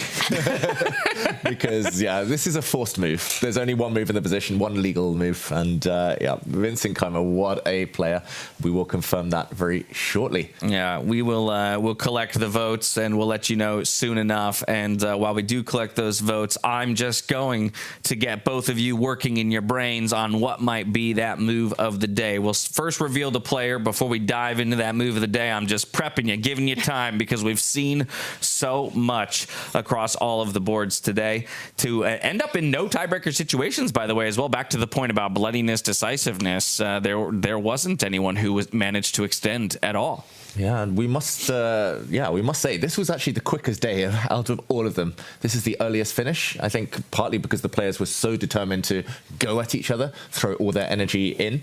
But yeah, a surprise. I thought we'd be here all night. I thought we'd be seeing at least 2 or 3 tie breaks, but no, it was the players in the lead who, cashed in. The votes are in.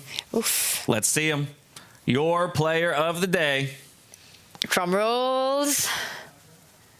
It's one Vincent Keymer, the top dog here at Weissenhaus. He took down Alireza Firouzja, the 1 seed, as the 8 seed, then went through the world number 1 and then the world number 2 in the end, Fabiano Caruana, to take that top spot, $200,000, 25 circuit points. No more deserving man than him. Yeah, he completes that underdog story, finishes the fairy tale that Vincent Keymer started with, and you called it the forced legal move for our community.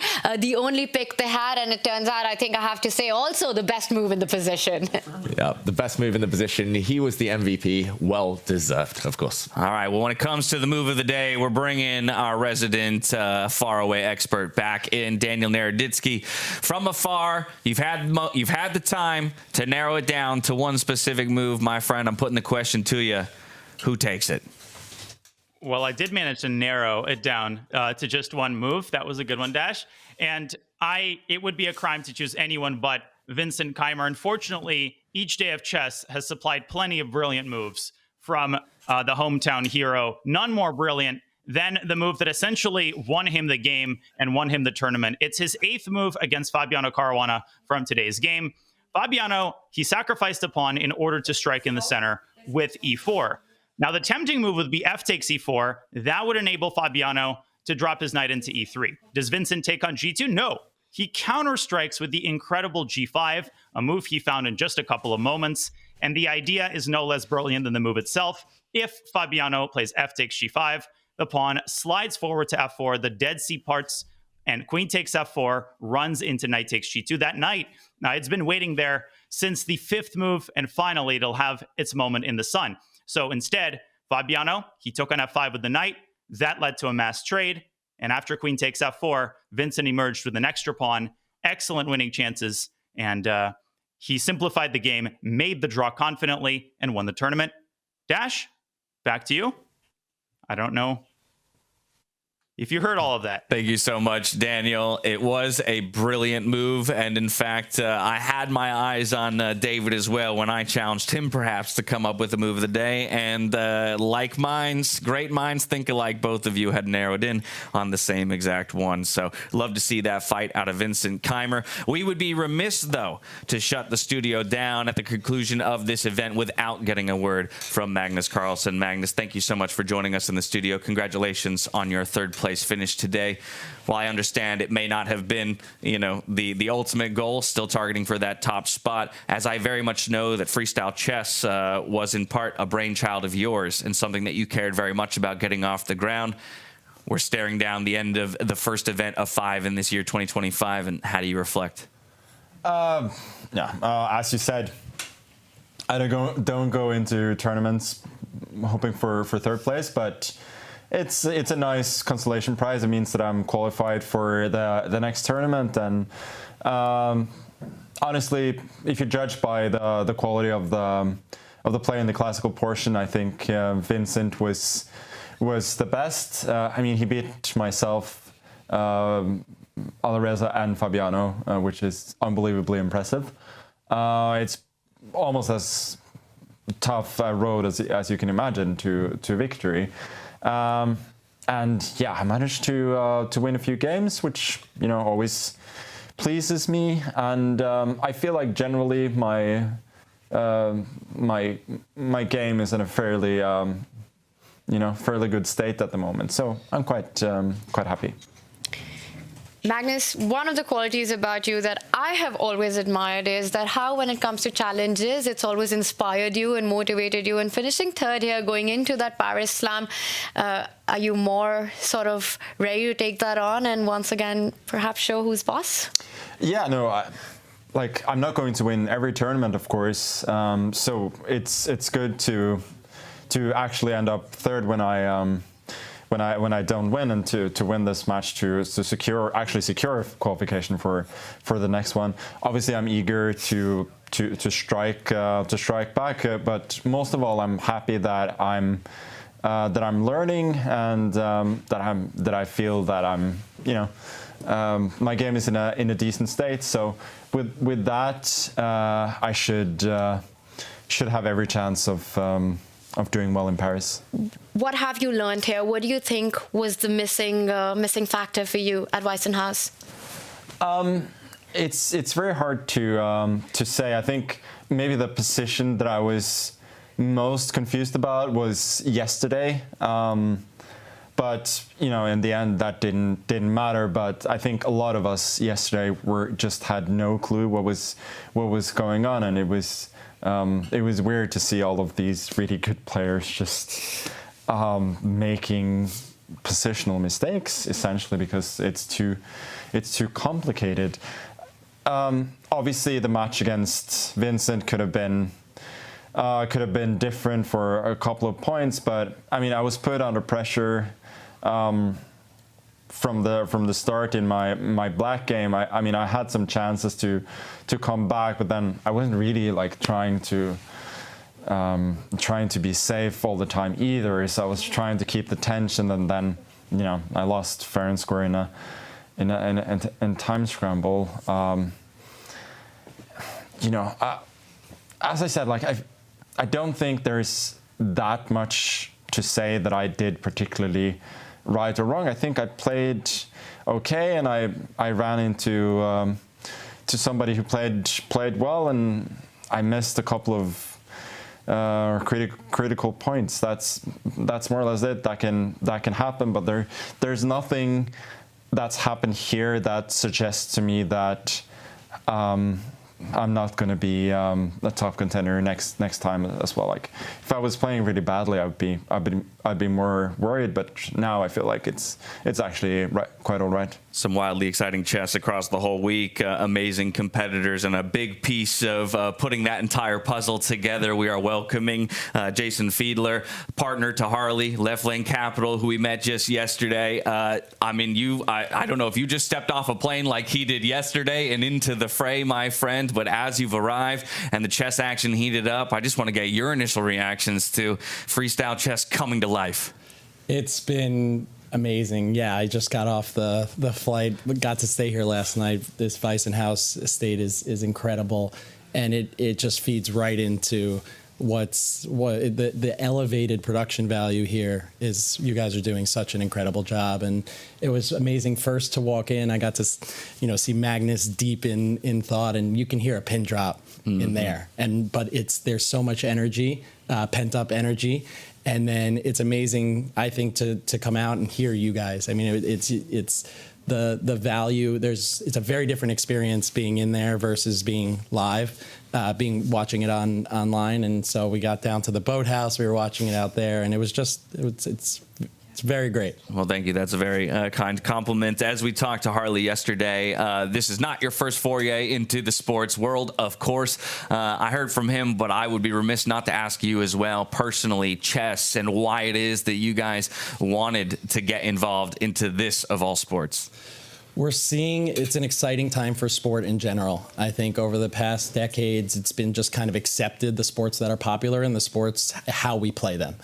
There's 9 innings in baseball, or there's 90 minutes in a football match. And I think people are now starting to question that and prioritize viewer entertainment and player entertainment and then player values. And so what excited me here is what we've seen in some other sports where you're really thinking about the production value, the entertainment value. You're creating more entertainment, and you're also giving players what the modern players, the best of the best, what they want. And I think the sport deserves to be elevated. It's a universal game across every country, across every income, and meeting Magnus and we got to meet in Tennessee. We played some golf, and I got to hear just his passion around the current state of it and what he wanted, and it just felt like it deserved to happen. And it's been a privilege to be able to enable the amazing work. I've got the easy job here, so thank you all for everything you're doing. Talk to me then what it's like to have somebody like Magnus, on the project, right? I think, you can identify things from afar, exactly what you talked about, but I think that buy-in from the players is super important. And so this partnership, while in its infancy still, I'm sure, and lots more to come, It's incredibly authentic to him, which is what I've been attracted to the whole time. It's not primarily at all a monetary thing for him. It's a commitment to what he believes is right for the game, and that's what I have a tremendous amount of respect for.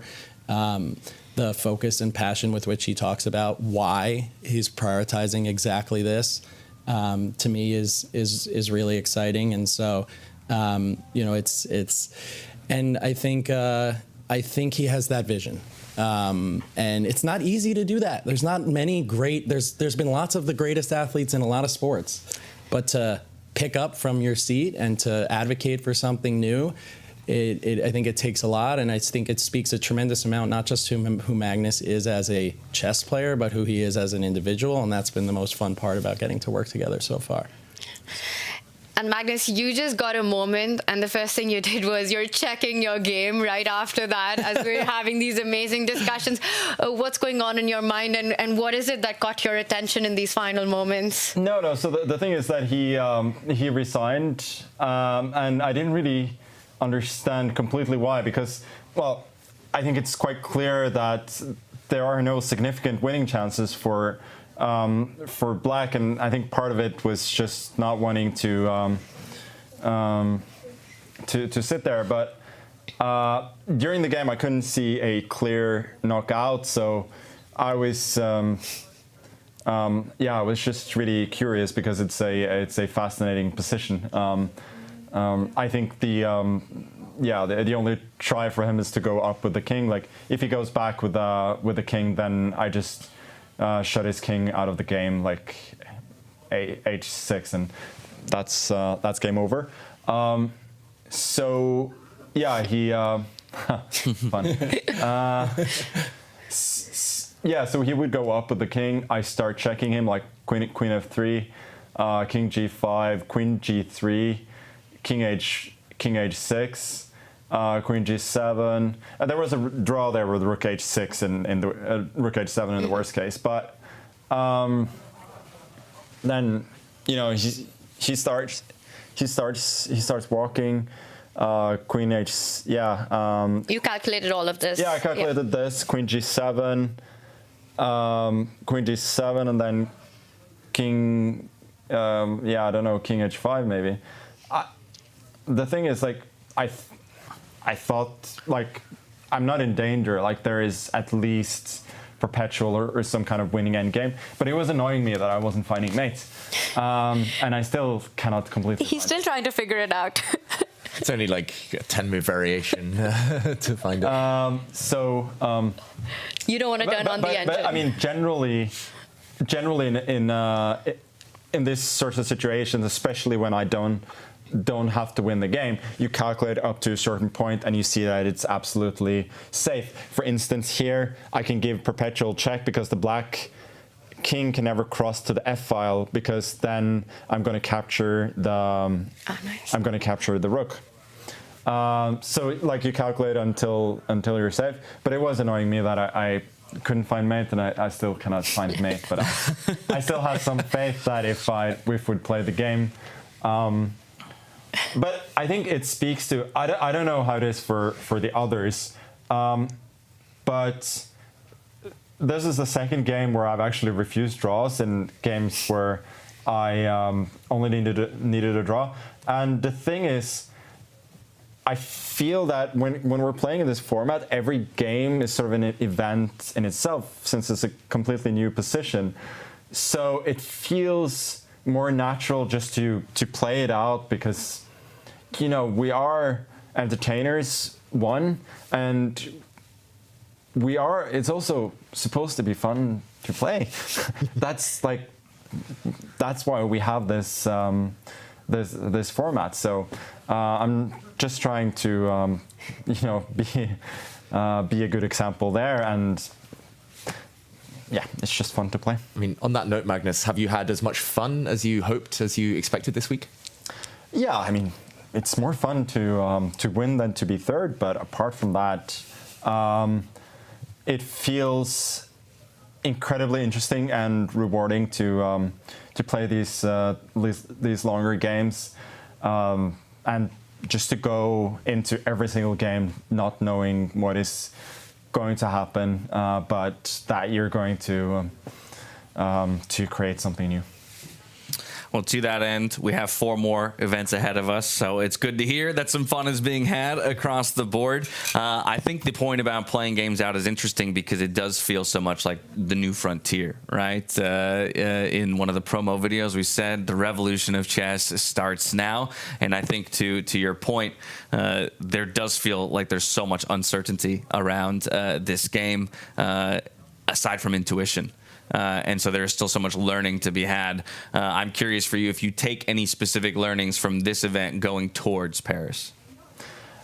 I think the main learning I take away is that every time you feel like you know a little bit about this game, that you feel like you can recognize some patterns, you feel like there are a couple of rules that you can follow, then exceptions arise and you can just throw it out the window.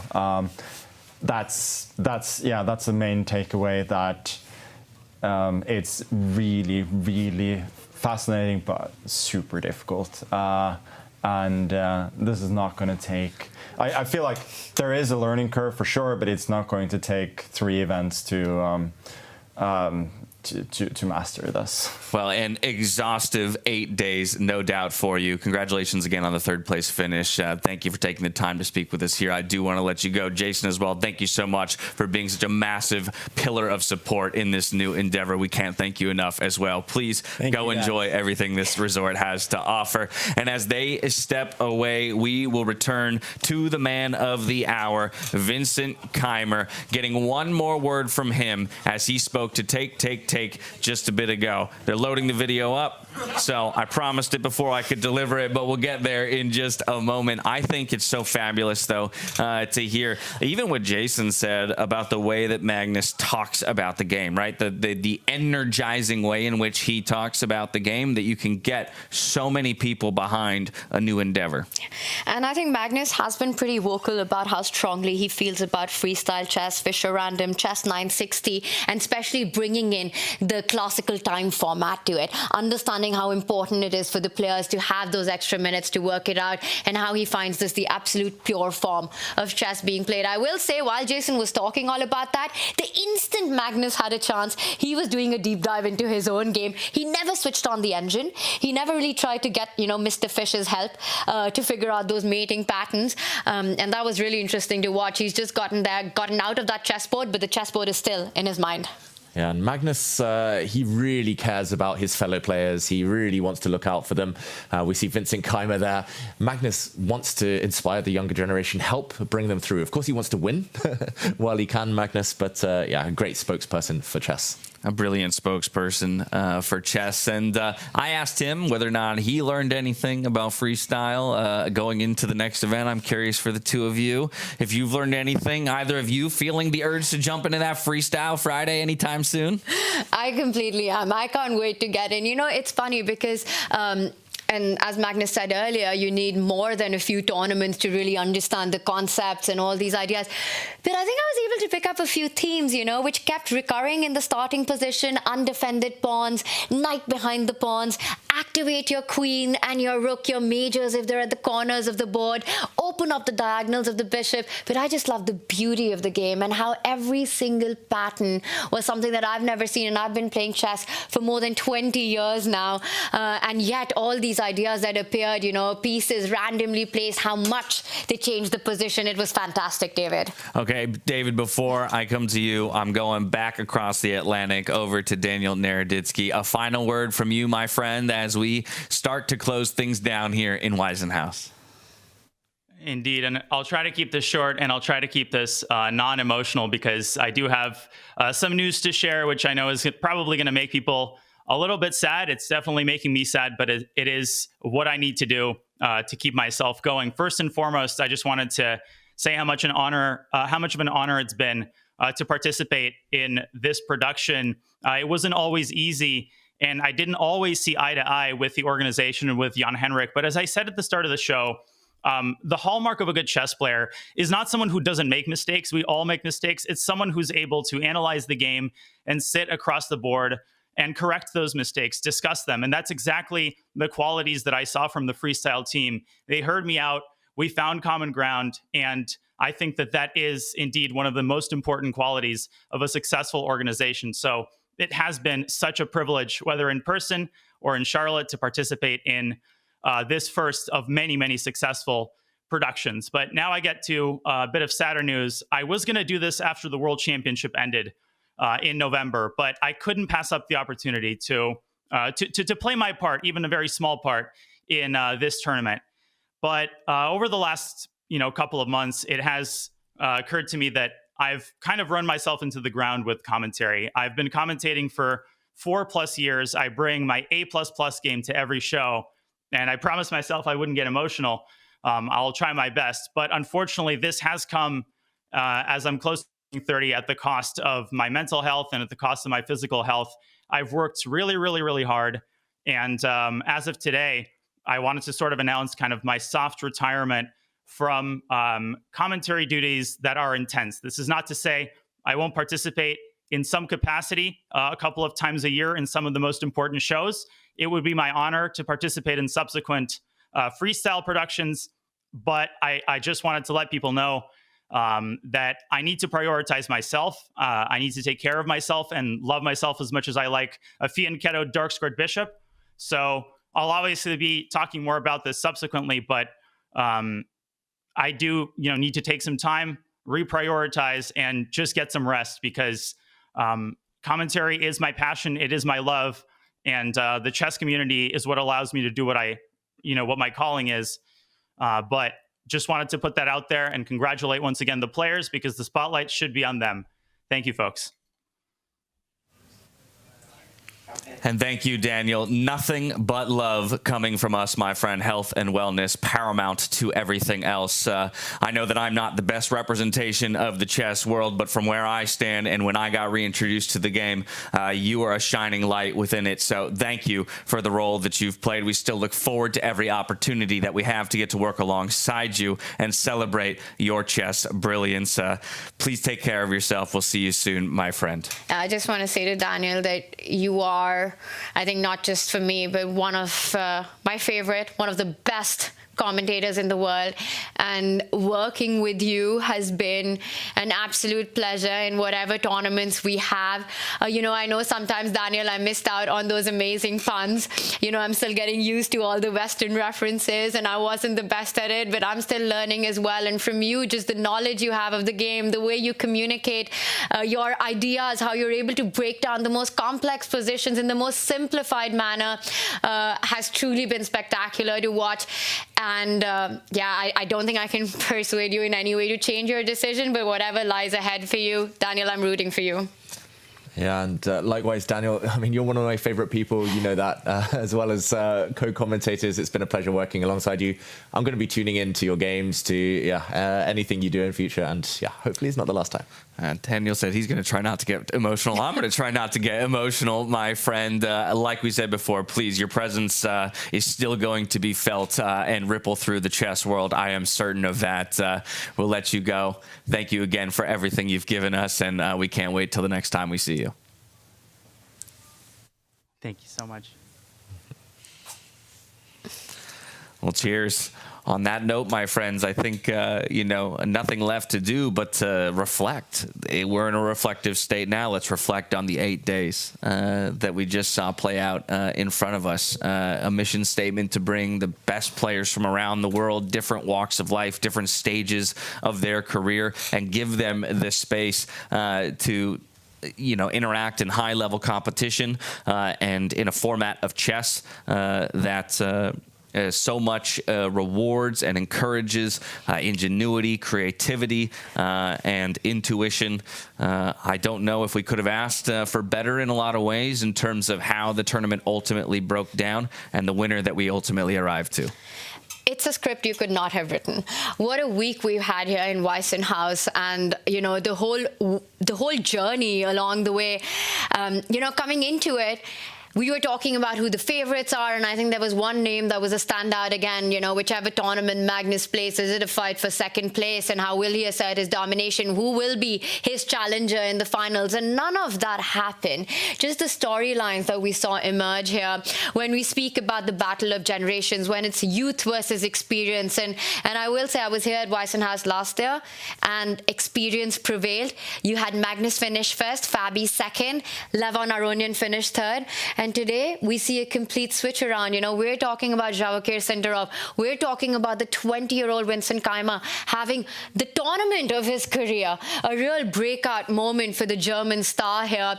And look at the players he's taken down on that path. Alireza Firouzja, Magnus Carlsen, Fabiano Caruana. I can't think of a single person who would have expected this finish. It's like this blockbuster movie, and somewhere along the path you still feel you know the ending, but it's nothing like what you expected at the end. The final plot twist is what takes it away. Yeah, twists. I'm sure there'll be a few ahead this season on the Grand Slam, that's for sure. Just judging by this week, it's been fantastic. But I mean, I can only imagine how the players are feeling. Dash, it's been crazy. It's been the pleasure of a lifetime, I have to say, to be here. I promised everybody at home just a moment ago that we'd get one more word from Vincent as he stepped away to talk to Take just a bit ago. Don't worry, I didn't forget my promise, and I'll fulfill it now. Have a look. I'm here with the winner of this first Grand Slam event here in Weissenhaus, Vincent Keymer. Vincent, congratulations. Is this the biggest triumph of your career so far? Yeah, I would say so. I mean, it has been clearly the strongest tournament I ever won, and also, yes, so many world-class players, and being able to win this event is certainly very special. And what a way to win it. You played a near-perfect game against Fabiano today. It was a draw in the end, but how did you manage to do it, to stay so calm until the end and play near-perfect today? Yeah, I think the kind of good thing for me was that the critical phase was only a few moves long. So as soon as I had found the few important moves, the position kind of played itself. And yeah, I think the kind of one of the most important moments was immediately the starting position, because for me it wasn't obvious at all how to deal with the situation, basically how to develop the pieces and so on. And yeah, that I took my time there and kind of managed to stay calm, even though I was aware that, of course, being lower on time is always a risk. But yeah, I think that was very important. And then, yeah, it seems to have been a quite good game. What went through your mind when you shook hands? You knew you were the winner, and shortly after Peter Leko came into the hall to congratulate you. What were your thoughts, your emotions? Yeah, I don't think it had really settled in yet. This will take some time. I also remember this from both Grenke and my silver medal at the World Rapid Championship, that this will take a little while. But yeah, already during the game when I played knight g6 and I could see he was thinking for, 20, 25 minutes, and also his body language didn't show that he was happy with anything. And also it was from simply the moment that either he shows something now or basically his winning chances are kind of gone, that I was aware that the only way I can lose is if I mess up incredibly badly myself. And this is, of course, a very nice feeling, only needing a draw for the match win. So, yeah. You came here straight from Weißenhaus, which was not the result you had hoped for, but you won that marathon game in the last round against Prague. Do you think that kind of set the tone and put you in the right mood for Weissenhaus? I think that's hard to say, but certainly winning the last game of a tournament always gives you a boost. Weik is a very tough tournament, both because it's very long and the players are very strong.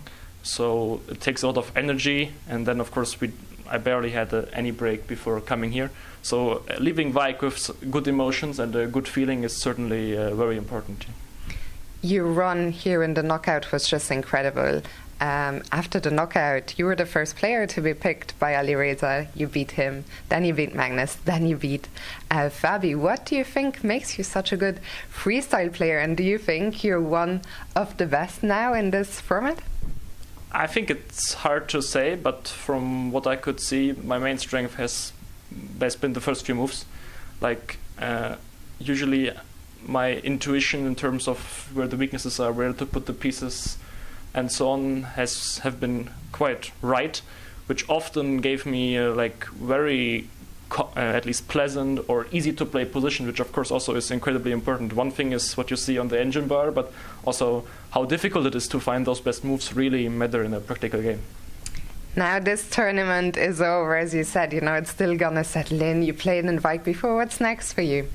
Yeah, I think I'll play the chess.com online event, and afterwards I will play the event in Prague, so there's not much break. Never much break in the chess world. I have a final question. There are 4 more events, or at least 4 more events coming up in this Grand Slam tour. Is there one that you're particularly looking forward to?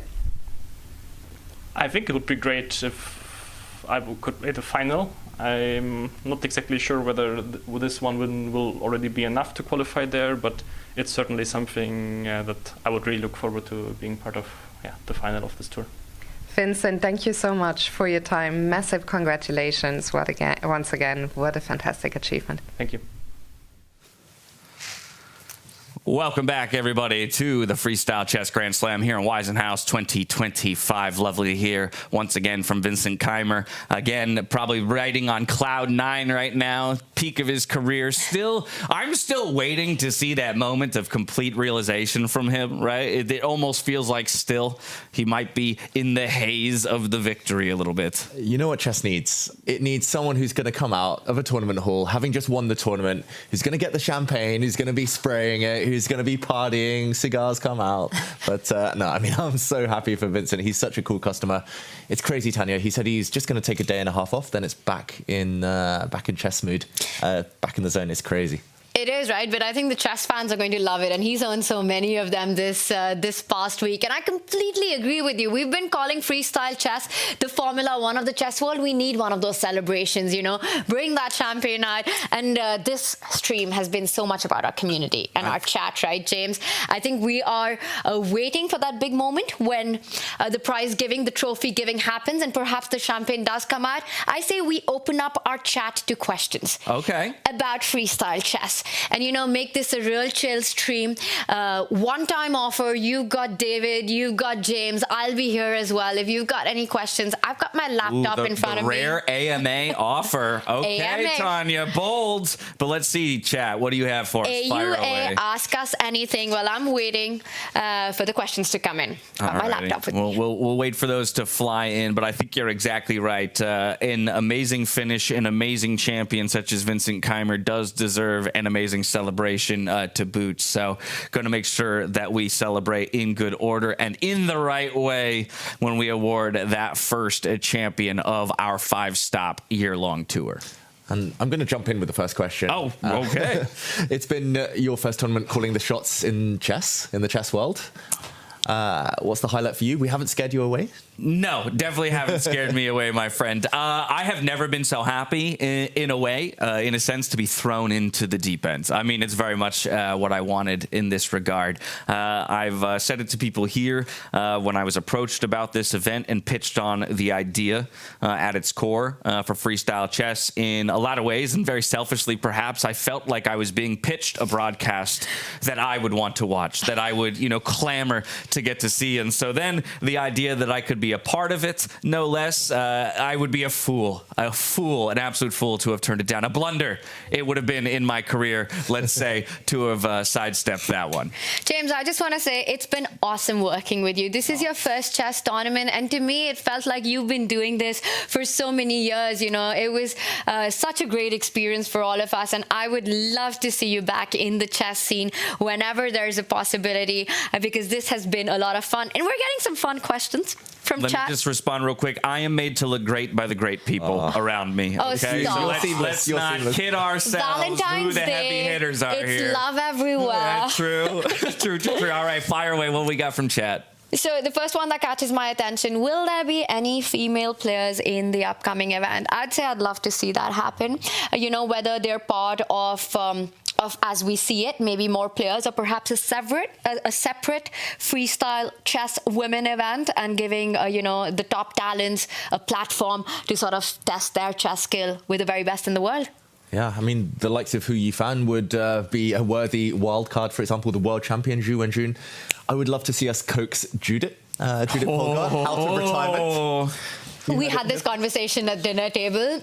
David, not happy news for you. I think, yeah, Judith was, you know, it was, I think 2014 was the Chess Olympiad which was her last tournament, where she played as the top board, I want to say, for Hungary. Or both two, one of the two.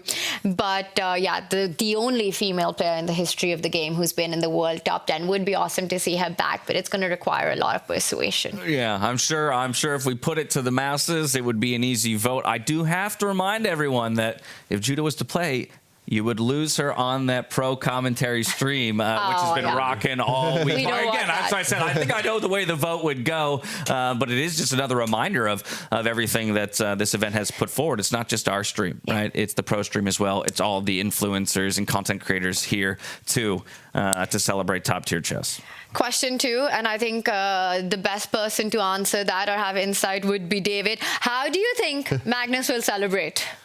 I'm not sure he will. 3rd place. I was actually supposed to hang out with him in the sauna at some point, but the sauna does close very shortly, so I'm not sure he'll be celebrating that way.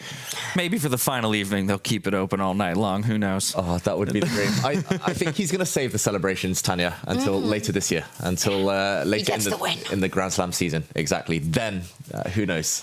He did say that, right, James, where finishing 3rd, he's looking forward to that next tournament to once again assert his domination and try and do that. I mean, he couldn't even rip himself away from the laptop when it came to analyzing his own game. So, yeah, I'm sure we'll see more analysis happen between the players tonight at the party. That's guaranteed. Maybe he'll celebrate by late joining Freestyle Friday. Play more chess. He's done that before. Yeah. I mean, didn't he, on his day of his wedding night, go on to play a blitz match a couple of hours later? Against our colleague Daniel Naroditsky, I believe. Yeah, I was actually with him. We went to a bar after the wedding, and next thing I know, we all go home. I log onto chess.com and he's busy playing. Ready for the next one? Let's go. Fire away. Which player played in the most impressive way? Question for a Grandmaster. Our resident one is David Howell. Who impressed you the most? This week? Yes. I mean, I sound like a broken record. I'm going to say Vincent Keymer. I will say that I was very impressed actually by Hikaru, despite the fact that Hikaru couldn't finish a couple of games in the quarterfinals. He wasn't quite able to get things done against Sindarov, but we could have been talking about Hikaru making a big impression on this event if in those tie breaks he'd been able to convert his advantages. Of course, Magnus and Fabiano, very consistent players, but I'll signal those two. There are a couple of players I thought maybe didn't bring their best chess, but more about that later. Anything else? How about you, Tanya? I want to know yours. Yeah. You know, I mean, this has to be an easy pick, right? It has to be Vincent, and it has to be Javokhir Sindarov as well for me. I will say, though, one thing.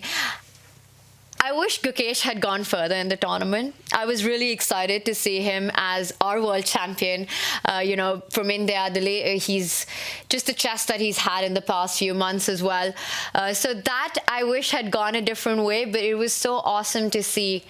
It always is, right, to have a new switch up of who's going to win. And I think I wasn't expecting it to be Vincent, but he showed one by one with his win against Alireza that I'm a real contender and went down the path with the finishing touches when required. Just incredible stuff. It's got to be Vincent, you know, as the MVP, not of the day, but of the tournament. Of the whole tournament. All right, one or two more. All right, I'm trying to look for one. Yeah, try and find a good one. And, okay. Question for that. Oh, sorry. No, go on. Go for it. I was going to ask, what's the most surprising thing you learned about chess or chess players this past 8 days? I mean, the most surprising thing? I think, actually, again, I'm just going to quote Levon, because I think it's something that from the outside I would never glean by watching, you know, a world's top 10 player or something like that. The idea of finding the critical moment and then, you know, consequently finding the critical move, but more his commentary about how he feels that's really not a skill that anyone has mastered, that's something that you will spend your lifetime as a top GM still trying to wrestle through those moments. Do I understand this critical moment? Is it even the right one? Does my intuition lead me in the right direction, or am I following it off a cliff? And I think, you know, to a degree, I don't know exactly at my level, you know, how that becomes internalized, but I think it's such a surprise because you do so often see these guys as infallible, right? From the perspective that I have on the rating ladder. And so just the kind of the humble approach that it requires from somebody with that level of understanding to still admit, in the end, we know nothing almost, you know?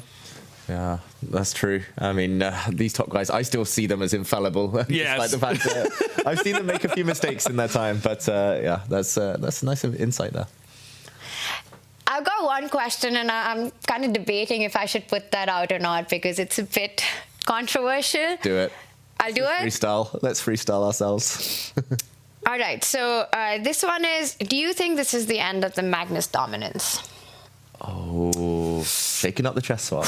No. I mean, my gut says no. And I mean, I guess the question, I'm going to like answer the question with a question more so. I think it depends on what you consider to be the end of dominance. Or rather, is the question more about, is Magnus, you know, at what point does Magnus no longer become, is he no longer the GOAT, right? Those are two different conversations, I think, to a degree, right?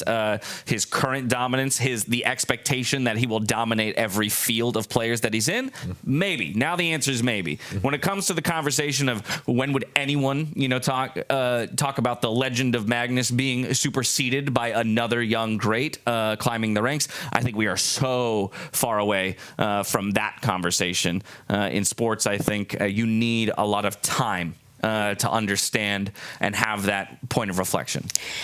I'm going to add to that and say I think Magnus, with everything that he's done in his career, has got nothing to prove to anyone anymore. I mean, the guy has been at the top as world #1 for more than a decade. You know, his world #1 ranking hasn't been challenged. And David, you will add to this because once again, you know him best. But, you know, in every sport, you've got greats, you've got world champions, and then you have those who reach legendary status. You've got the GOATs of the game who not only push their own limits, their own boundaries, but pretty much push the limits and boundaries of the sport itself. And Magnus Carlsen has been one such athlete. I think he's been a generational athlete. And as a chess player myself, I feel we're so lucky to be at a time to have witnessed that greatness. So it doesn't matter if he's perhaps not the world champion anymore. He's still the world #1. He's still out there doing and playing the kind of chess that he enjoys now. And to just watch that and to have seen his story evolve and what he's done for chess as a game on the board, but even off the board, has been incredible. Yeah, I mean, almost 15 years of uninterrupted kind of top spot in the rankings is pretty impressive. I'm going to say that Magnus is still a big favorite to win the tour, the Grand Slam this season. I think statistically it's impossible to win every single event, kind of to start on a high and to not be challenged at all. I'm also going to throw out a question. Do you think we'll ever see anyone dominate the world rankings like this? Because everyone's become so good. The general level has increased enormously. Yes, Gukesh is world champion, but he's got Prag, he's got Abdusattorov, he's got Firouzja. All of them are going to be fighting out for the next few years. How many years was it for Gary? Close to 2 decades or more? Yeah. Also, around 20 years probably. And when we have this GOAT discussion in chess, it's usually between these two players. Yeah. So, in the future, will anyone do it? I don't know, David. I think, again, when it comes to legendary status, longevity is such a big factor in that. And it's not just about winning one world championship. I mean, Magnus, one of those few players who also had the triple crown, right? World Blitz champion, World Rapid champion, World Classical champion, showing that he's truly the best player in the world. I would love to see that happen. I don't know who it's going to be.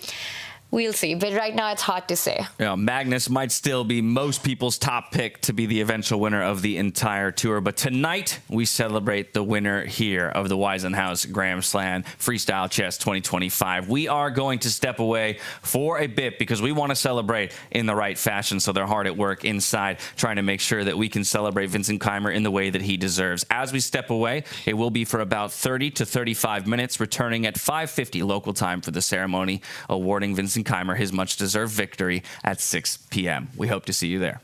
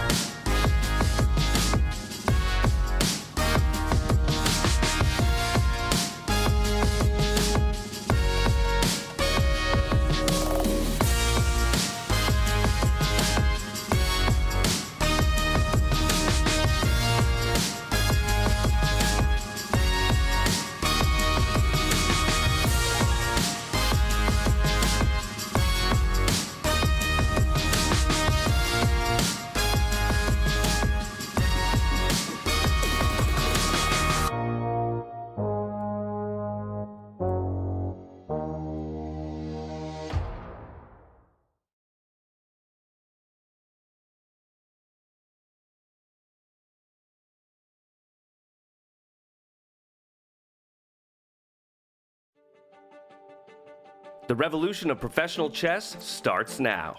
10 world-class players, 5 unique destinations, 1 gripping and innovative format, changing chess forever. Welcome to the 2025 Freestyle Chess Grand Slam Tour. Bringing a unique chess experience to iconic places around the world, only the world's best players will take on the Freestyle Challenge. During the 2025 season, players are awarded points based on their placement in each Grand Slam tournament. Over the course of the season, each player's points from all the tournaments are added together. And after the last Grand Slam, the player with the most points will be crowned Freestyle Chess Champion. It really is combat from move 1. This is so much better than classical tournaments. All events in the Freestyle Chess Grand Slam Tour will be played in the format of Chess 960. Each Grand Slam starts with a round-robin phase. All participants face off against one another in rapid chess. The 2 last-place players in the round-robin stage are eliminated, but will play for 9th place in a playoff match. The remaining 8 advance to the quarterfinals. From here on, the games will be played with classical time controls. Each matchup will be a best-of-2 game over 2 days, and in the case of a draw, 2 rapid games will be played. If there's still a draw, 2 blitz games will follow. And if the winner is still undecided, a final Armageddon match will be played. From the 7th to the 14th of February, the first Grand Slam of 2025 will take place in the luxurious Weissenhaus Resort on the Baltic coast in Germany. As it is the first Grand Slam of the year, all Grandmasters are eager to make their mark, with the top spot there for the taking. After 8 intense days of play, only one competitor will become the 2025 Weissenhaus Grand Slam champion, taking home 25 points and $200,000 in prize money. Let the revolution begin.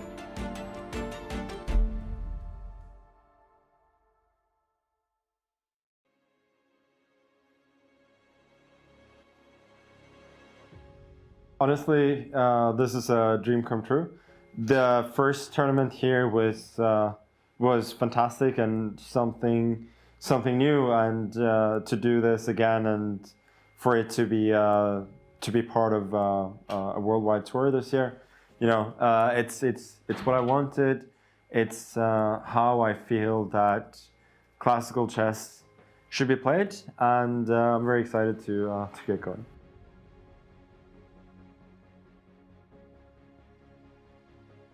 I think that the way classical chess has been played in the past and the way that it's played now, it's certainly very interesting at times, but I think it also has its limitations.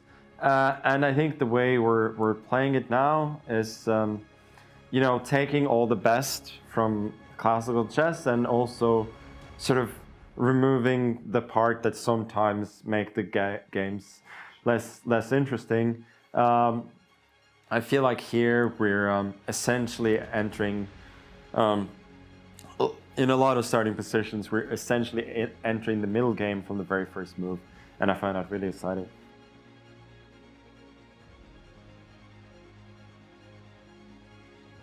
I think many of the skills are similar.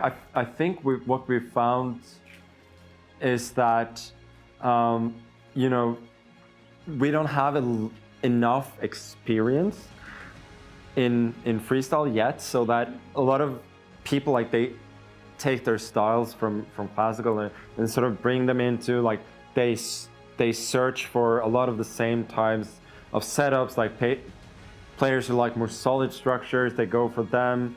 Players who like more chaos, more dynamic structures, they go for them as well. And it's going to be interesting to see also how much better people get over time. Because I feel like we saw that already in the first tournament, that people had much more of an idea what they were doing at the end. And I found that very interesting because I had spent a lot of time preparing, but I still felt when I started that I learned much more from playing than I did from preparing.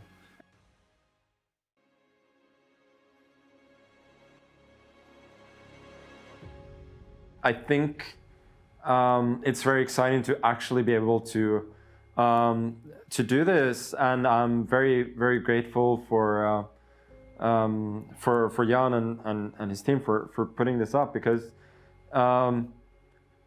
I've sort of had this wish for a few years, and this vision for how I think chess should be played. But obviously we needed somebody to really believe in it, and that's what Jan has done. So yeah, it's great to be here, and hopefully we can create something that, as you said, people will look back on in the future.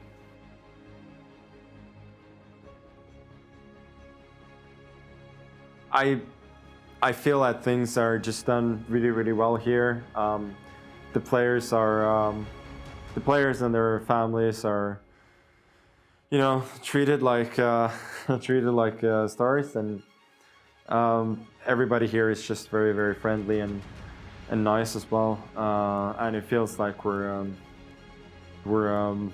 one big family here, far away from the rest of the world.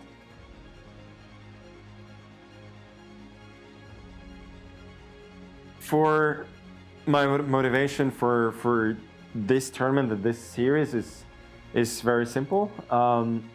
I find it very interesting to play longer forms of chess. It's very rewarding to sit down and really delve into a position and think deeply. So that is my main motivation, that I find that to be very, very interesting.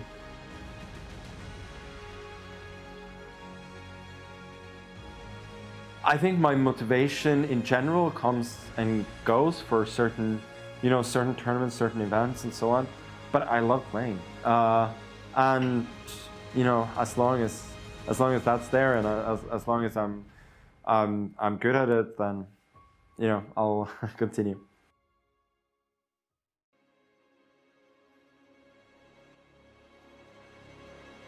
There was a very interesting moment last year when we had the same sort of class of generations. There were 4 younger players and there were 4 older players, and we had the preliminary tournament where the younger players dominated. And I believe there was a lot of chatter about the changing of the guards. And guess what? The older guys ended up with the first 3 places. I am very much I'm very impressed with what the younger guys are doing. I think they're great role models for kids growing up, and they're going to have fantastic careers. But I'm rooting for myself and the older generation for sure.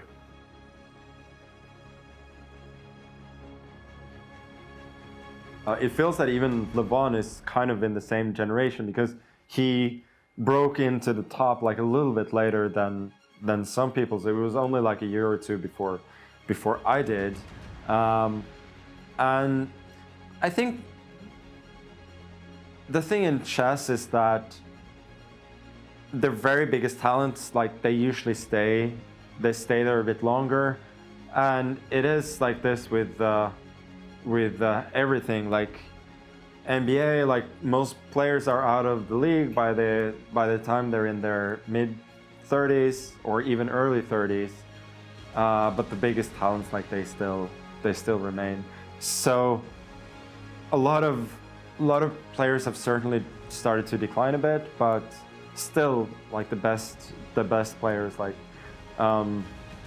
Hikaru, Fabiano, even Nepo to some extent. Aronian had a great year last year, and Wesley, like, I'm sure I'm forgetting some people, but at least some of the guys are still competing, and and it's good to see that our generation is not quite done yet, even though the kids are really, really good. Are you curious to play freestyle chess but don't know how to? No opening theory, no memorized moves, just pure strategic creativity. But how do you navigate 960 possible starting positions with confidence? That's exactly what I'll teach you in my Freestyle Chess Masterclass. You'll learn how to develop your pieces effectively, recognize key positional patterns, and avoid early disasters. I'll break down some of the best freestyle chess games ever played, featuring Magnus Carlsen, Alireza Firouzja, and Fabiano Caruana. Freestyle chess is still in its early days. This is your chance to get ahead of the competition. Sign up now and let's take your freestyle game to the next level. Join my Freestyle Chess Masterclass today and save 20% only during the Grand Slam. Yeah, I'm very excited to be part of this tour. I've played last year and I was really happy to have been invited for this tournament. I love playing freestyle chess. This is, you have a more chance to explore new things in chess, and you can play without preparation. Yeah, this year's field is incredibly strong, one of the strongest fields I've ever played. It's going to be incredibly difficult, but yeah, I'm looking forward to new challenges, and yeah, it's gonna be very interesting.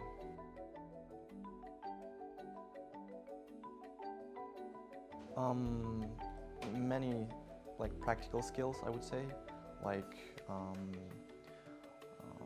playing with like piece play, piece understanding, and fantasy is also very important. You have to think from move one and figure out the best way to handle the opening, and then in middle game. Yeah, it requires some different skills from compared to classical, but the most important skills are the same.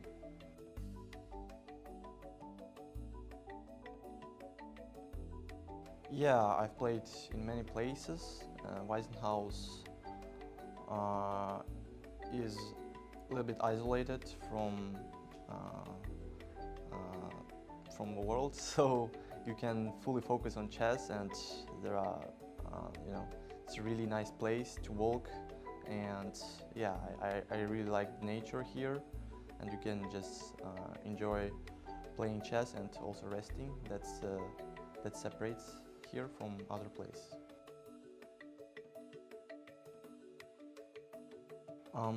I just want to improve my chess, playing every tournament, playing in every game. I try to be stronger, and I have a big motivation to become a world champion one day, and this pushes me to absolutely give my best and to be ambitious. Yeah, that's the difference. Yeah, it's been going on for quite some time, and yeah, we definitely see a switch of generations, and we definitely see many more players coming. Yeah, to be honest, it's going to be very difficult for older generation players to compete with the new generation, because we are very ambitious, very aggressive. We fight till the end, and we have more information, kind of more technology compared to them, what they had in their youth. So we are just, we are going to be stronger than older generation in a few years, but yeah, I'm part of this young generation, and I think that in a few years we'll squeeze the older generation guys from the top ranking, and yeah, that will be my thoughts.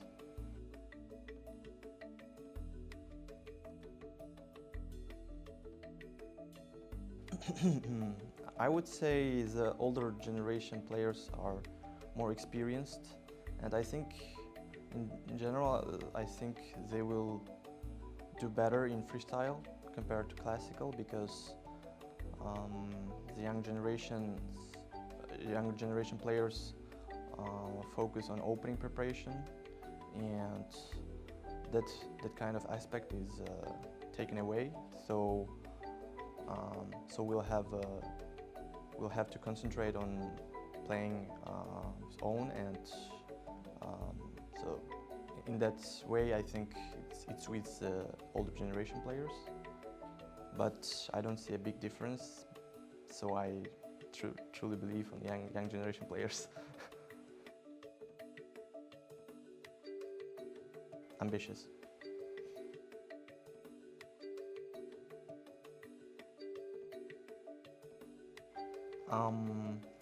Yeah, I read many books when I grew up. I really liked the Garry Kasparov books. The way he passed, and the way he handled the pressure when he was young and throughout his career, it was really inspiring. And yeah, I kind of that's my purely chess inspiration, and I tried to be like him, and I tried to role model him for my chess. Fun.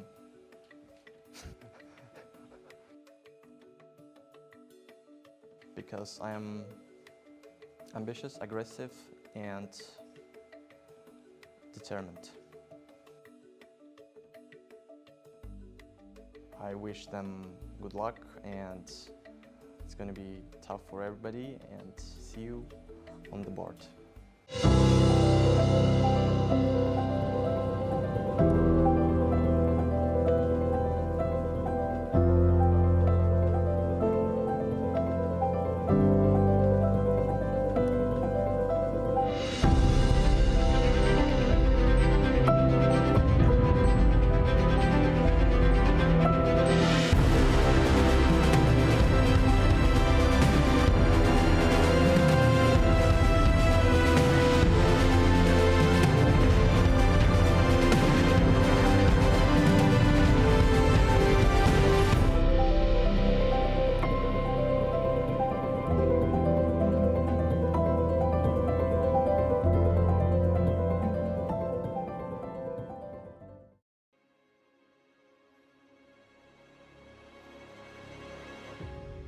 Yeah, I'm extremely happy to be back here in Weissenhaus with such a strong field, and of course it's going to be very tough, but I'm really looking forward to facing all these strong players and playing good games.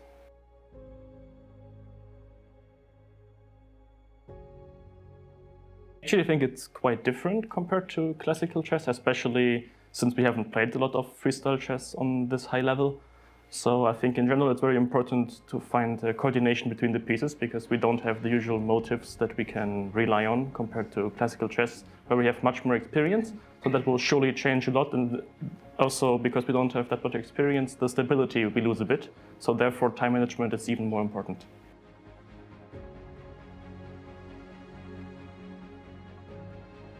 Yeah, of course it's a very special place here. We are kind of, it feels like kind of a bubble only for us chess players, and we can really fully focus on playing as good as we can. Also, we do not need to prepare here in freestyle chess, so we have more time to really save our energy and all focus for the games.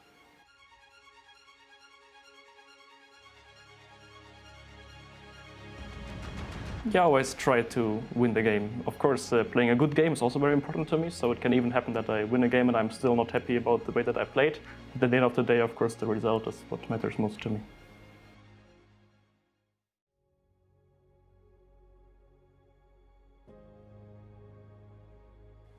Yes, so this clash has been around for, I would say, quite a few years. Of course, now it has changed a bit since many of the younger players broke into the top 10. But I personally don't treat the games against older players different than games against the younger ones.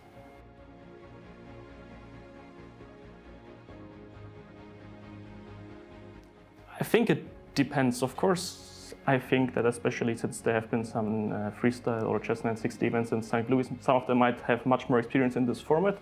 But of course, also here, it's very much about focus and specific calculation and so on. So I think everyone has their own advantages.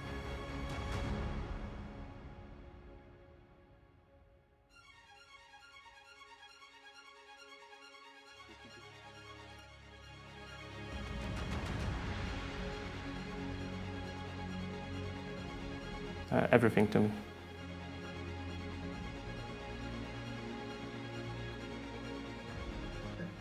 Hopefully because I'm playing the best chess here.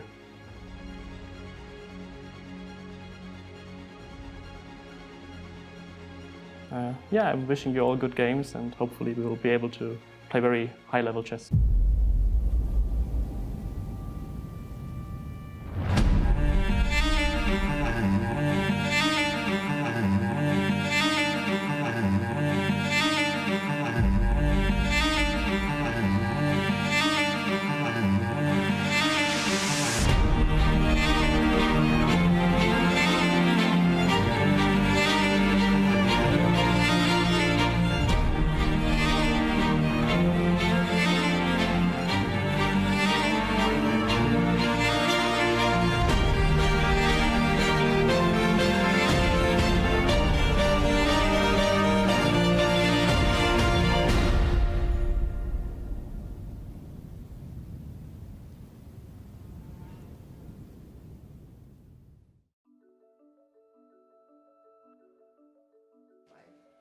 Yeah, I think it's pretty cool to be part of this tour. I mean, it's a pretty new thing, and I think it's very fresh. So I think that a lot of people are looking forward to it.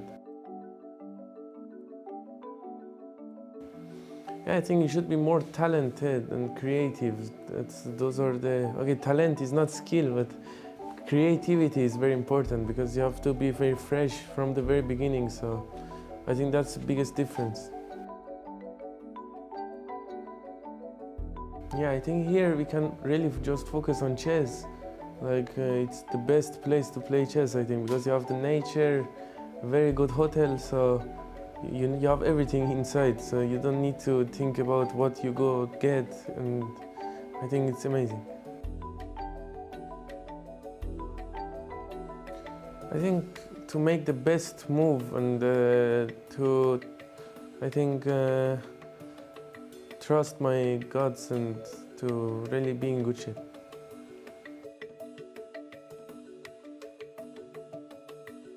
Yeah, of course, there are some players that are getting a bit aged, but they are still very good players, like Hikaru or Magnus. I mean, they are a bit older than us, but they are still playing absolute best chess, so I think it will be very interesting.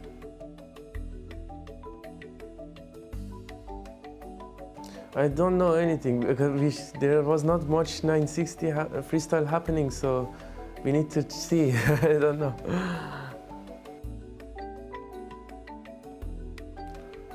I think very fresh and sharp.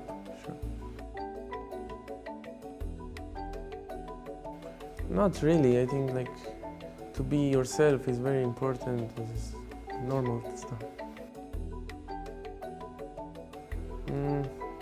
Chess is the most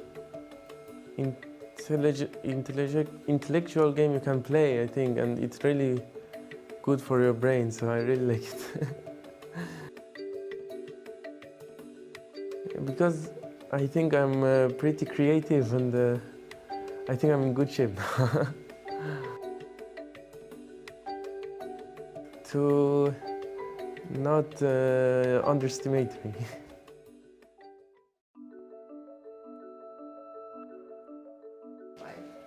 Yeah, I think it's pretty cool to be part of this tour. I mean, it's a pretty new thing, and I think it's very fresh. So I think that a lot of people are looking forward to it. Yeah, I think you should be more talented and creative. Talent is not skill, but creativity is very important because you have to be very fresh from the very beginning. So I think that's the biggest difference. Yeah, I think here we can really just focus on chess.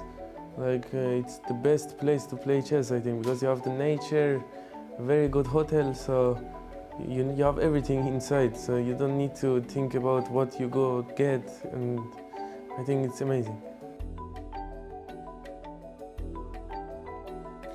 I think to make the best move and trust my guts and to really be in good shape.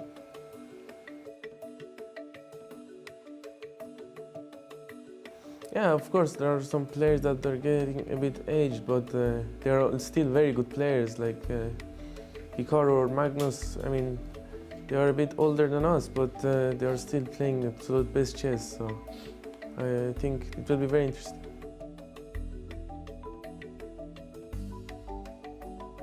I don't know anything, because there was not much 960 freestyle happening, so we need to see. I don't know.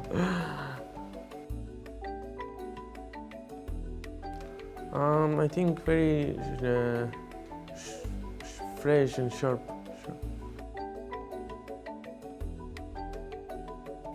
Not really. I think to be yourself is very important. It's normal stuff. Chess is the most intellectual game you can play, I think, and it's really good for your brain, so I really like it. Because I think I'm pretty creative and I think I'm in good shape. To not underestimate me.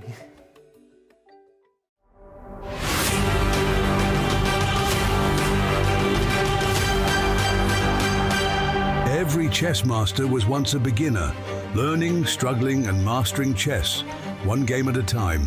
And now, it's time to prove your skill. Welcome to the world's biggest chess tournament.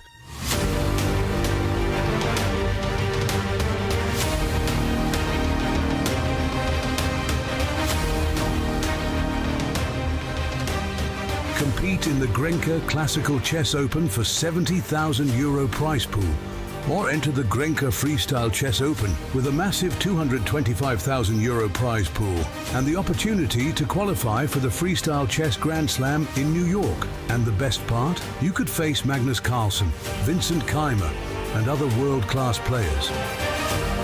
This is your chance to play against the best. Are you ready to make your move?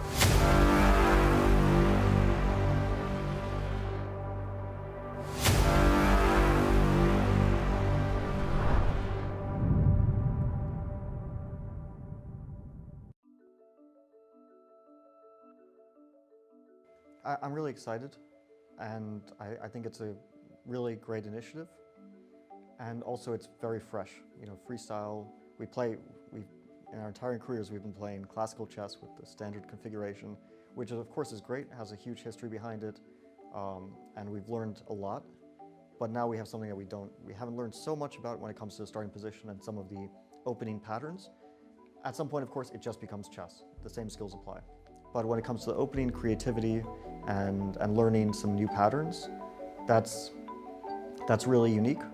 And we don't have so much experience. You know, we've played a few events here and there. I played one in St. Louis every year. I played this event in freestyle here in Weissenhaus last year. And there have been a few world championships that, for example, when last time in Reykjavik, which Hikaru won, and then in Oslo, the one which Wesley won when there was 4 of us playing. But besides that, it's been very few events, so it's really fresh, and the field is very exciting. You know, pretty much all the strongest players in the world, and there will be new players, of course. So all the top players are kind of in the freestyle club and have a chance to play. And I'm looking forward to playing as many events as I can. Hopefully, I qualify after this one, and hopefully doing well in the whole tour. I think most of the skills apply the same way, and that's why you see the same top players for the most part. I do think that you have to kind of rethink your approach in the opening, especially when it comes to time usage in the opening. That's very different because we're not relying on our knowledge. We can't rely on knowledge. We don't have much or even any for most positions.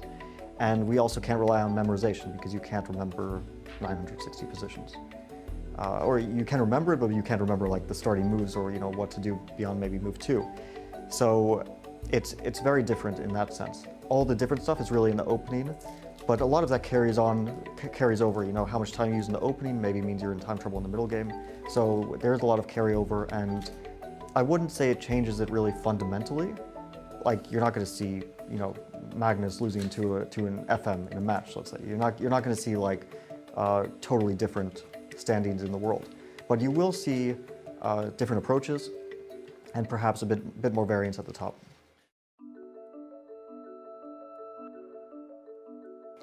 I would still say that if we're calling us the older generation, I still take a bit of exception. Okay, well, I'm not old yet, but if I guess the more experienced generation for sure. I mean, Magnus, Hikaru, and I, and not to mention some of the players who are even more experienced, like Levon. We've been playing chess at the highest level for the last 15 years, let's say. For some even longer than that. Magnus played probably his first World Championship cycle in 2007 when he played Levon in the candidates matches. And if we go back to some other players, even longer. And we have these young guys who, they don't have much experience, right? They've been playing chess at the top level a year, 2 years. Gukesh managed to go from that to becoming world champion in a span of basically a year and a half, where he was just trying to enter the top level, and then everything kind of cascaded from there, and he won the candidates and so on. I don't think that they have an edge over us at the moment. overall. Like if you had like an all formats included match between the old generation versus the new generation, I do think we would, with great difficulty, win. I think it would be very close, but I do think we have an advantage. Of course, part of that is that Magnus is still showing the best results in the world overall, I believe. But it's close. I mean, Gukesh is showing incredible results. The candidates win, probably the most significant and impressive achievement in the last, maybe in the last decade, I think, in chess. And then also after he won the World Championship in Tata Steel, he did play a really good tournament as well. So he's not slowing down at the moment. In this format, I do think we have maybe a bit more of an edge. I don't know for sure, of course, but you know there are some advantages that the younger players have that are maybe a little bit neutralized in this format, and part of that is their like ability and eagerness to work really, really hard, which is perhaps not shared by, and I think it wouldn't even be too controversial to say that Magnus doesn't share the same enthusiasm in preparing for classical chess that Gukesh or Nodirbek perhaps have, right? But in this format, it's that takes a bit more of a backseat, and it's more just down to like the practical skills during a chess game. And in that, maybe not for long, but maybe for now we still have. I really like this place. For me, it's kind of, again, it's a very individual thing, but for me, it's really the ideal place to play chess is a secluded and peaceful place without much noise from the outside world.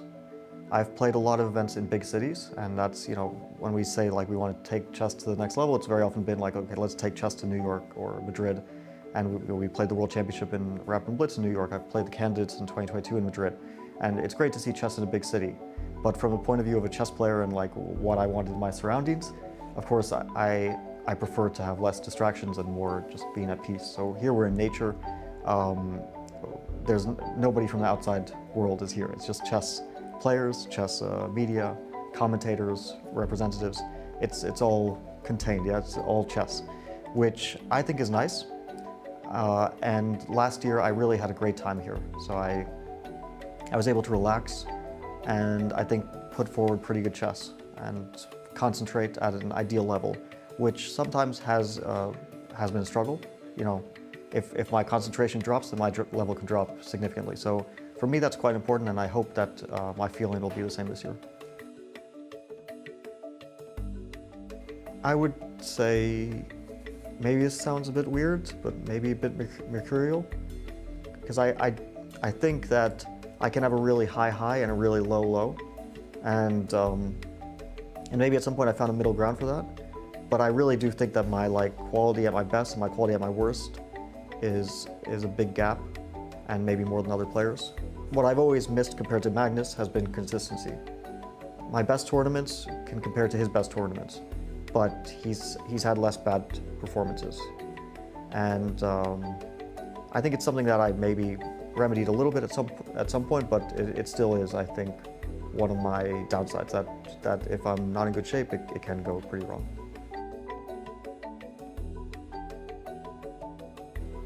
Chess is great.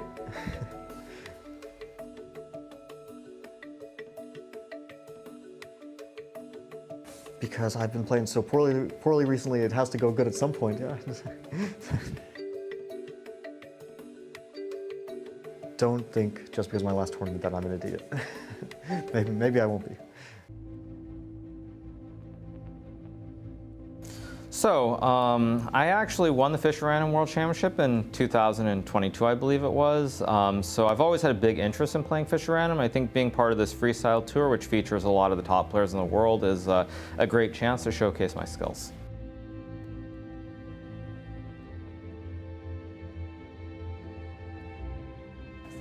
Yeah, so I think in freestyle chess, there are a lot of similar things to classical chess, developing your pieces, playing for the center, but I think the intuition on where certain pieces belong, especially in the first 2 or 3 moves, is very critical. The strategy you come up with is going to be unique, and I mean, generally, I think that's what decides the game, the first 2 or 3 moves, and specifically where you put the knights.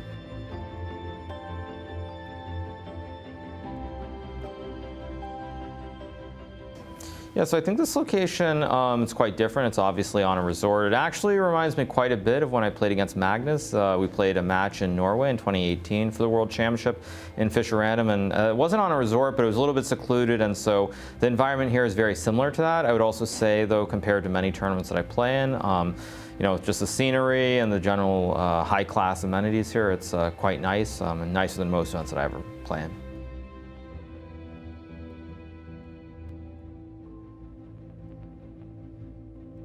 So when I'm playing chess and I'm at the board, these days at least, the biggest motivation is simply to play well and be competitive. I know pretty much nobody believes me when I say this, but it's not really about ambition at this point. It's simply trying to prove that I'm still competitive. And so I just want to prove that I can play with everybody.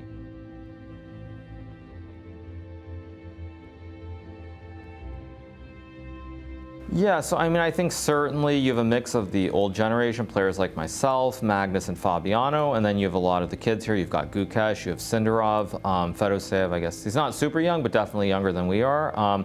So it's definitely a clash, and I think certainly being part of that generation, I want to prove that I still belong, much like when I play normal chess. And it'll be exciting to see. Eventually, the kids will overtake all of us, but I think for the time being, we're still a little bit ahead of them.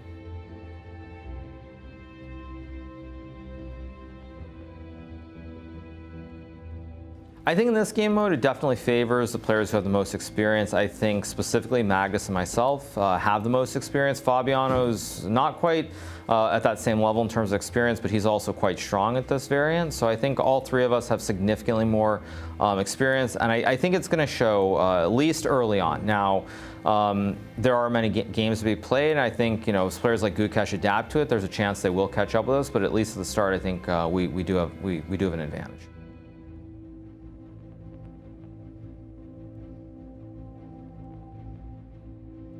So to describe myself as a chess player in just one word is kind of hard. I think if I had to come up with a word, since I heard it being used the other day, I would say enigma.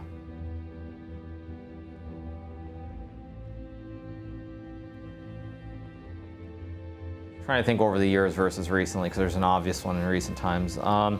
You know, I think maybe it's not about a motto, but I think just play to win, for lack of a better way of putting it. That was always my goal when I was younger. And I mean, I don't want to say the recent one because everybody already knows it, so let's leave it at that.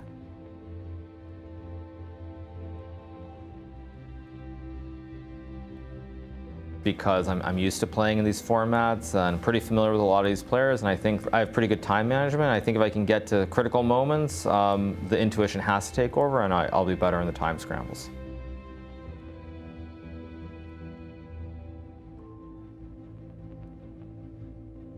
I mean, there's so many ways I could take that question. I could be like, you know, I'm going to beat them all and be like that. I could also say, you know, I think you just want to play good games. And I think for me, probably the biggest thing is if the games are interesting, I'll be happy regardless of the result.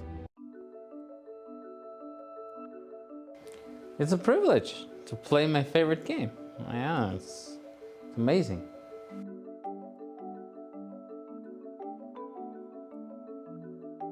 You have to let go of lots of misconceptions you have. So you have to be calculating a lot and continuously getting out of the, you know, of comfort zone. That's what freestyle chess is, I think.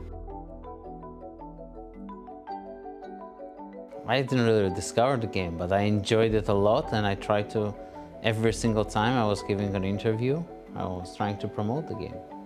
So I don't know if I succeeded, but I got in the minds of some chess players, definitely. It's great, yeah, I think this is unique. You don't get this anywhere else, you know, in such a, to be in such a venue. I'm not sure the older generation is better in Chess 960, but one thing that is clearly the case, the older generation is far more excited about Chess 960 than the younger generation. Because we've played regular chess for so long, we're already tired of, I think, spending hours on trying to find something playable in Petrov, let's say, or in Tarash, or in Catalan, you know? Yeah. And here, we get a chance to to play and get a chance to use our understanding and use the skills we got from regular chess. Okay, deshalb machen wir nochmal eine Minute on top. Ja. Okay, wir müssen eine Minute...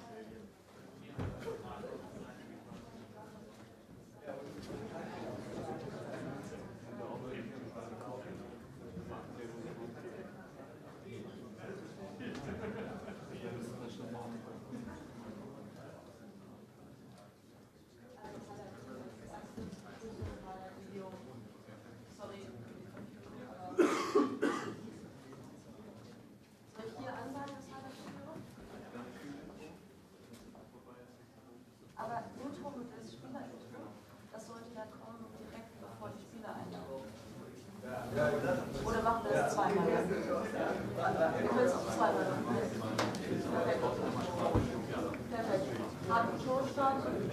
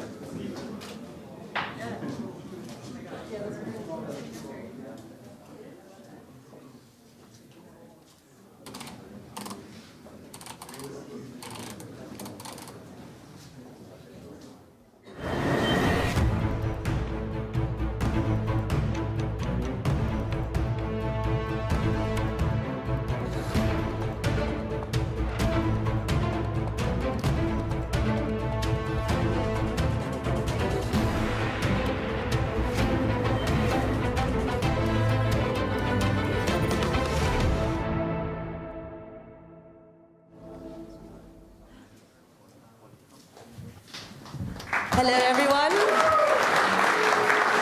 Welcome to the prize-giving ceremony of the Freestyle Chess Grand Slam Weissenhaus. Welcome we are welcoming you all that are here, and we would now like to show you some of the recap of this last week, the highlights, what happened, share some of the excitement for all of you that maybe just arrived or did not watch all of it, which I think you should have. But here are the highlights of this week. In a world where chess is not just a game, but pure passion, the best of the best gathered this week. Magnus, Alireza, Hikaru, Gukesh, Levon, Javokhir, Vladimir, Nodirbek, Vincent, and Fabiano. Thank you guys. With your brilliant chess moves, you have shown that freestyle chess is fantastic.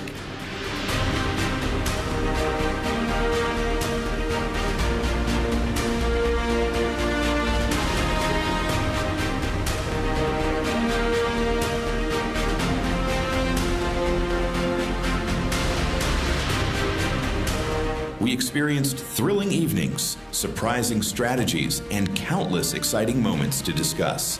The Freestyle Chess Grand Slam Tour in Weissenhaus brought 80 intense matches, 8 days of live streams, and unforgettable moments. Also, a huge thank you to all commentators, content creators, and participants. You've helped share this event with the world, leaving a lasting impact on the chess community. It's a totally historic moment, and it's like couldn't have been better. I mean, it is so good now that you didn't even want to think about this outcome because you would jinx it, you know.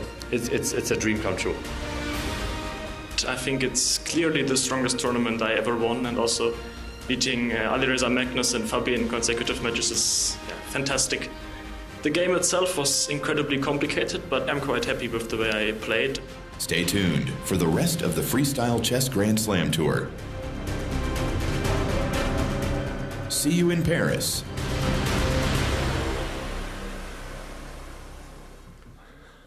All right. All right, all right, all right. Oh my God. First of all, because maybe I have not introduced her properly, because this is not just a hostess, this is my wife Holly, and we have been doing this together as a venture. So she is as much in charge as I am, and she was like unfortunately a little bit sick the last days, so she was out of order, but she's back in order a little bit now. So thank you, and we're doing this prize giving together. So we had her wonderful voice before, and maybe if I forget something, she will. I will let you. Okay, perfect. So, we would like to start because some players are still missing, I think. So until everybody is there, we're going to have the marching in again of the players and then also the prize giving. But before, maybe it's even better because after that, the attention is not so much there. So we would like to thank again, first of all, what we did in the beginning. First of all, to Holly's father, and builder of this wonderful decoration, and the whole team, 100 people he's working for him. Torsten, thank you very much.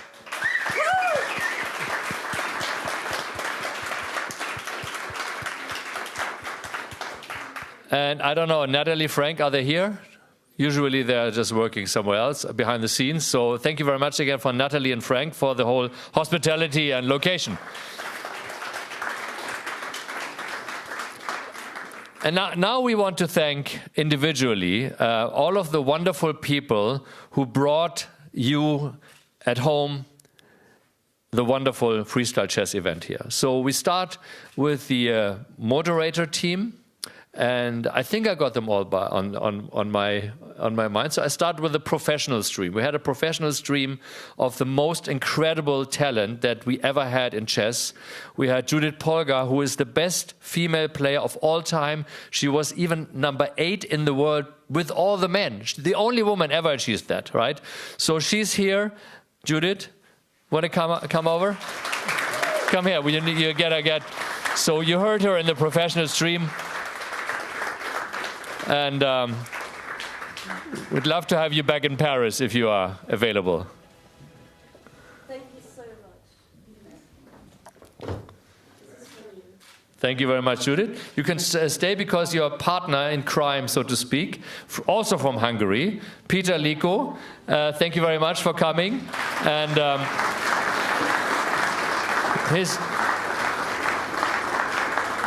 to those people, as we are streaming a lot to non-chess players, he's a legend as well. He was once the runner-up to the world champion. He was the vice world champion. Which year was that? 2004. 2004. He was nearly the world champion. Just one match was missing, right? And also he's still, I think, on the top 30 of all-time players. So we have these beautiful, wonderful, perfect experts for the professional stream. In my little, when I say we don't understand, I always call it R2D2 talk, because we don't know. We have to look where they mention the squares. Where are they? So this is why we're doing this. And in addition, they have been joined by Niklas Huschenbeth. Is Niklas around? Very special also because Niklas is, of course, to blame because of starting all this. Because when I wanted to go back into chess after like 50 years, I asked him as a grandmaster to teach me a little bit, and he did. And then we had together thought of this idea: why don't we bring a wonderful tournament to the world? And now even going back, because I bought his original course for the traditional chess, and he now has done a professional tour for freestyle chess. Can you just say 2 words about this? Yeah, so for everybody who wants to dive more into freestyle chess, they can check out my masterclass. It's on the website, Freestyle Chess, and I hope that a lot of people are excited to explore this more now. Perfect. You can buy it, I think, 97 euros. It goes into our pocket, freestyle. We have a joint, but it's like our endeavor. So we basically like to promote this as well, because we want to have everybody, of course, learn the freestyle chess. So this is our professional stream. Thank you very much, and see you in Paris.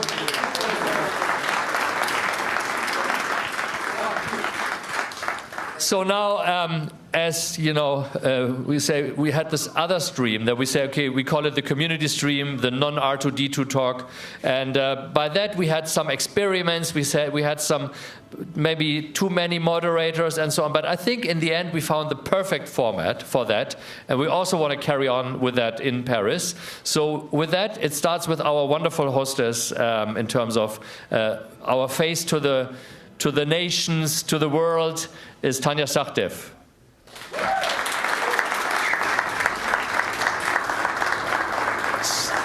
So with Tanya, we started it last year, and everybody loves her, and she's such a wonderful host, and she is so beautiful, and her chess explaining and everything, and so everybody wants to see you, and so we said, who do we put on your side, right? So we were thinking, okay, let's go out of the chess world a little bit, let's see somebody. And so we found James Patterson from League of Legends, and I think... James Dash is his name in the League of Legends world, right? So if you know him. And so we made this experiment, and I think it worked, right? So, do you want to continue? You want to come to Paris? I would love to. Perfect. So you are invited. It's an official invite. Yeah, perfect. Okay. Wonderful. So, and then we said, now we have this wonderful, I think we're going to explore more, go more wild, have more ideas, more craziness. We had this craziness of even putting Danny Wrench here in a bathrobe and pulling and so on, right? So we do all kinds of more fun stuff, but also because we still want to explain chess. And so we have a grandmaster, the best chess player of Great Britain, David Howell.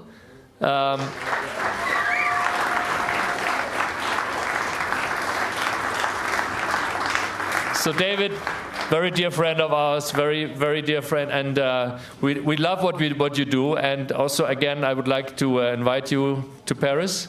Right? You want to come? Perfect. Okay. Very good. So I think this is a dream team as well.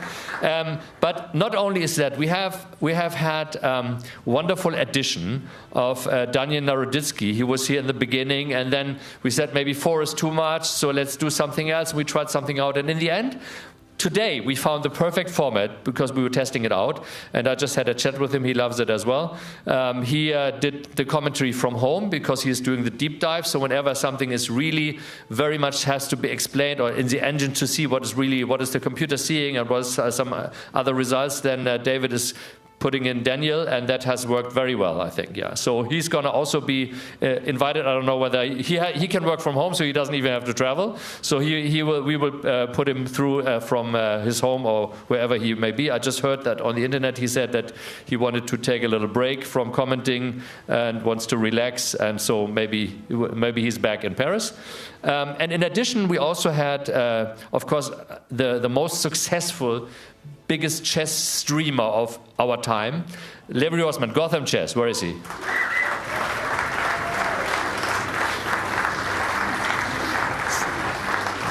So Levi, we also invited here. But he said, "Well, guys, I can do it from home. It's all easy." I said, "No, you have to come here. You have to experience." And so, do you regret coming here? No, not at all. I unfortunately won't be able to make Paris, but I will gladly welcome you to New York. And if it's even half as exciting as the last major chess event in New York, I think it will be a success. Perfect. I think what we're gonna do is we're gonna also like Daniel. We try to once in a while just have you in the commentary. Maybe you stream. So you will stay in New York. That's fine. And then maybe we see you live in our Grand Slam in New York. Then, right? Oh, yeah. Perfect. So that's a home turf, of course. So that is our community stream, as we call it. And thank you very much to all of you.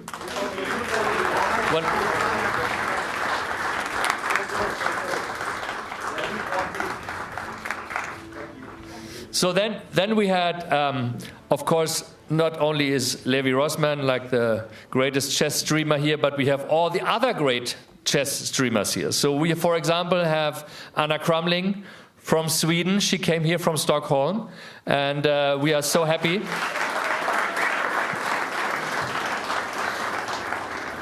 So Anna, we just talked about it. I know the answer. Are you coming to Paris? I would love to. Yeah, she's coming. Perfect. Okay. I might not be able to make Paris, but I want to come to New York. Okay, perfect. All right. So same answer like Levi. Okay, whatever. But anyway, so we can still count on you streaming and doing some stuff. She did some great stuff. I can always recommend she's played basically chess with everybody. Like, who did you draw with? Javokhir, okay, basically. So she even got to a draw. And then, of course, we have Andrea and Alexandra Botes, the Botes sisters. And we would like to welcome Alexandra on stage, since Andrea has already left as far as I know. So we would love to have you. They're getting ready. Okay, then I will bring the flowers to their room later. Okay, but a big thank you to them. They were amazing streamers, just like you, and such sweet, wonderful people that we love to have welcomed into our world of freestyle chess. Perfect, but stay here because we have two more people we want to honor in this stream. So first of all, we have Saga Shah. Where is Saga? Ah, there she is. Yoo-hoo! Perfect. All right. Wonderful. Perfect. Thank you very much for doing this wonderful event with us. And then, Saga Shah. Thank you. So, he has been part of our family already since the beginning, and we are always happy to have you back, of course. Like again in Paris, you will come, I'm sure. Yeah, perfect. Okay, very good. So, and finally, we also want to welcome on stage Danny Rensch, our partner from chess.com, and he has. He came a little late because you were busy with what was the sports? Was there some interesting, some football, whatever. It's like Super Bowl event, whatever. So yes, but thank you very much. So this is basically our streamers, the top streamers, together with Levi, and thank you very much for helping us getting this off. And also a very big thank you to Jules, the amazing chess streamer that worked with us as well. Yeah, I think she was a little bit of a spontaneous addition on our side, but we love her so much, and it was just... Jules deserves these. I didn't do any streaming. I just That's did a true. Okay, these are for Jules. Okay, so then let's give it to Jules. Yeah. Wonderful. Thank you so much. Perfect. Of course. Definitely more Jules? deserving. Here you go, Jules. Come up. Take my spot. I'm gonna hide over here. You do it. Perfect. Wonderful. Thank you so much, guys. You were amazing, and I love how we integrated you into the event. Thank you so, so much, and can't wait to work more with you. Thank you. Perfekt. Haben wir noch jemanden vergessen oder was? Alles jetzt können Spieler kommen. All right. Okay.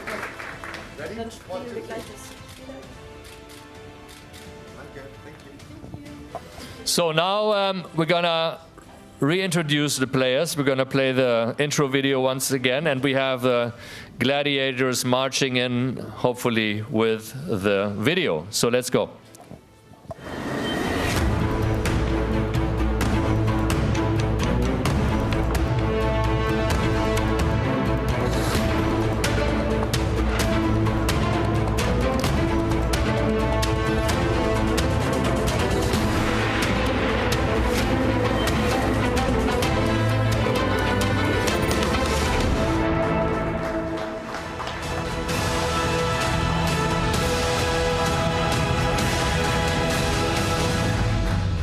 Yes, so now we have all of our wonderful superstars here.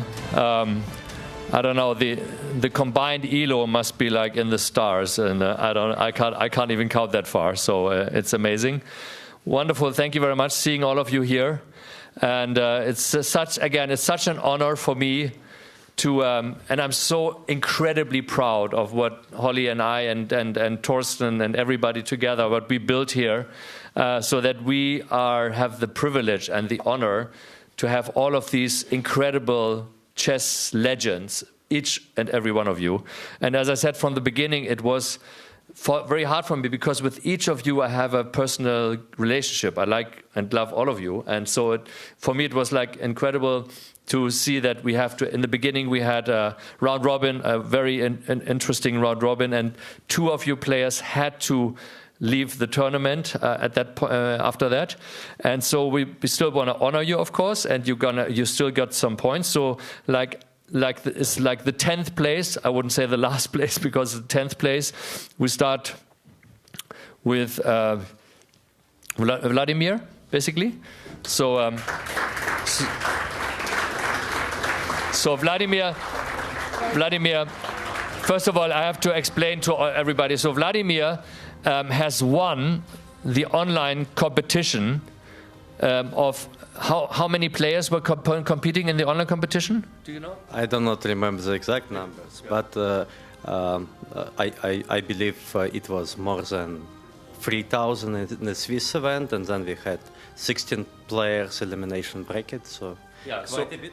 Yeah, so it was 3,000 players, and he was actually in the end beating like a lot of grandmasters, a lot of members from our players club to make it to the final, and he won the final, and so he was qualified. And so even though his ELO was not at that point, now since then he moved up to rank 17, or where are you right now? Even I think maybe 17 in live, but at the current moment maybe outside of top 20, like by his first February rating list. Yeah. Okay, but anyway, so he moved up, and so what he gets is he gets the 7,500 prize money for the 10th place, and he gets 1 point, 1 Grand Slam point that's counting for the Grand Slam final in the end. So the players who have the most of these points, the 12 best players, will qualify for South Africa for the final event. So thank you very much. And hopefully see you next time, right? Yes, so yeah, you have to.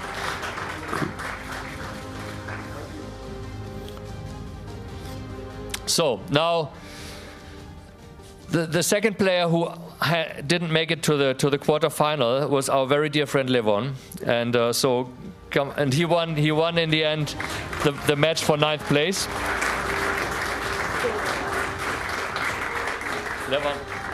Levon, of course, is a legend of himself. I think he's like one of the greatest player of all time. I think in the top 5 or whatever. It's like insane. He has like an insane achievement. If anybody doesn't know about him, you can Google him.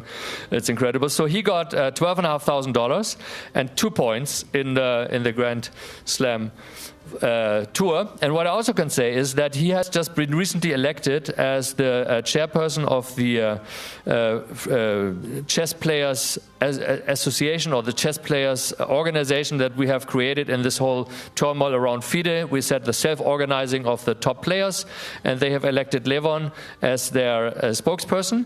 And so they are on their own. It's nothing to do with freestyle chess. It's on their own. But in that function, you are always invited to any Grand Slam, even if you don't qualify, so you can join us as a guest. And he did a fantastic job as a commentator here in his role when he exited the tournament. Thank you, Levon.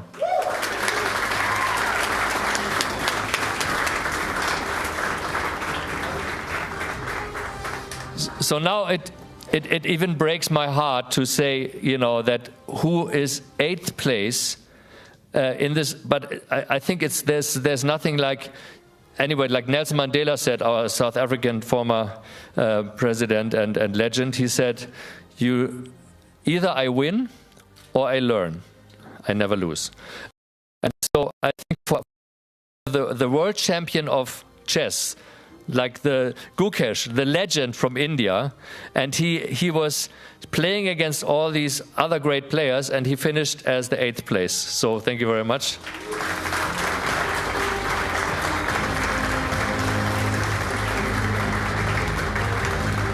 So Gukesh will receive for 8th place $20,000, and he will get 4 points for the Grand Slam final.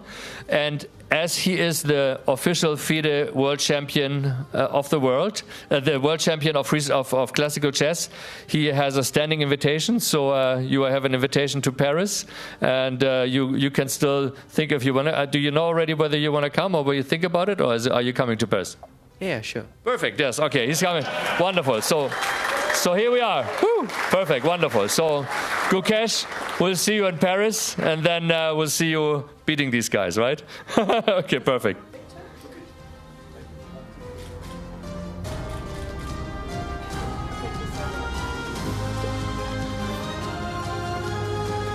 Now, for 7th place, it's the person that has beaten Gukesh in the last game for 7th place, and it's also somebody who I would say is like one of the greatest players, but it's all greatest players. It's my dear friend Alireza from France. Thank you very much. So Alireza finished 7th, and he will get $30,000, and he will get 6 points for the Grand Slam final. Thank you.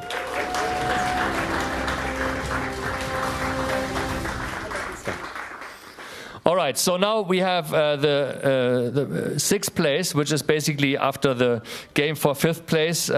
He lost that game, but it's a wonderful person also that we have known for more than a year, because he has been here last year.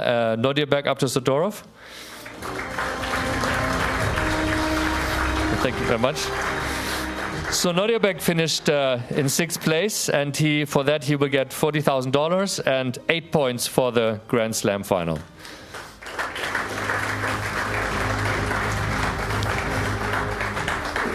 So now this tournament is tough. I mean, you see, you have greatest players like becoming 9th and 10th. We have the quarterfinal, which is basically, if you lose that game, you end up in the bottom 4, like 5th to 8th place. And the winner of that kind of round is Hikaru Nakamura.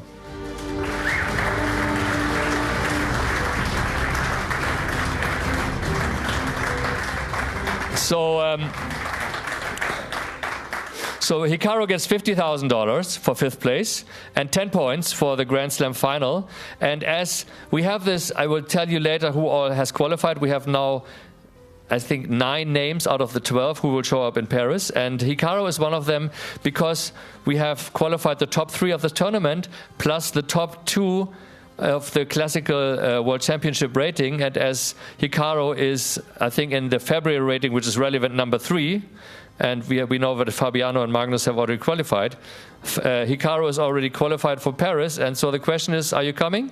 Yeah, why not? Wow, perfect. Okay, wonderful. All right. So we'll see Hikaru in Paris. So now we have 4th place, and that is basically somebody who has won his quarterfinals, so he moved up to the top 4, and it's a person who has astonished us all. It's Javokhir. I can bring him on stage so that you know. It's like Javokhir. Congratulations. And so Javokhir, in the tournament where Vladimir won the qualification tournament through all of 3,000, he got 2nd. They had the final. And the final, if you ever want to rewatch that, it's a historic game. It's like insane. The Armageddon game that they have played together. It was like, in the end, he won the game, but he like drew him out of time. So it was a really very exciting game. We were all on our heels, and so when I watched this game, we already had the information that Vishy Anand, who was invited here, did not want to come, so I knew we had 2 places or free, and so I immediately said, okay, let's invite both of those wonderful players. And so he came in like the very last person coming in, and he, together with I think Fabiano, Alireza was first, but he was basically second, like in the round robin, and he beat like everybody except Alireza in the round robin, so he is our rising star. And then he got to the semifinals, and then he lost unfortunately, and now today he lost against Magnus. But still, losing against Magnus I think is not a real loss, and becoming 4th place in this incredible field with all these super grandmasters, and now getting $60,000 for your home, and then 12 points. Thank you very much. Thank you.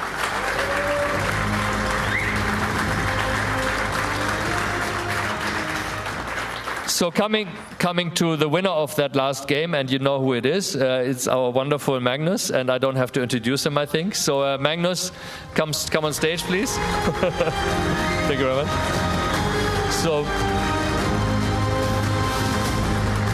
So Magnus, of course, he's top 3, so he qualified for Paris anyway, and he got $100,000 and 3rd place and 15 points for the Grand Slam final. And so I asked the question, Magnus, are you coming to Paris? It cannot come soon enough. Perfect. Okay, he wants revenge.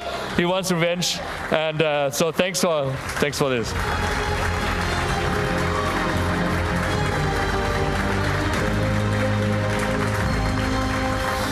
Now, the learner, as I would say, the loser, because loser is the learner of the final. I think Fabiano, you learned a lesson that previously Magnus had learned and Alireza had learned, that there's one guy who was not beatable in this tournament. So come up to stage, at least getting. Thank you very much. So second place. It's like Fabiano last year, he was also 2nd place. He lost the final against Magnus here. And this time he gets a little bit more money than last time for the 2nd place, $140,000, and 18 points for the Grand Slam final. Thank you very much, Fabiano. And final questions. You are qualified. Are you coming to Paris? Wouldn't miss for the world. Perfect. Okay, very good. All right. So now it's a chilling moment. I get chills. I just like incredible that our hometown boy, Vincent, come up on stage. I don't have to say anymore.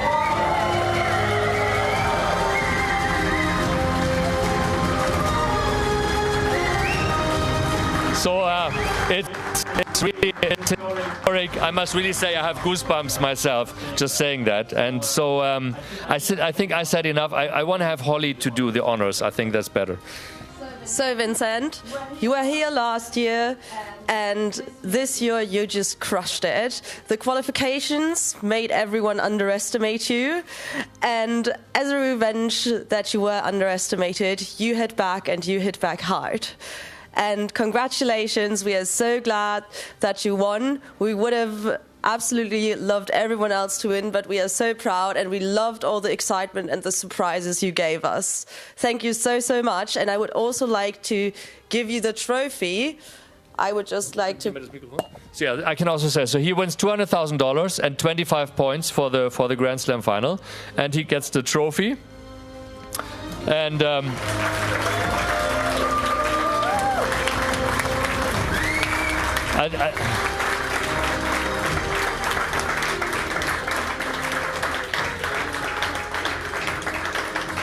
I think we all might guess the answer, but are you coming to Paris? For sure. Okay, perfect. So very good.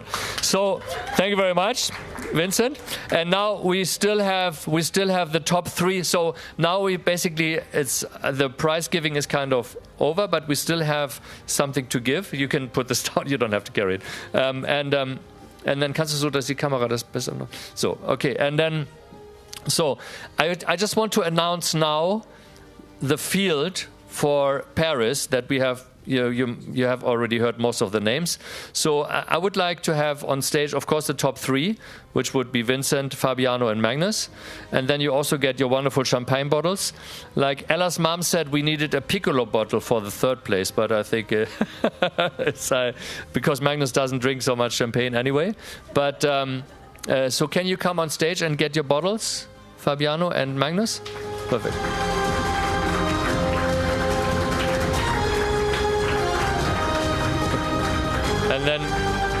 And then stand next to, because we're going to get some more people on stage. So I want to have all the people who are also coming to Paris. So Gukesh, of course, you're coming to Paris. You're coming up to the stage.